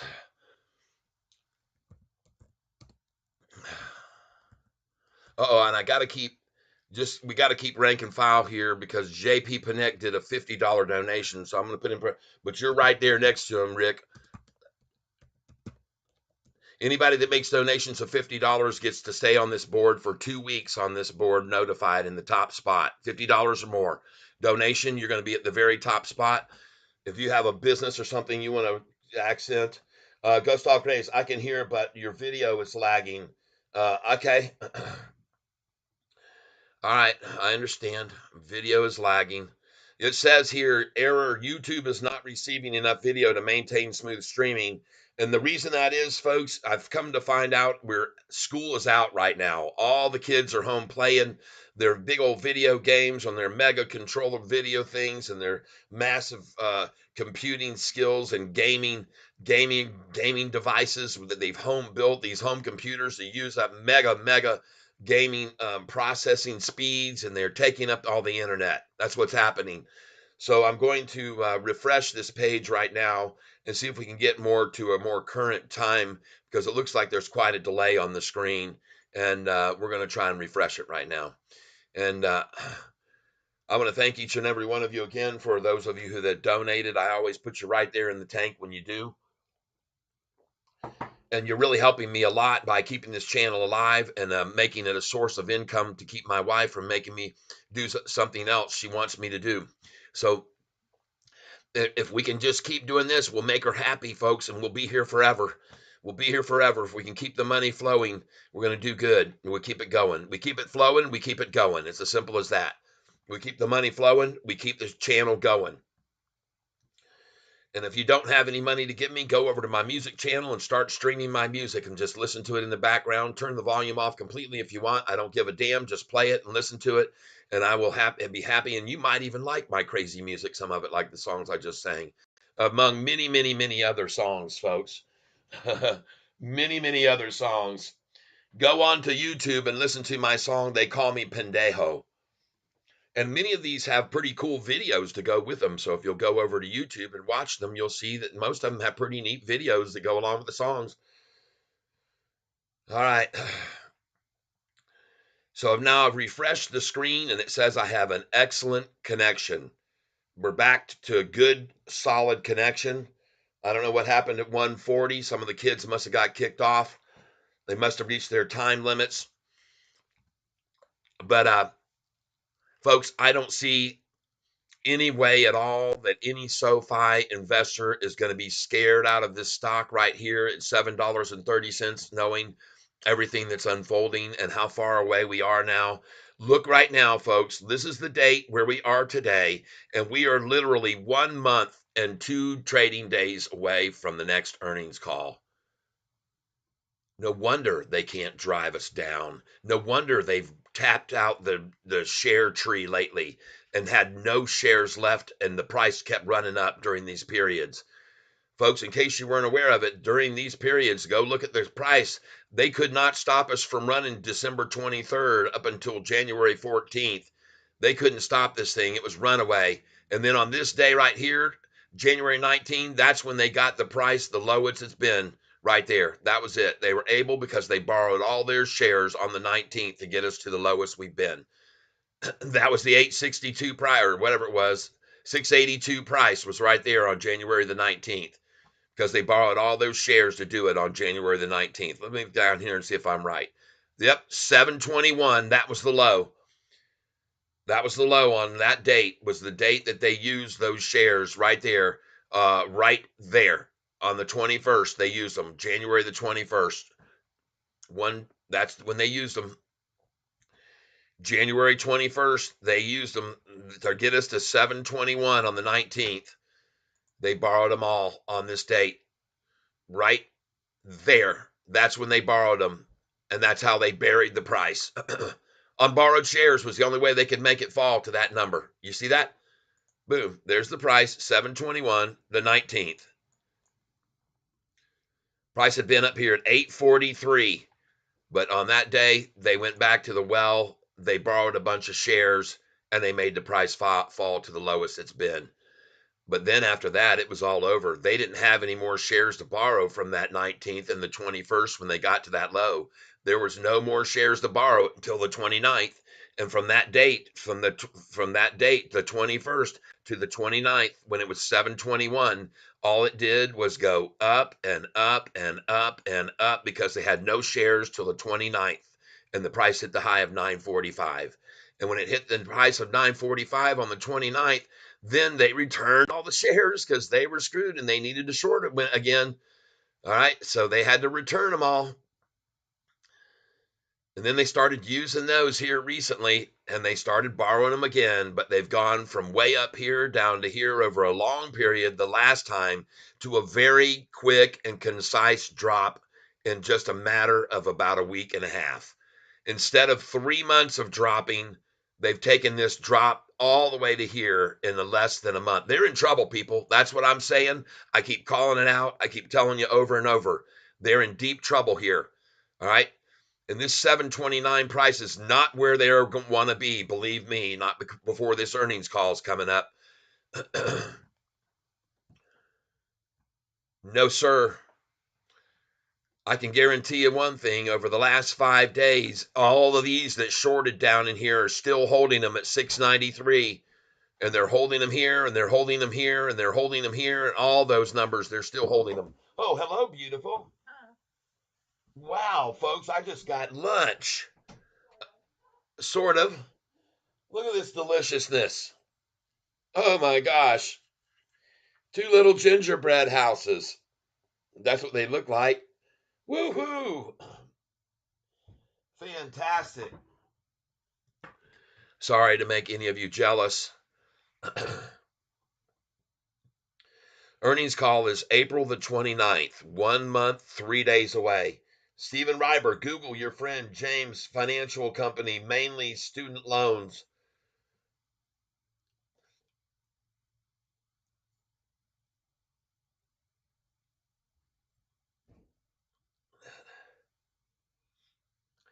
Just give me a second here. Steve Reiber, I see. Let me look this up. NNI.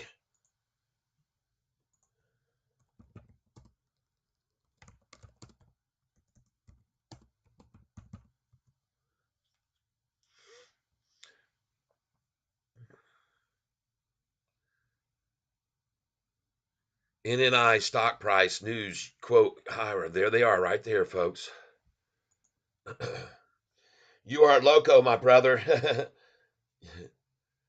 Yeah, I'm looking it up right now. Very nice.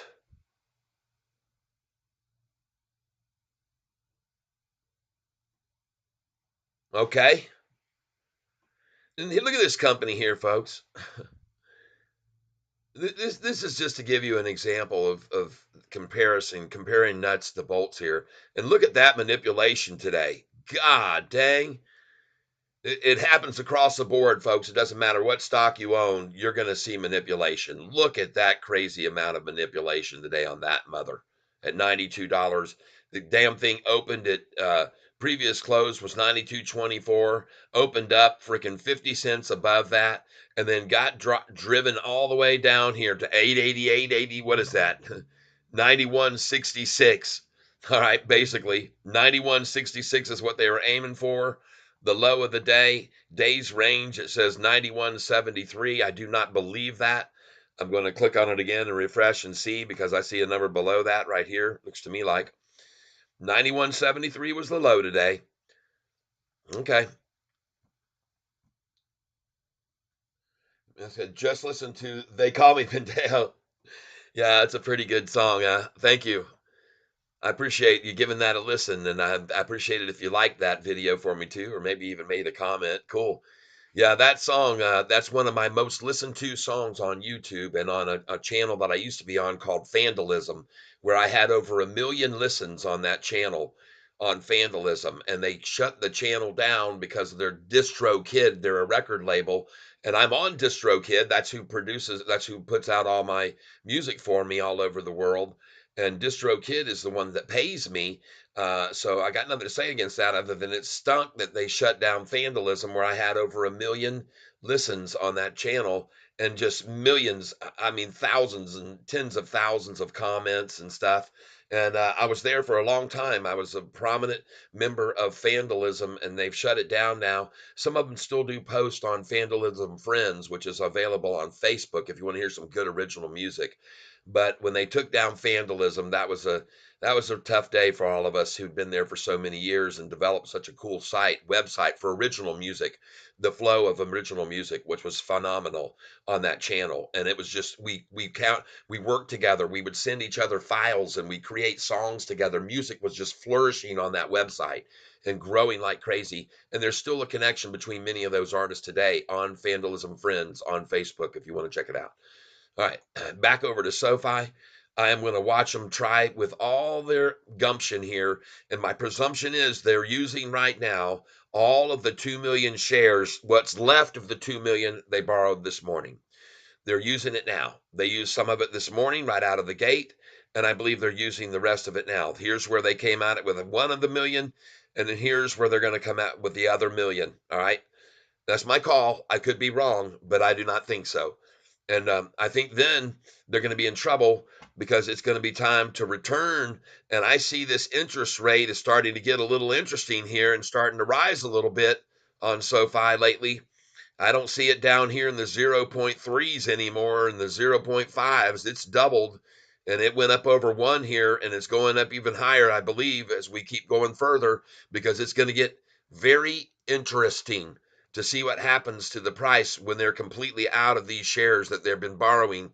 And I've shown you how many times when they've run out of shares, the prices run up. And they're going to do it again. They're going to run out of shares now, and the price is going to run up. That's what I'm calling because I see history repeating itself. And I've already looked at what the price has done. Each time they ran out, the price ran up. Each time they ran out of shares, the price ran up. Over here, the price ran up big time on them over this span from December 23rd to January 14th. The price went up big time on them, and it went up here from January 19th to this date. It went up big time when they did not have any shares, and they're almost there again at that point. As a matter of fact, over the last week, folks, if you look at the individual shares, look how many shares they had left. 85,000 shares on March 21st, and it was even less than that. It was 35,000 shares available on that morning. 35,000 shares right there. Folks, they're out of them. Okay, this thing's going to run. Just be patient. Keep accumulating on these daily lows. What they did today, look how fast that thing hit the bottom and went right back off of it. Folks, that's only because they are not able to hold a plateau when they get down to the bottom and build share positions. Too many other buyers are coming in on these lows and they can't build in at these low positions like this. They're not able to accumulate there like they want to be or like they used to do. When they drove it down, they could hold it down flatlined for a long time. Look how quickly it sprung back up. And then they tried to drive it down again at the lunchtime low. Boom, it sprung back up on them. And now they tried here to, they borrowed, they're using the rest of their million shares. And I'm telling you, this thing is going to pop off of this line.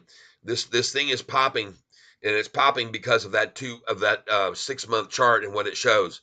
And it's going to do it soon because they don't have any shares left. They're doomed between now and the next earnings call. I think this is the last gasp for them. I honestly do. I keep telling you that, but I honestly do. I believe this is their last chance right here. I believe that they've done all they could with those borrowed shares, and now they've run out of those borrowed shares. And I don't think anybody's going to believe three analysts coming out now and downgrading the stock with a five-star analyst saying the price is going to $12. I don't believe it. And I believe it's going to 12.29 to be exact, because that's the number they've got to get to before they can convert their convertible notes that they were just issued. Instead of just getting 1.25% interest, they'll get notes that they were issued at 7.27 a share, below where we are now, by the way, and they're going to be able to convert those when the share price hits $12.29. Now, once the share price is at $12.29, they can't convert for that price. They can only convert for $9.45 a share, because there's a limit to what they can convert them at. If they change them over into stock, if they don't cash them in for cash, then they can change them to stock and push it right on up to 14.54 to maximize their gains. And I honestly believe that's about what they're going to do. All right. Cool. Thank you very much, Midwest Cannabis. I appreciate that. And now, ladies and gentlemen, my suggestion: buy more SoFi. Buy more SoFi. Here is today's low right here, 717.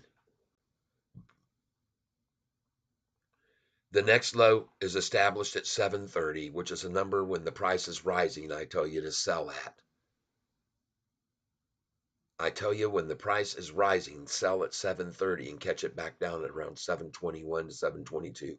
So now, as the price drops from that 747 we just saw all the way down to 730, why do you think you should buy it here? Because this is where you should sell it when it's going to be going up and meets resistance at that number.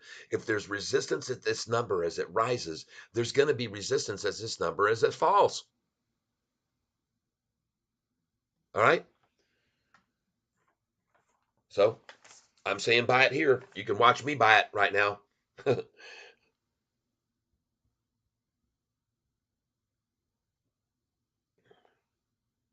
I'm going to buy it for sure.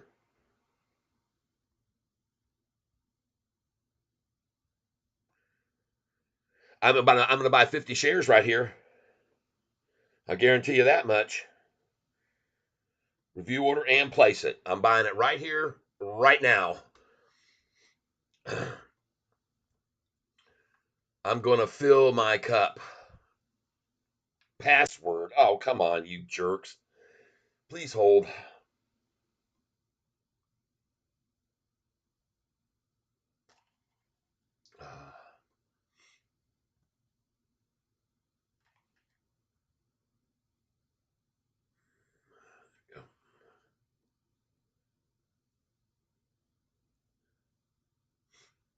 Place it. There we go. We're in. Let's see what we can fill at. Oh, I'm buying here for sure. 730, I'm in. 50 shares. Thank you, whoever gave those away to me at this double bottom price that I love to sell at when it's rising and buy at when it's falling.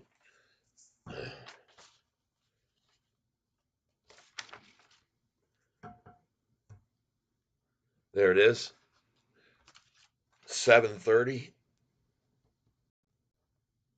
And by the way, just so you're aware of this, folks, that happens to be a lot higher than I was selling for earlier this morning at 718, where I filled a bunch, and 721, where I filled the bunch. And so I'm going to get here more at 730 because they've run it down to that number.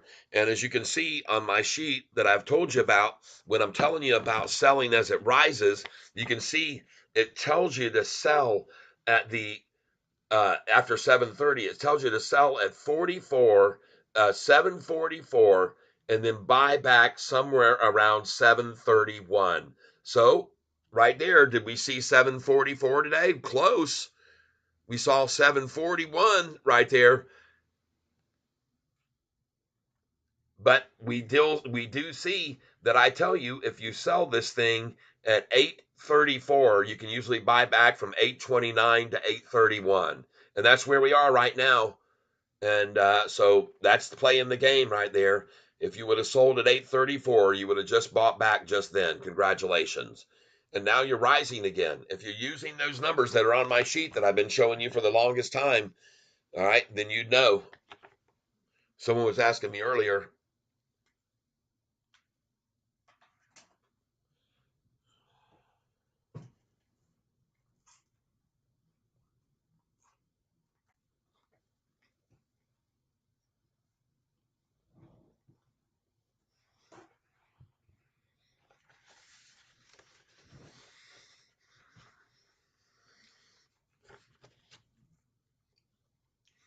Folks, we keep the flames burning here, baby. Bought more at 729.99. Right on. And I'm telling you right now, this is the price to be buying right here, folks. This thing is going to move from this number. I called it this morning. You guys were here with me this morning when I told you to buy it right here. I said, this is the bottom. It's time to buy it. And you were buying with me when I bought it 718 and so forth. This is the second bottom here. Those of you that are buying with me, I feel 99% sure that we just reached the other sustainable bottom, and now the price is going to rise, but I make no guarantees. The only guarantee that I make on this channel is that there are no guarantees. I guarantee you there are none. All right. And I make no guarantees, but I want to let you know, those of you here, I guarantee I appreciate you, those of you who've made some donations here today and helped us get this back up again today. If we can keep this up every day, like I said, if we can keep the dough, we can keep making it grow. And this is what you should know. Your contributions are very grateful. Bought 50 more at 72999. Awesome. Yep. Well, folks, you got to see, um, and again, as I said, when the price is rising to that number and it's most likely going to drop from there 10 cents, then you should know when the price has fallen 10 cents to that number, it's most likely going to rise. It's just a logical, mathematical, makes sense, right? All right. Now, if you wanted to see this thing run up 10 cents to 741, sell it at 744, you can probably buy it back at 736. There you go. Lane pops in for 1,000 shares more right there, folks. That's a hefty little uh, belief in what I'm saying here.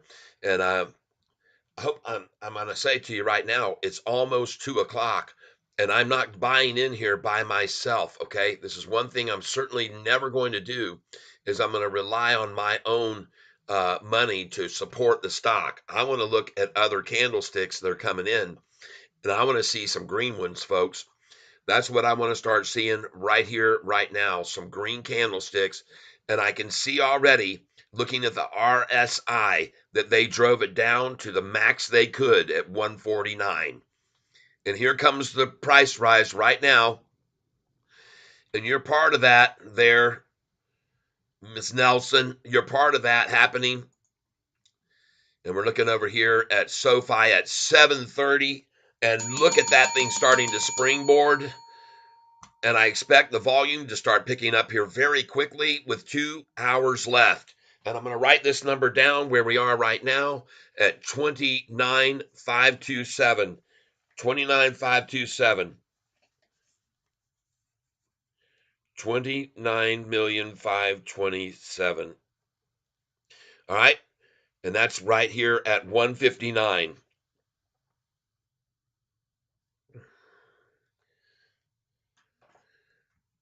For those of you that are new with me here on the channel today, I'd like to try to hit the like button at the same time. So it's almost 2 o'clock right now. So let's hit the like button exactly at 2 o'clock together, and that'll be in 20 seconds. And maybe we can get up to 88 likes on the channel. All right. So I'm going to ask you, please, and in 10 seconds now, please hit that like button. Not too hard. 10, 9, 8, 7, 6, 5, 4, 3, 2, 1. Please hit the like button right now at 2 o'clock exactly. And let's see if we can jump up to 88 likes. That would be very cool to see that happen, or maybe even more. Midwest Cannabis, oh yeah, just picked up a 1,000 more. All right. Yeah, a good idea, a very good idea here, I believe, to take advantage of this. And I think that they have themselves in a real bind. And I'm going to get over here now. I've been trying to find out on this channel how many shares they currently have left to borrow with. And I'm seeing that they're back to 2.5 million. And folks, they've got to get back to 10 million at some point. And to get to that 10 million, they've got to buy. It's as simple as that. And I want you to know failures to deliver have been interesting too. If you come over here and take a look at over here, hold on a second. I'll find this for you. Where did I see that earlier? Fails to deliver. It's in here. Shoot. I thought it was under short interest. There it is. Fails to deliver. Very cool. You guys and gals that are here with me, I want you to see they're not even returning the shares to the brokerages anymore. And suddenly, as I click on this, it says error, YouTube is not receiving enough video to maintain smooth streaming.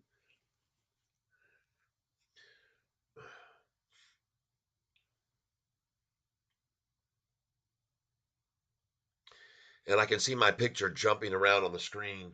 It is exactly 2 o'clock in the afternoon, 2:01. And this is about the time I've been receiving troubles because we've got, and my wife was one to bring to my attention, Catfish, you got to remember something. There's a lot of kids that are out of school right now. There's spring break going on, and they're playing video games on a lot of them using these big units that have these home built computers, even that will use up a lot of their data's been just zapped away. I mean, it's just the bandwidth is all being used up, in my opinion. And this is what's causing part of the problem. Pardon me while I have a little peanut butter and actually, this is light butter and jelly snack.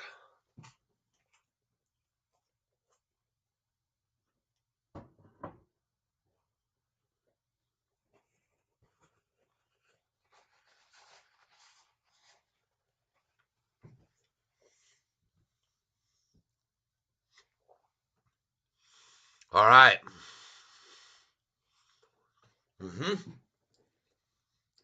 See this? This is all here during the latter part of February. February 22nd, 23rd, 26th, 27th, 28th, and 29th.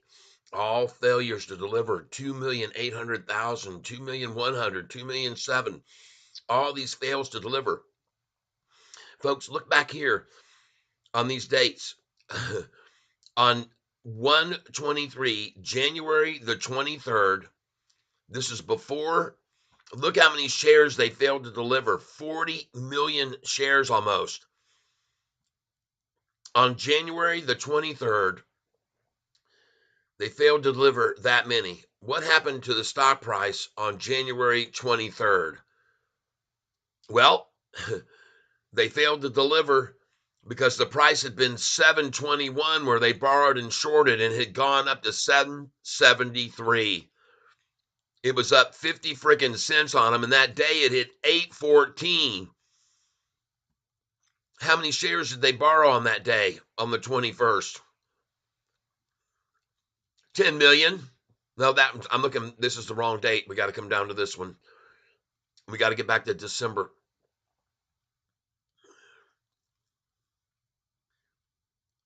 Huh.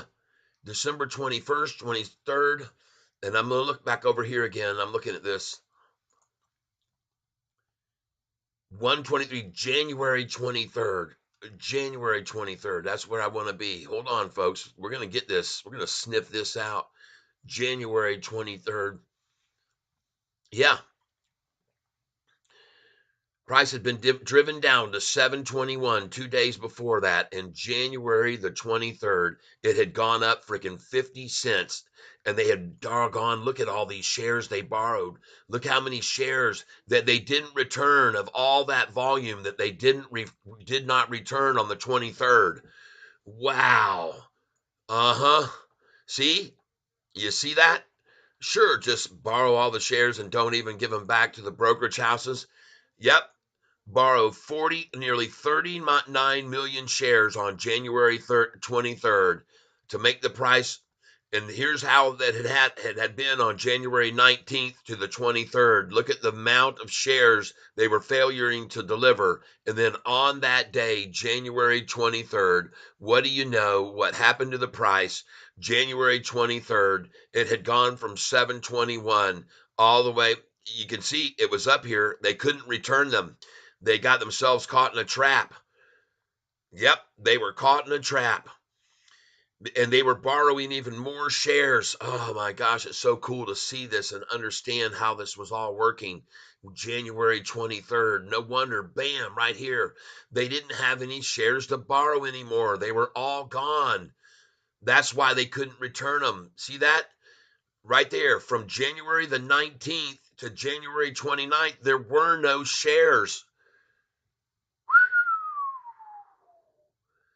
Oh, oh, I love seeing this stuff.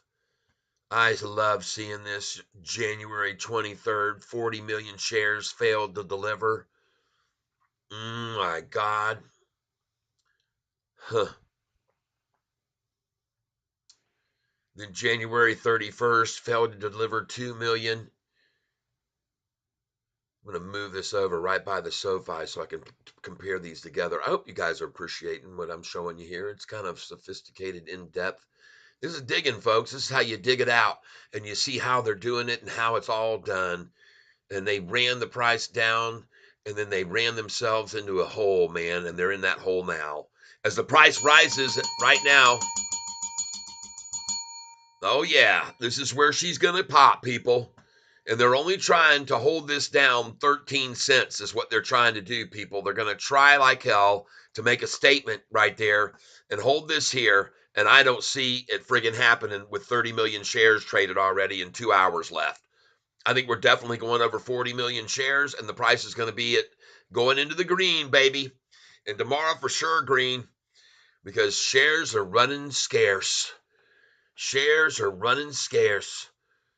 Oh boy. Shares are running scarce. And they got to return those shares, folks. They got to return them. They're only going to be able to do it with a big old 5 analyst downgrade, folks, probably again like they did on June the 14th. And here was the June 15th downgrade. Oh, we got them in trouble, folks. This was June the 14th. Right there was the day. They had run out of shares, only had 350,000 left. Very next day, 5 big analyst cuts. SoFi Technology slashed with 3 downgrades. June the 15th. There they got their help from their little wolf pack that came in and helped them return some of their shares because they were totally screwed here. Totally screwed. Made the price fall from 1023 back down to 771, and they returned their damn shares. Then they tapped right back into it because they had to, because then the price started rising again. From the July the 4th, the price started rising to the July the 13th, and that's the day Morgan Stanley downgraded us, people. They even piled in and borrowed more on July the 13th when Morgan Stanley downgraded us, and then increased their portfolio from 58 million up to 107 million dollars that they hold today. They had 58 million on that day, July the 13th, when they downgraded us, and the shorties borrowed a bunch of shares to help the price fall that day. But folks, after that, the price started rising again. All right. So just be aware of it. From July the 13th, Morgan Stanley's downgrade took us to there, and that wasn't anything. And Morgan Stanley was a high rated analyst compared to Chiaverini, who took us down to the 445 right there on May the 15th. David Chiaverini, a 0-star rated analyst, makes us fall from way up there at 652 down to 445. But this guy here can only make the price fall that much. Man, it was great to see that. It only went down 7% that day on a 5-star rated analyst or 4-star rated analyst from Morgan Stanley downgrading the stock. They trolled him out there, folks, and then they returned all their shares again. Yes, indeed. But when they ran out on this date, SoFi's price went from December 23rd to January the 16th. It took off after December 23rd when they ran out of shares to short with. It freaking took off on them. After that time, man, they were done. The price was at 770, 721. And by that time, the price took off and went up and up and up because they didn't have any shares left to short it with. By January the 29th, when they had completely run out to January the 29th, when they had no shares, that was the day they finally returned the shares and started borrowing them again on the 29th. And that's the only reason that SoFi got to that high on January the 29th was because they had completely run out of shares until that date. And then the next day they returned 10 million, and then they started in on us again, driving us down and down and down and down to 740 something. And all the way down here, you just saw it, 705. Yippee, congratulations, 682. That's because they had all the shares returned to do that with right there. But they're out of them now. They're out of them again. They're running out. And who they going to call this time? Who they going to call? Ghostbusters? Is that who they're going to call this time to help them out off of this trap, the bear trap that they've set for themselves, by the way, because they're too ignorant and naive to understand that this company is going to achieve the goals that it has of becoming one of the top 10 banks and just raised again to number 72. Okay. So they're just passing other banks daily. Every single day, another bank bites the dust, and SoFi moves up on the list. And it's going to keep doing it for year after year after year because they're executing a perfect plan. They know how to get their visibility. They know how to do their branding. They're diversifying. They're not depending on student loans anymore. They're doing personal loans and they're doing tech and they're making all of this dream that they have build and come true. And they're growing. That's what my thumbnail says. This company continues to grow and grow and grow and grow. And here is all you need to know. And look at the quarterly report that came out, and they finally went GAAP profitable, no doubt. And now you're going to see on this second earnings call of GAAP profitability, it's going to blow people's minds, their growth again, folks. And they're going to spike up 16 to 20%.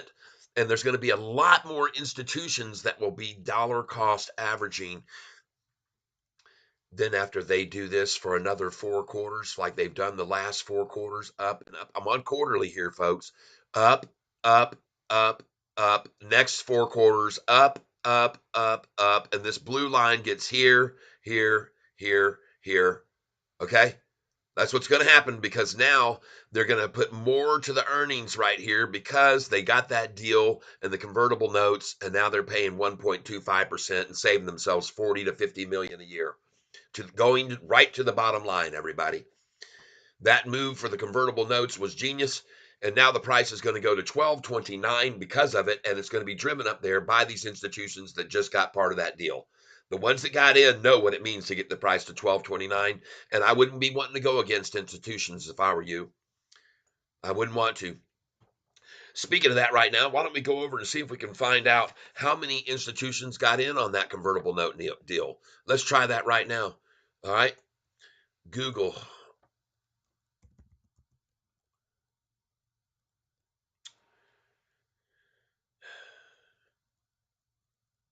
What institutions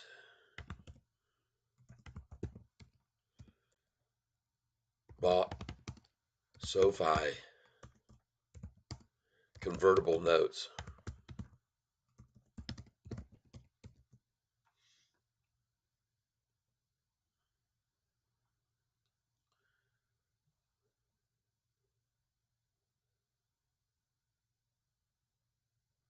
March 6th, SoFi set 750 million. They actually sold over, it says 862.5 million. Latham Watkins advises, and here it is, folks, right here.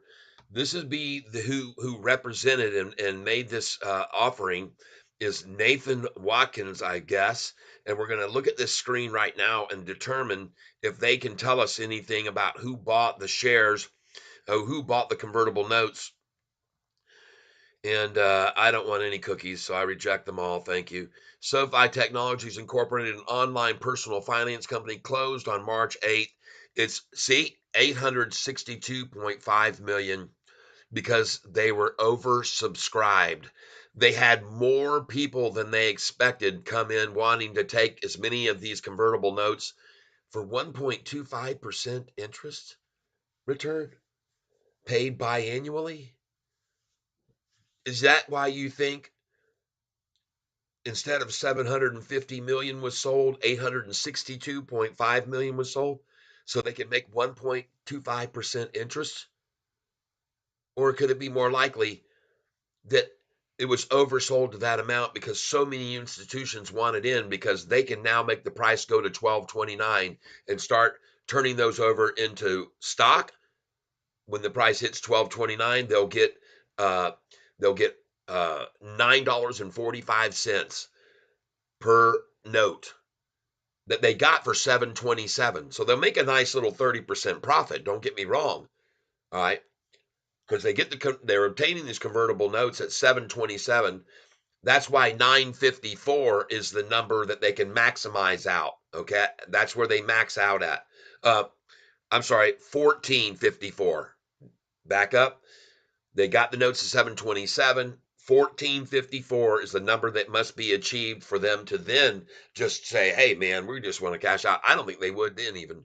I think they just hold them right there and convert them over to stock and then run the price right on up to the $25 that Anthony Noto's wanting to get to. All right. Oh, good. JP Panik made it. Good morning from 10:15 a.m. in Alaska. All right. Good morning. Made it to the channel. JP, I've been kind of showing them a little bit the new folks that are here with me right now. I wanted them to buy more stock in SoFi just now, and many of them just did with me. And that's because we're of the belief that number one, these shorts have gotten in trouble. And I showed them all the May 15th, where the number of shares available on that day when they called David Chervrini and asked for his help to give a target price. The number of shares was 6.5 million available on that day, but they had 10 million before. They had been using these shares borrowing to run the price down from May the 1st when we had the May the 1st earnings call.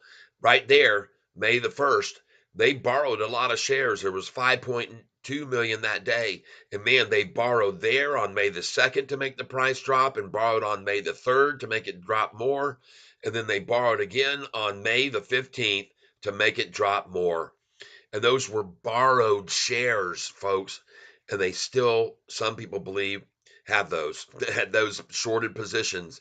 And then, folks, from May the 15th, I've already shown you how many times SoFi then shocked the crap out of them and went from May the 15th all the way from 455 a share to in less than 1 month a price of 1023 June the 14th. From May the 15th and 445 a share, up 125%, and the shorts couldn't believe what had happened to them. And they had to call the next day and get 5 analysts on June the 15th save them because they'd used every freaking share they had to hold the price down. And my God, they were completely out of shorted shares on June the 14th. The price had gone from 455 up 125%, and they were totally screwed, everybody.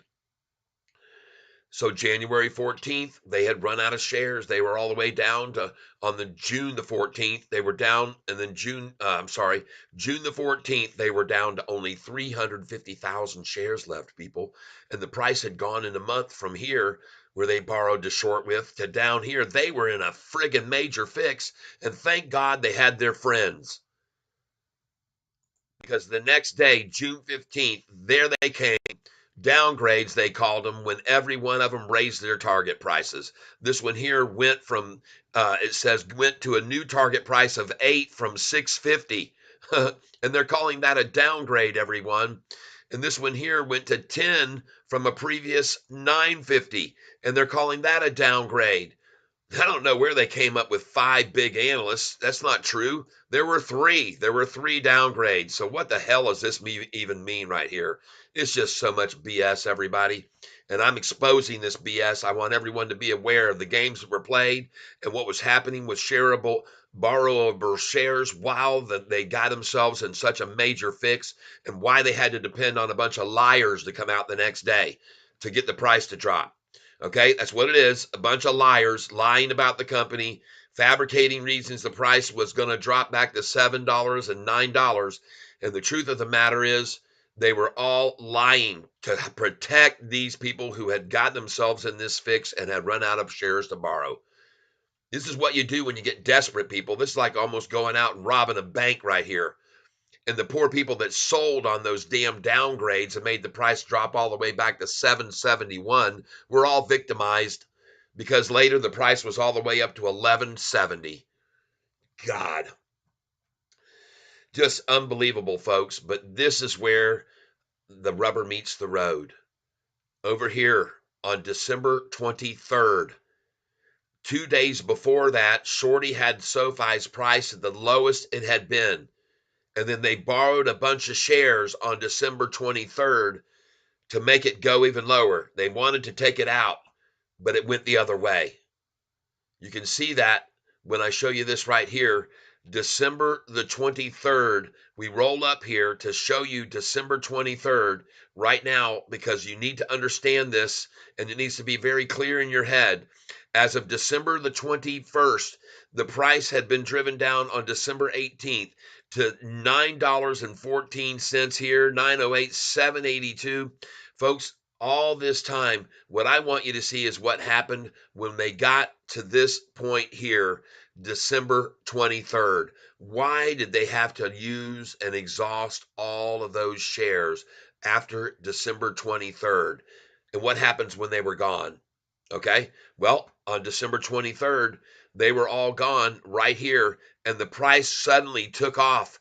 It had been at 921, and the next thing you know, the damn thing on the 21st, 22nd, 23rd, 24th, 27th, it was at 1049, people, because these bastards had completely run out of shares against it from December 23rd to January 14th. Then they returned the shares. Well, what do you know? January 14th. What happened on January 14th, everybody? The price was on January 14th, and they did it over the weekend. The price had gone from $8.62 all the way down to 721 on January the 19th. Why? Because that was the date, January 19th, that they borrowed all the shares again. Right there, January 19th, they borrowed them. 10 million shares that they had just returned got burned all away in an instant. After it had only been returned on January 16th to the 19th, they were gone in an instant, all those shares again, because on January 19th, they wanted to shove us down to 721 a share. And that's what they did. And that was the low on January the 19th. You can clearly see 721, and it was all over for them. All right. Now, I want you to be aware that that is exactly what I expect to see. Once they run out of shares, folks, they don't have any way to control it, because from January 19th and the 21st low up to the 29th, the price on SoFi did nothing but go up until that January 29th date. It went up and up and up and up, and January 29th, what do you know? It's at 945. See that? And during that time, January 19th to that time, they didn't have them to the 29th. And that's why the 29th reached that high. Does this make sense to all of you people? Then they started returning the shares and started borrowing them again so they could drive it on down again to $7.45. They borrowed them and then they borrowed them again. Here they are. And folks, right now, as of March the 8th and 9th and March 10th and up to the 13th and 19th, you can see there are no shares. The N is getting wiped out. There's no room in the N. In the end, there's going to be no shares left for these guys and gals, and they're going to be in total pandemonium. In the end, they're going to be completely out of shares. And then they won't have that fallback triple downgrade. And if they do, I don't know whether people would fall for it again. I don't think people would, because partly because I'm sharing this information with you that I'm showing you. I'm showing you exactly how the shares available to borrow are directly reflected in the share price. It should be very obvious and clear for you to understand this. And so, and therefore, in the future, if you're following any other stocks, that you might want to look at these shares available to borrow and monitor how they're doing it, how they're manipulating it, what they have to do when they run out of all these shares, and what happens over here when the price they ran out of shares from December 23rd to January 14th. What happened when they completely ran out of shares from January 23rd to the 14th? They went up and they went up and they went up and they went up and they went up. They were out of shares. Man, to February 14th. Then when they were ran completely out of shares here, folks, this was January 30th when it started to drop. Well, January 14th was right there. January 30th, it started to drop because they finally had the shares again to start borrowing again. See? January 30th, they finally got the shares in there again that they could begin to borrow with. And that's why they started driving it down and drove it down and drove it down and drove it down. All right. That's why they did that, because they had the shares to borrow again to make it fall. And now, folks, they don't have the shares and they're not going to be making it fall much more. That's the bottom line. That's what I think. I could be wrong, but I don't think so. And I think SoFi is in great shape here.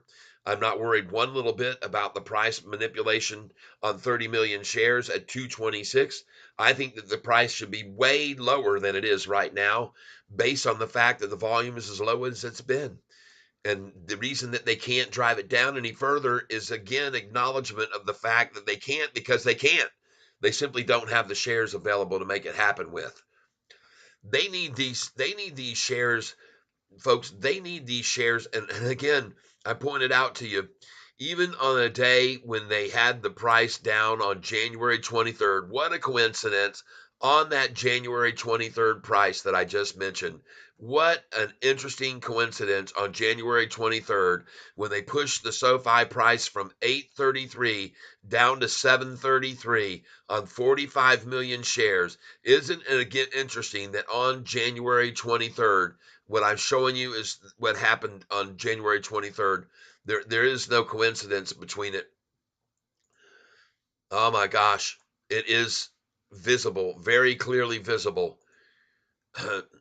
They forgot that they were supposed to return all those shares on January 23rd to get the price to that right there. 39 million shares they failed to deliver. 39 million shares on January 23rd were failed to be delivered on the day they ran the price from 833 down to 773 and started the onslaught. Okay? When are they going to return those? They were failed to deliver then. When did they return them? I haven't seen 39 million shares returned. I think they're still sitting on those shorted at January 23rd. And what was the price of SoFi on January 23rd? 773 to 814. Where do you believe we'll have trouble then? 773 to 814. You can see right here, man, we're getting close. We're getting close. We're going to be putting the pressure on them, folks, and they don't have the shares. We don't do negatively over here. Baba is up, but SoFi down 2%. Adele de Yasari. Uh, Adele, you're going to be sorry, all right. Adele de Yasari.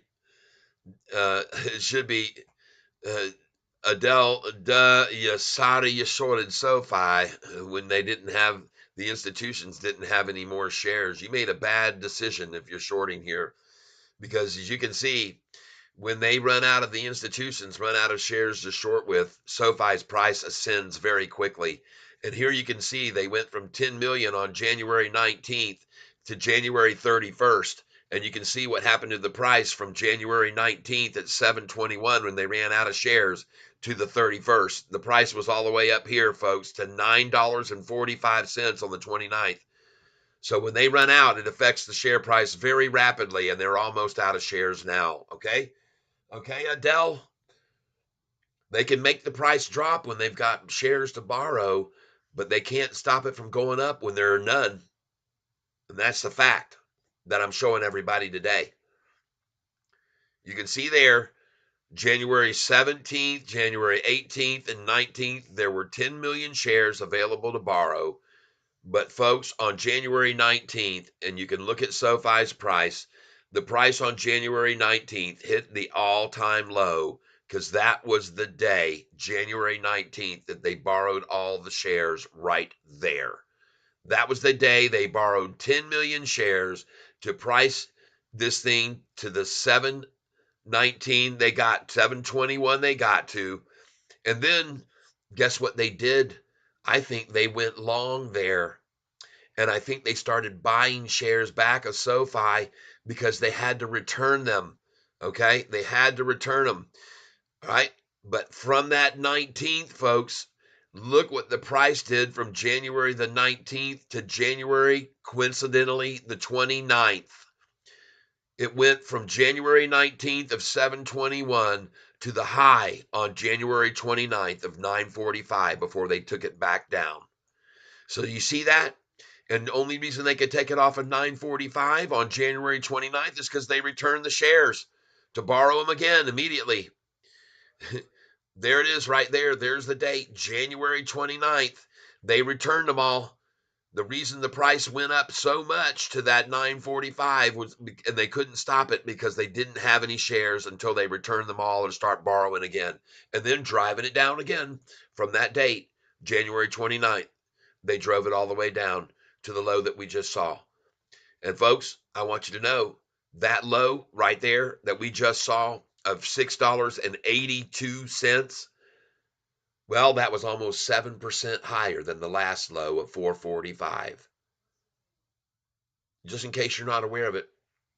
Actually, the low prior to this, 682, was 641, and that was 7%. This is almost 7% higher than the 641 that they achieved back here on November the 21st, 641, and that low was so much higher than the 445 that they got back in May 15th. And matter of fact, that low of 445 to the next low that they got it down to after it went up high, 641, is a 44% gain to that next low at 641 on November 21st, which was achieved right there. That is a 44% gain on the low, everybody. On November 21st from May the 15th. That's a 44% gain. And then from 641 to what we just saw at 682 is another 6.7% gain off of the low for SoFi. And this is why the 200-day moving average just keeps going up and up and up. That's why. If you just bought here, congratulations. If you just bought here at this price, congratulations to you.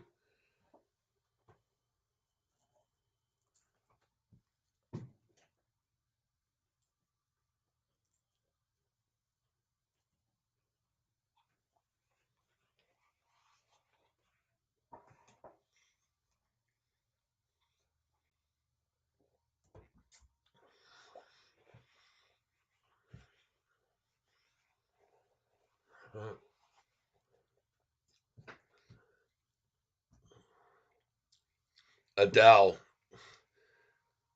duh, you sorry. Adele, duh, you sorry. You guys all see that? Adele didn't stick around here long because he didn't like what he saw here, folks. He wasn't getting a very good picture there. He thought, holy crap, this catfish guy, he's talking about stuff that's He's not supposed to tell people this. Damn it. I'm out of here. Shampoo Ace, I put my daughter's college fund at 720. Let's ride. Very cool. Oh, she's riding, baby. And I got news for you. We got a low right here this morning that happened at exactly 10:30, and that low of 716 was demolished by the next low, was 5 cents higher, which was demolished by this low at 727. You see, this one here was at 722, 721. So we have this low demolished by 5 cents higher, and then we have that low demolished by 6 cents higher here at 727. All right. So there you go. You can do the math and figure out what's happening with SoFi right now. There was a low this morning of 716 at exactly 10:30. And then from 716, we went up to this low here, 721, a 5 cent drop, I mean up. And from that low there to this low right here, the next one was 727, and that is a 6 cent increase. And what that means is our stock is gaining momentum uphill. That means that resistance to each downward shove has gotten stronger and stronger. And now the new low here was not down not down 6 cents like here, and it wasn't down 5 cents like it was here. This time, how much did it drop? From 732 to what low just now? 732, 3 cent drop, and it popped again. So now you've got a 6 cent drop, you got a 5 cent increase off that low, and now you got a 3 cent increase off that low. You're in trouble, shorty. And she's not going to drop. That's not happening anymore. You're going to have to start growing and you better start getting yourself a garden. And what I would recommend you do is get over onto the SoFi website and check out. They're branching out into new avenues. And if you get over to SoFi's website right now, you might actually find out that they're offering you some seed packets to get you through the tough times so you don't have to buy from the processed foods at the grocery store. And they're going to let you go directly from to market, become your own market, and you can buy some SoFi seeds. And you probably should, because you can see from my thumbnail, that's how fast SoFi is growing right now. They've gone from bank number 400 to number 72 in less than 2 freaking years. All right. Wrap your head around that. From the 400 bank to 72 in less than 2 years. And they just got their bank charter. Folks, this doggone company is going to explode to the upside. And it's just a matter of time. It's just a matter of time. And the only reason at this stage of the game, Shorty's even remotely in this is because of what they've done through desperation and shorting on borrowed shares. And this is going to become not only has this been the way they've operated, this is the way they're going to be executed. Okay. They've been executing with shorted shares, and they've been executing very well. They've obtained those lows.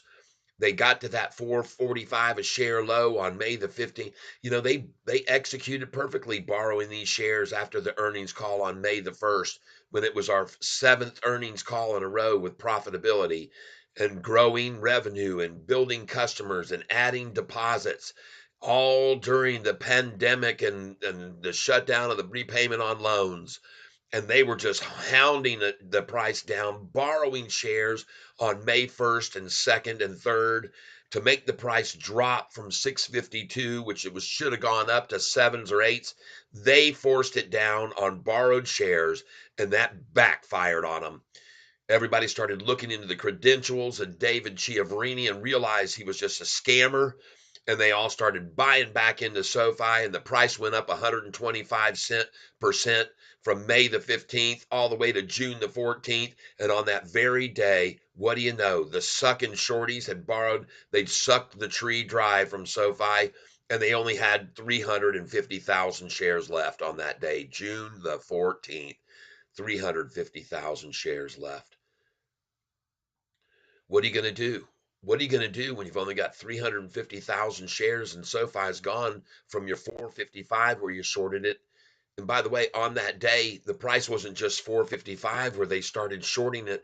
The price actually was begun to be shorted on May the 15th, not at 455, but they started shorting it at this price, 484, to make it fall down to 445. All right. And the truth of the matter is, since they had this plan in advance already of calling David Chiaverini, some of them probably shorted it already the day before at this price, 522 and 493. I mean, it hit 522 that day and they drove it down 20 cents. They probably were already starting to use some of their borrowed shorted positions right there. And then the next day, they went from 484 down to 445 on the downgrade. And man, they borrowed 3,200,000 shares that day to get it down to that right there. Little did they know would the price go up for the next 18 out of 28 days to 1023, folks. And that's why they had to use all the shares from May the 15th over to that day, June the 14th. That's when they ran out and they only had 250,000 shares or 350 left. That's the day they had 350,000 shares remaining. And that's the next day when they called out and said, June the 15th, please downgrade. 5 big analyst cuts. SoFi Technologies slashed with 3 downgrades. The shares plunge. And they made that price fall from 1023 all the way down to 771. And then they returned all those buried, shorted shares. They got them all back. All right. So you can see how that was all done. And I'm breaking it down, making it very scientific for you. And I'm also showing over here how their situation is getting very dire in 2024, and even to the extent that they used every single share on December the 23rd, and it was really December 21st. They started shorting and then they borrowed a bunch of shares because if you go up here to December, folks, you can see where the dilemma gets worse for them. This is December the 23rd when they got the price from 1016 down to 959. Folks, I want you to see that on that day when it came to failed to deliver on January 23rd, they failed to deliver 40 million shares. But now we're looking at December the 23rd, and that is going to be right here. The price on December 23rd, 20th, and December 22nd, you can see how many shares were available, 10 million on the 20th. But what happened to SoFi's price on December 20th? It had hit a new high. No wonder they had to start borrowing those shares. So on December 20th, they ran it down to 959 and 939 and 923. Folks, they used borrowing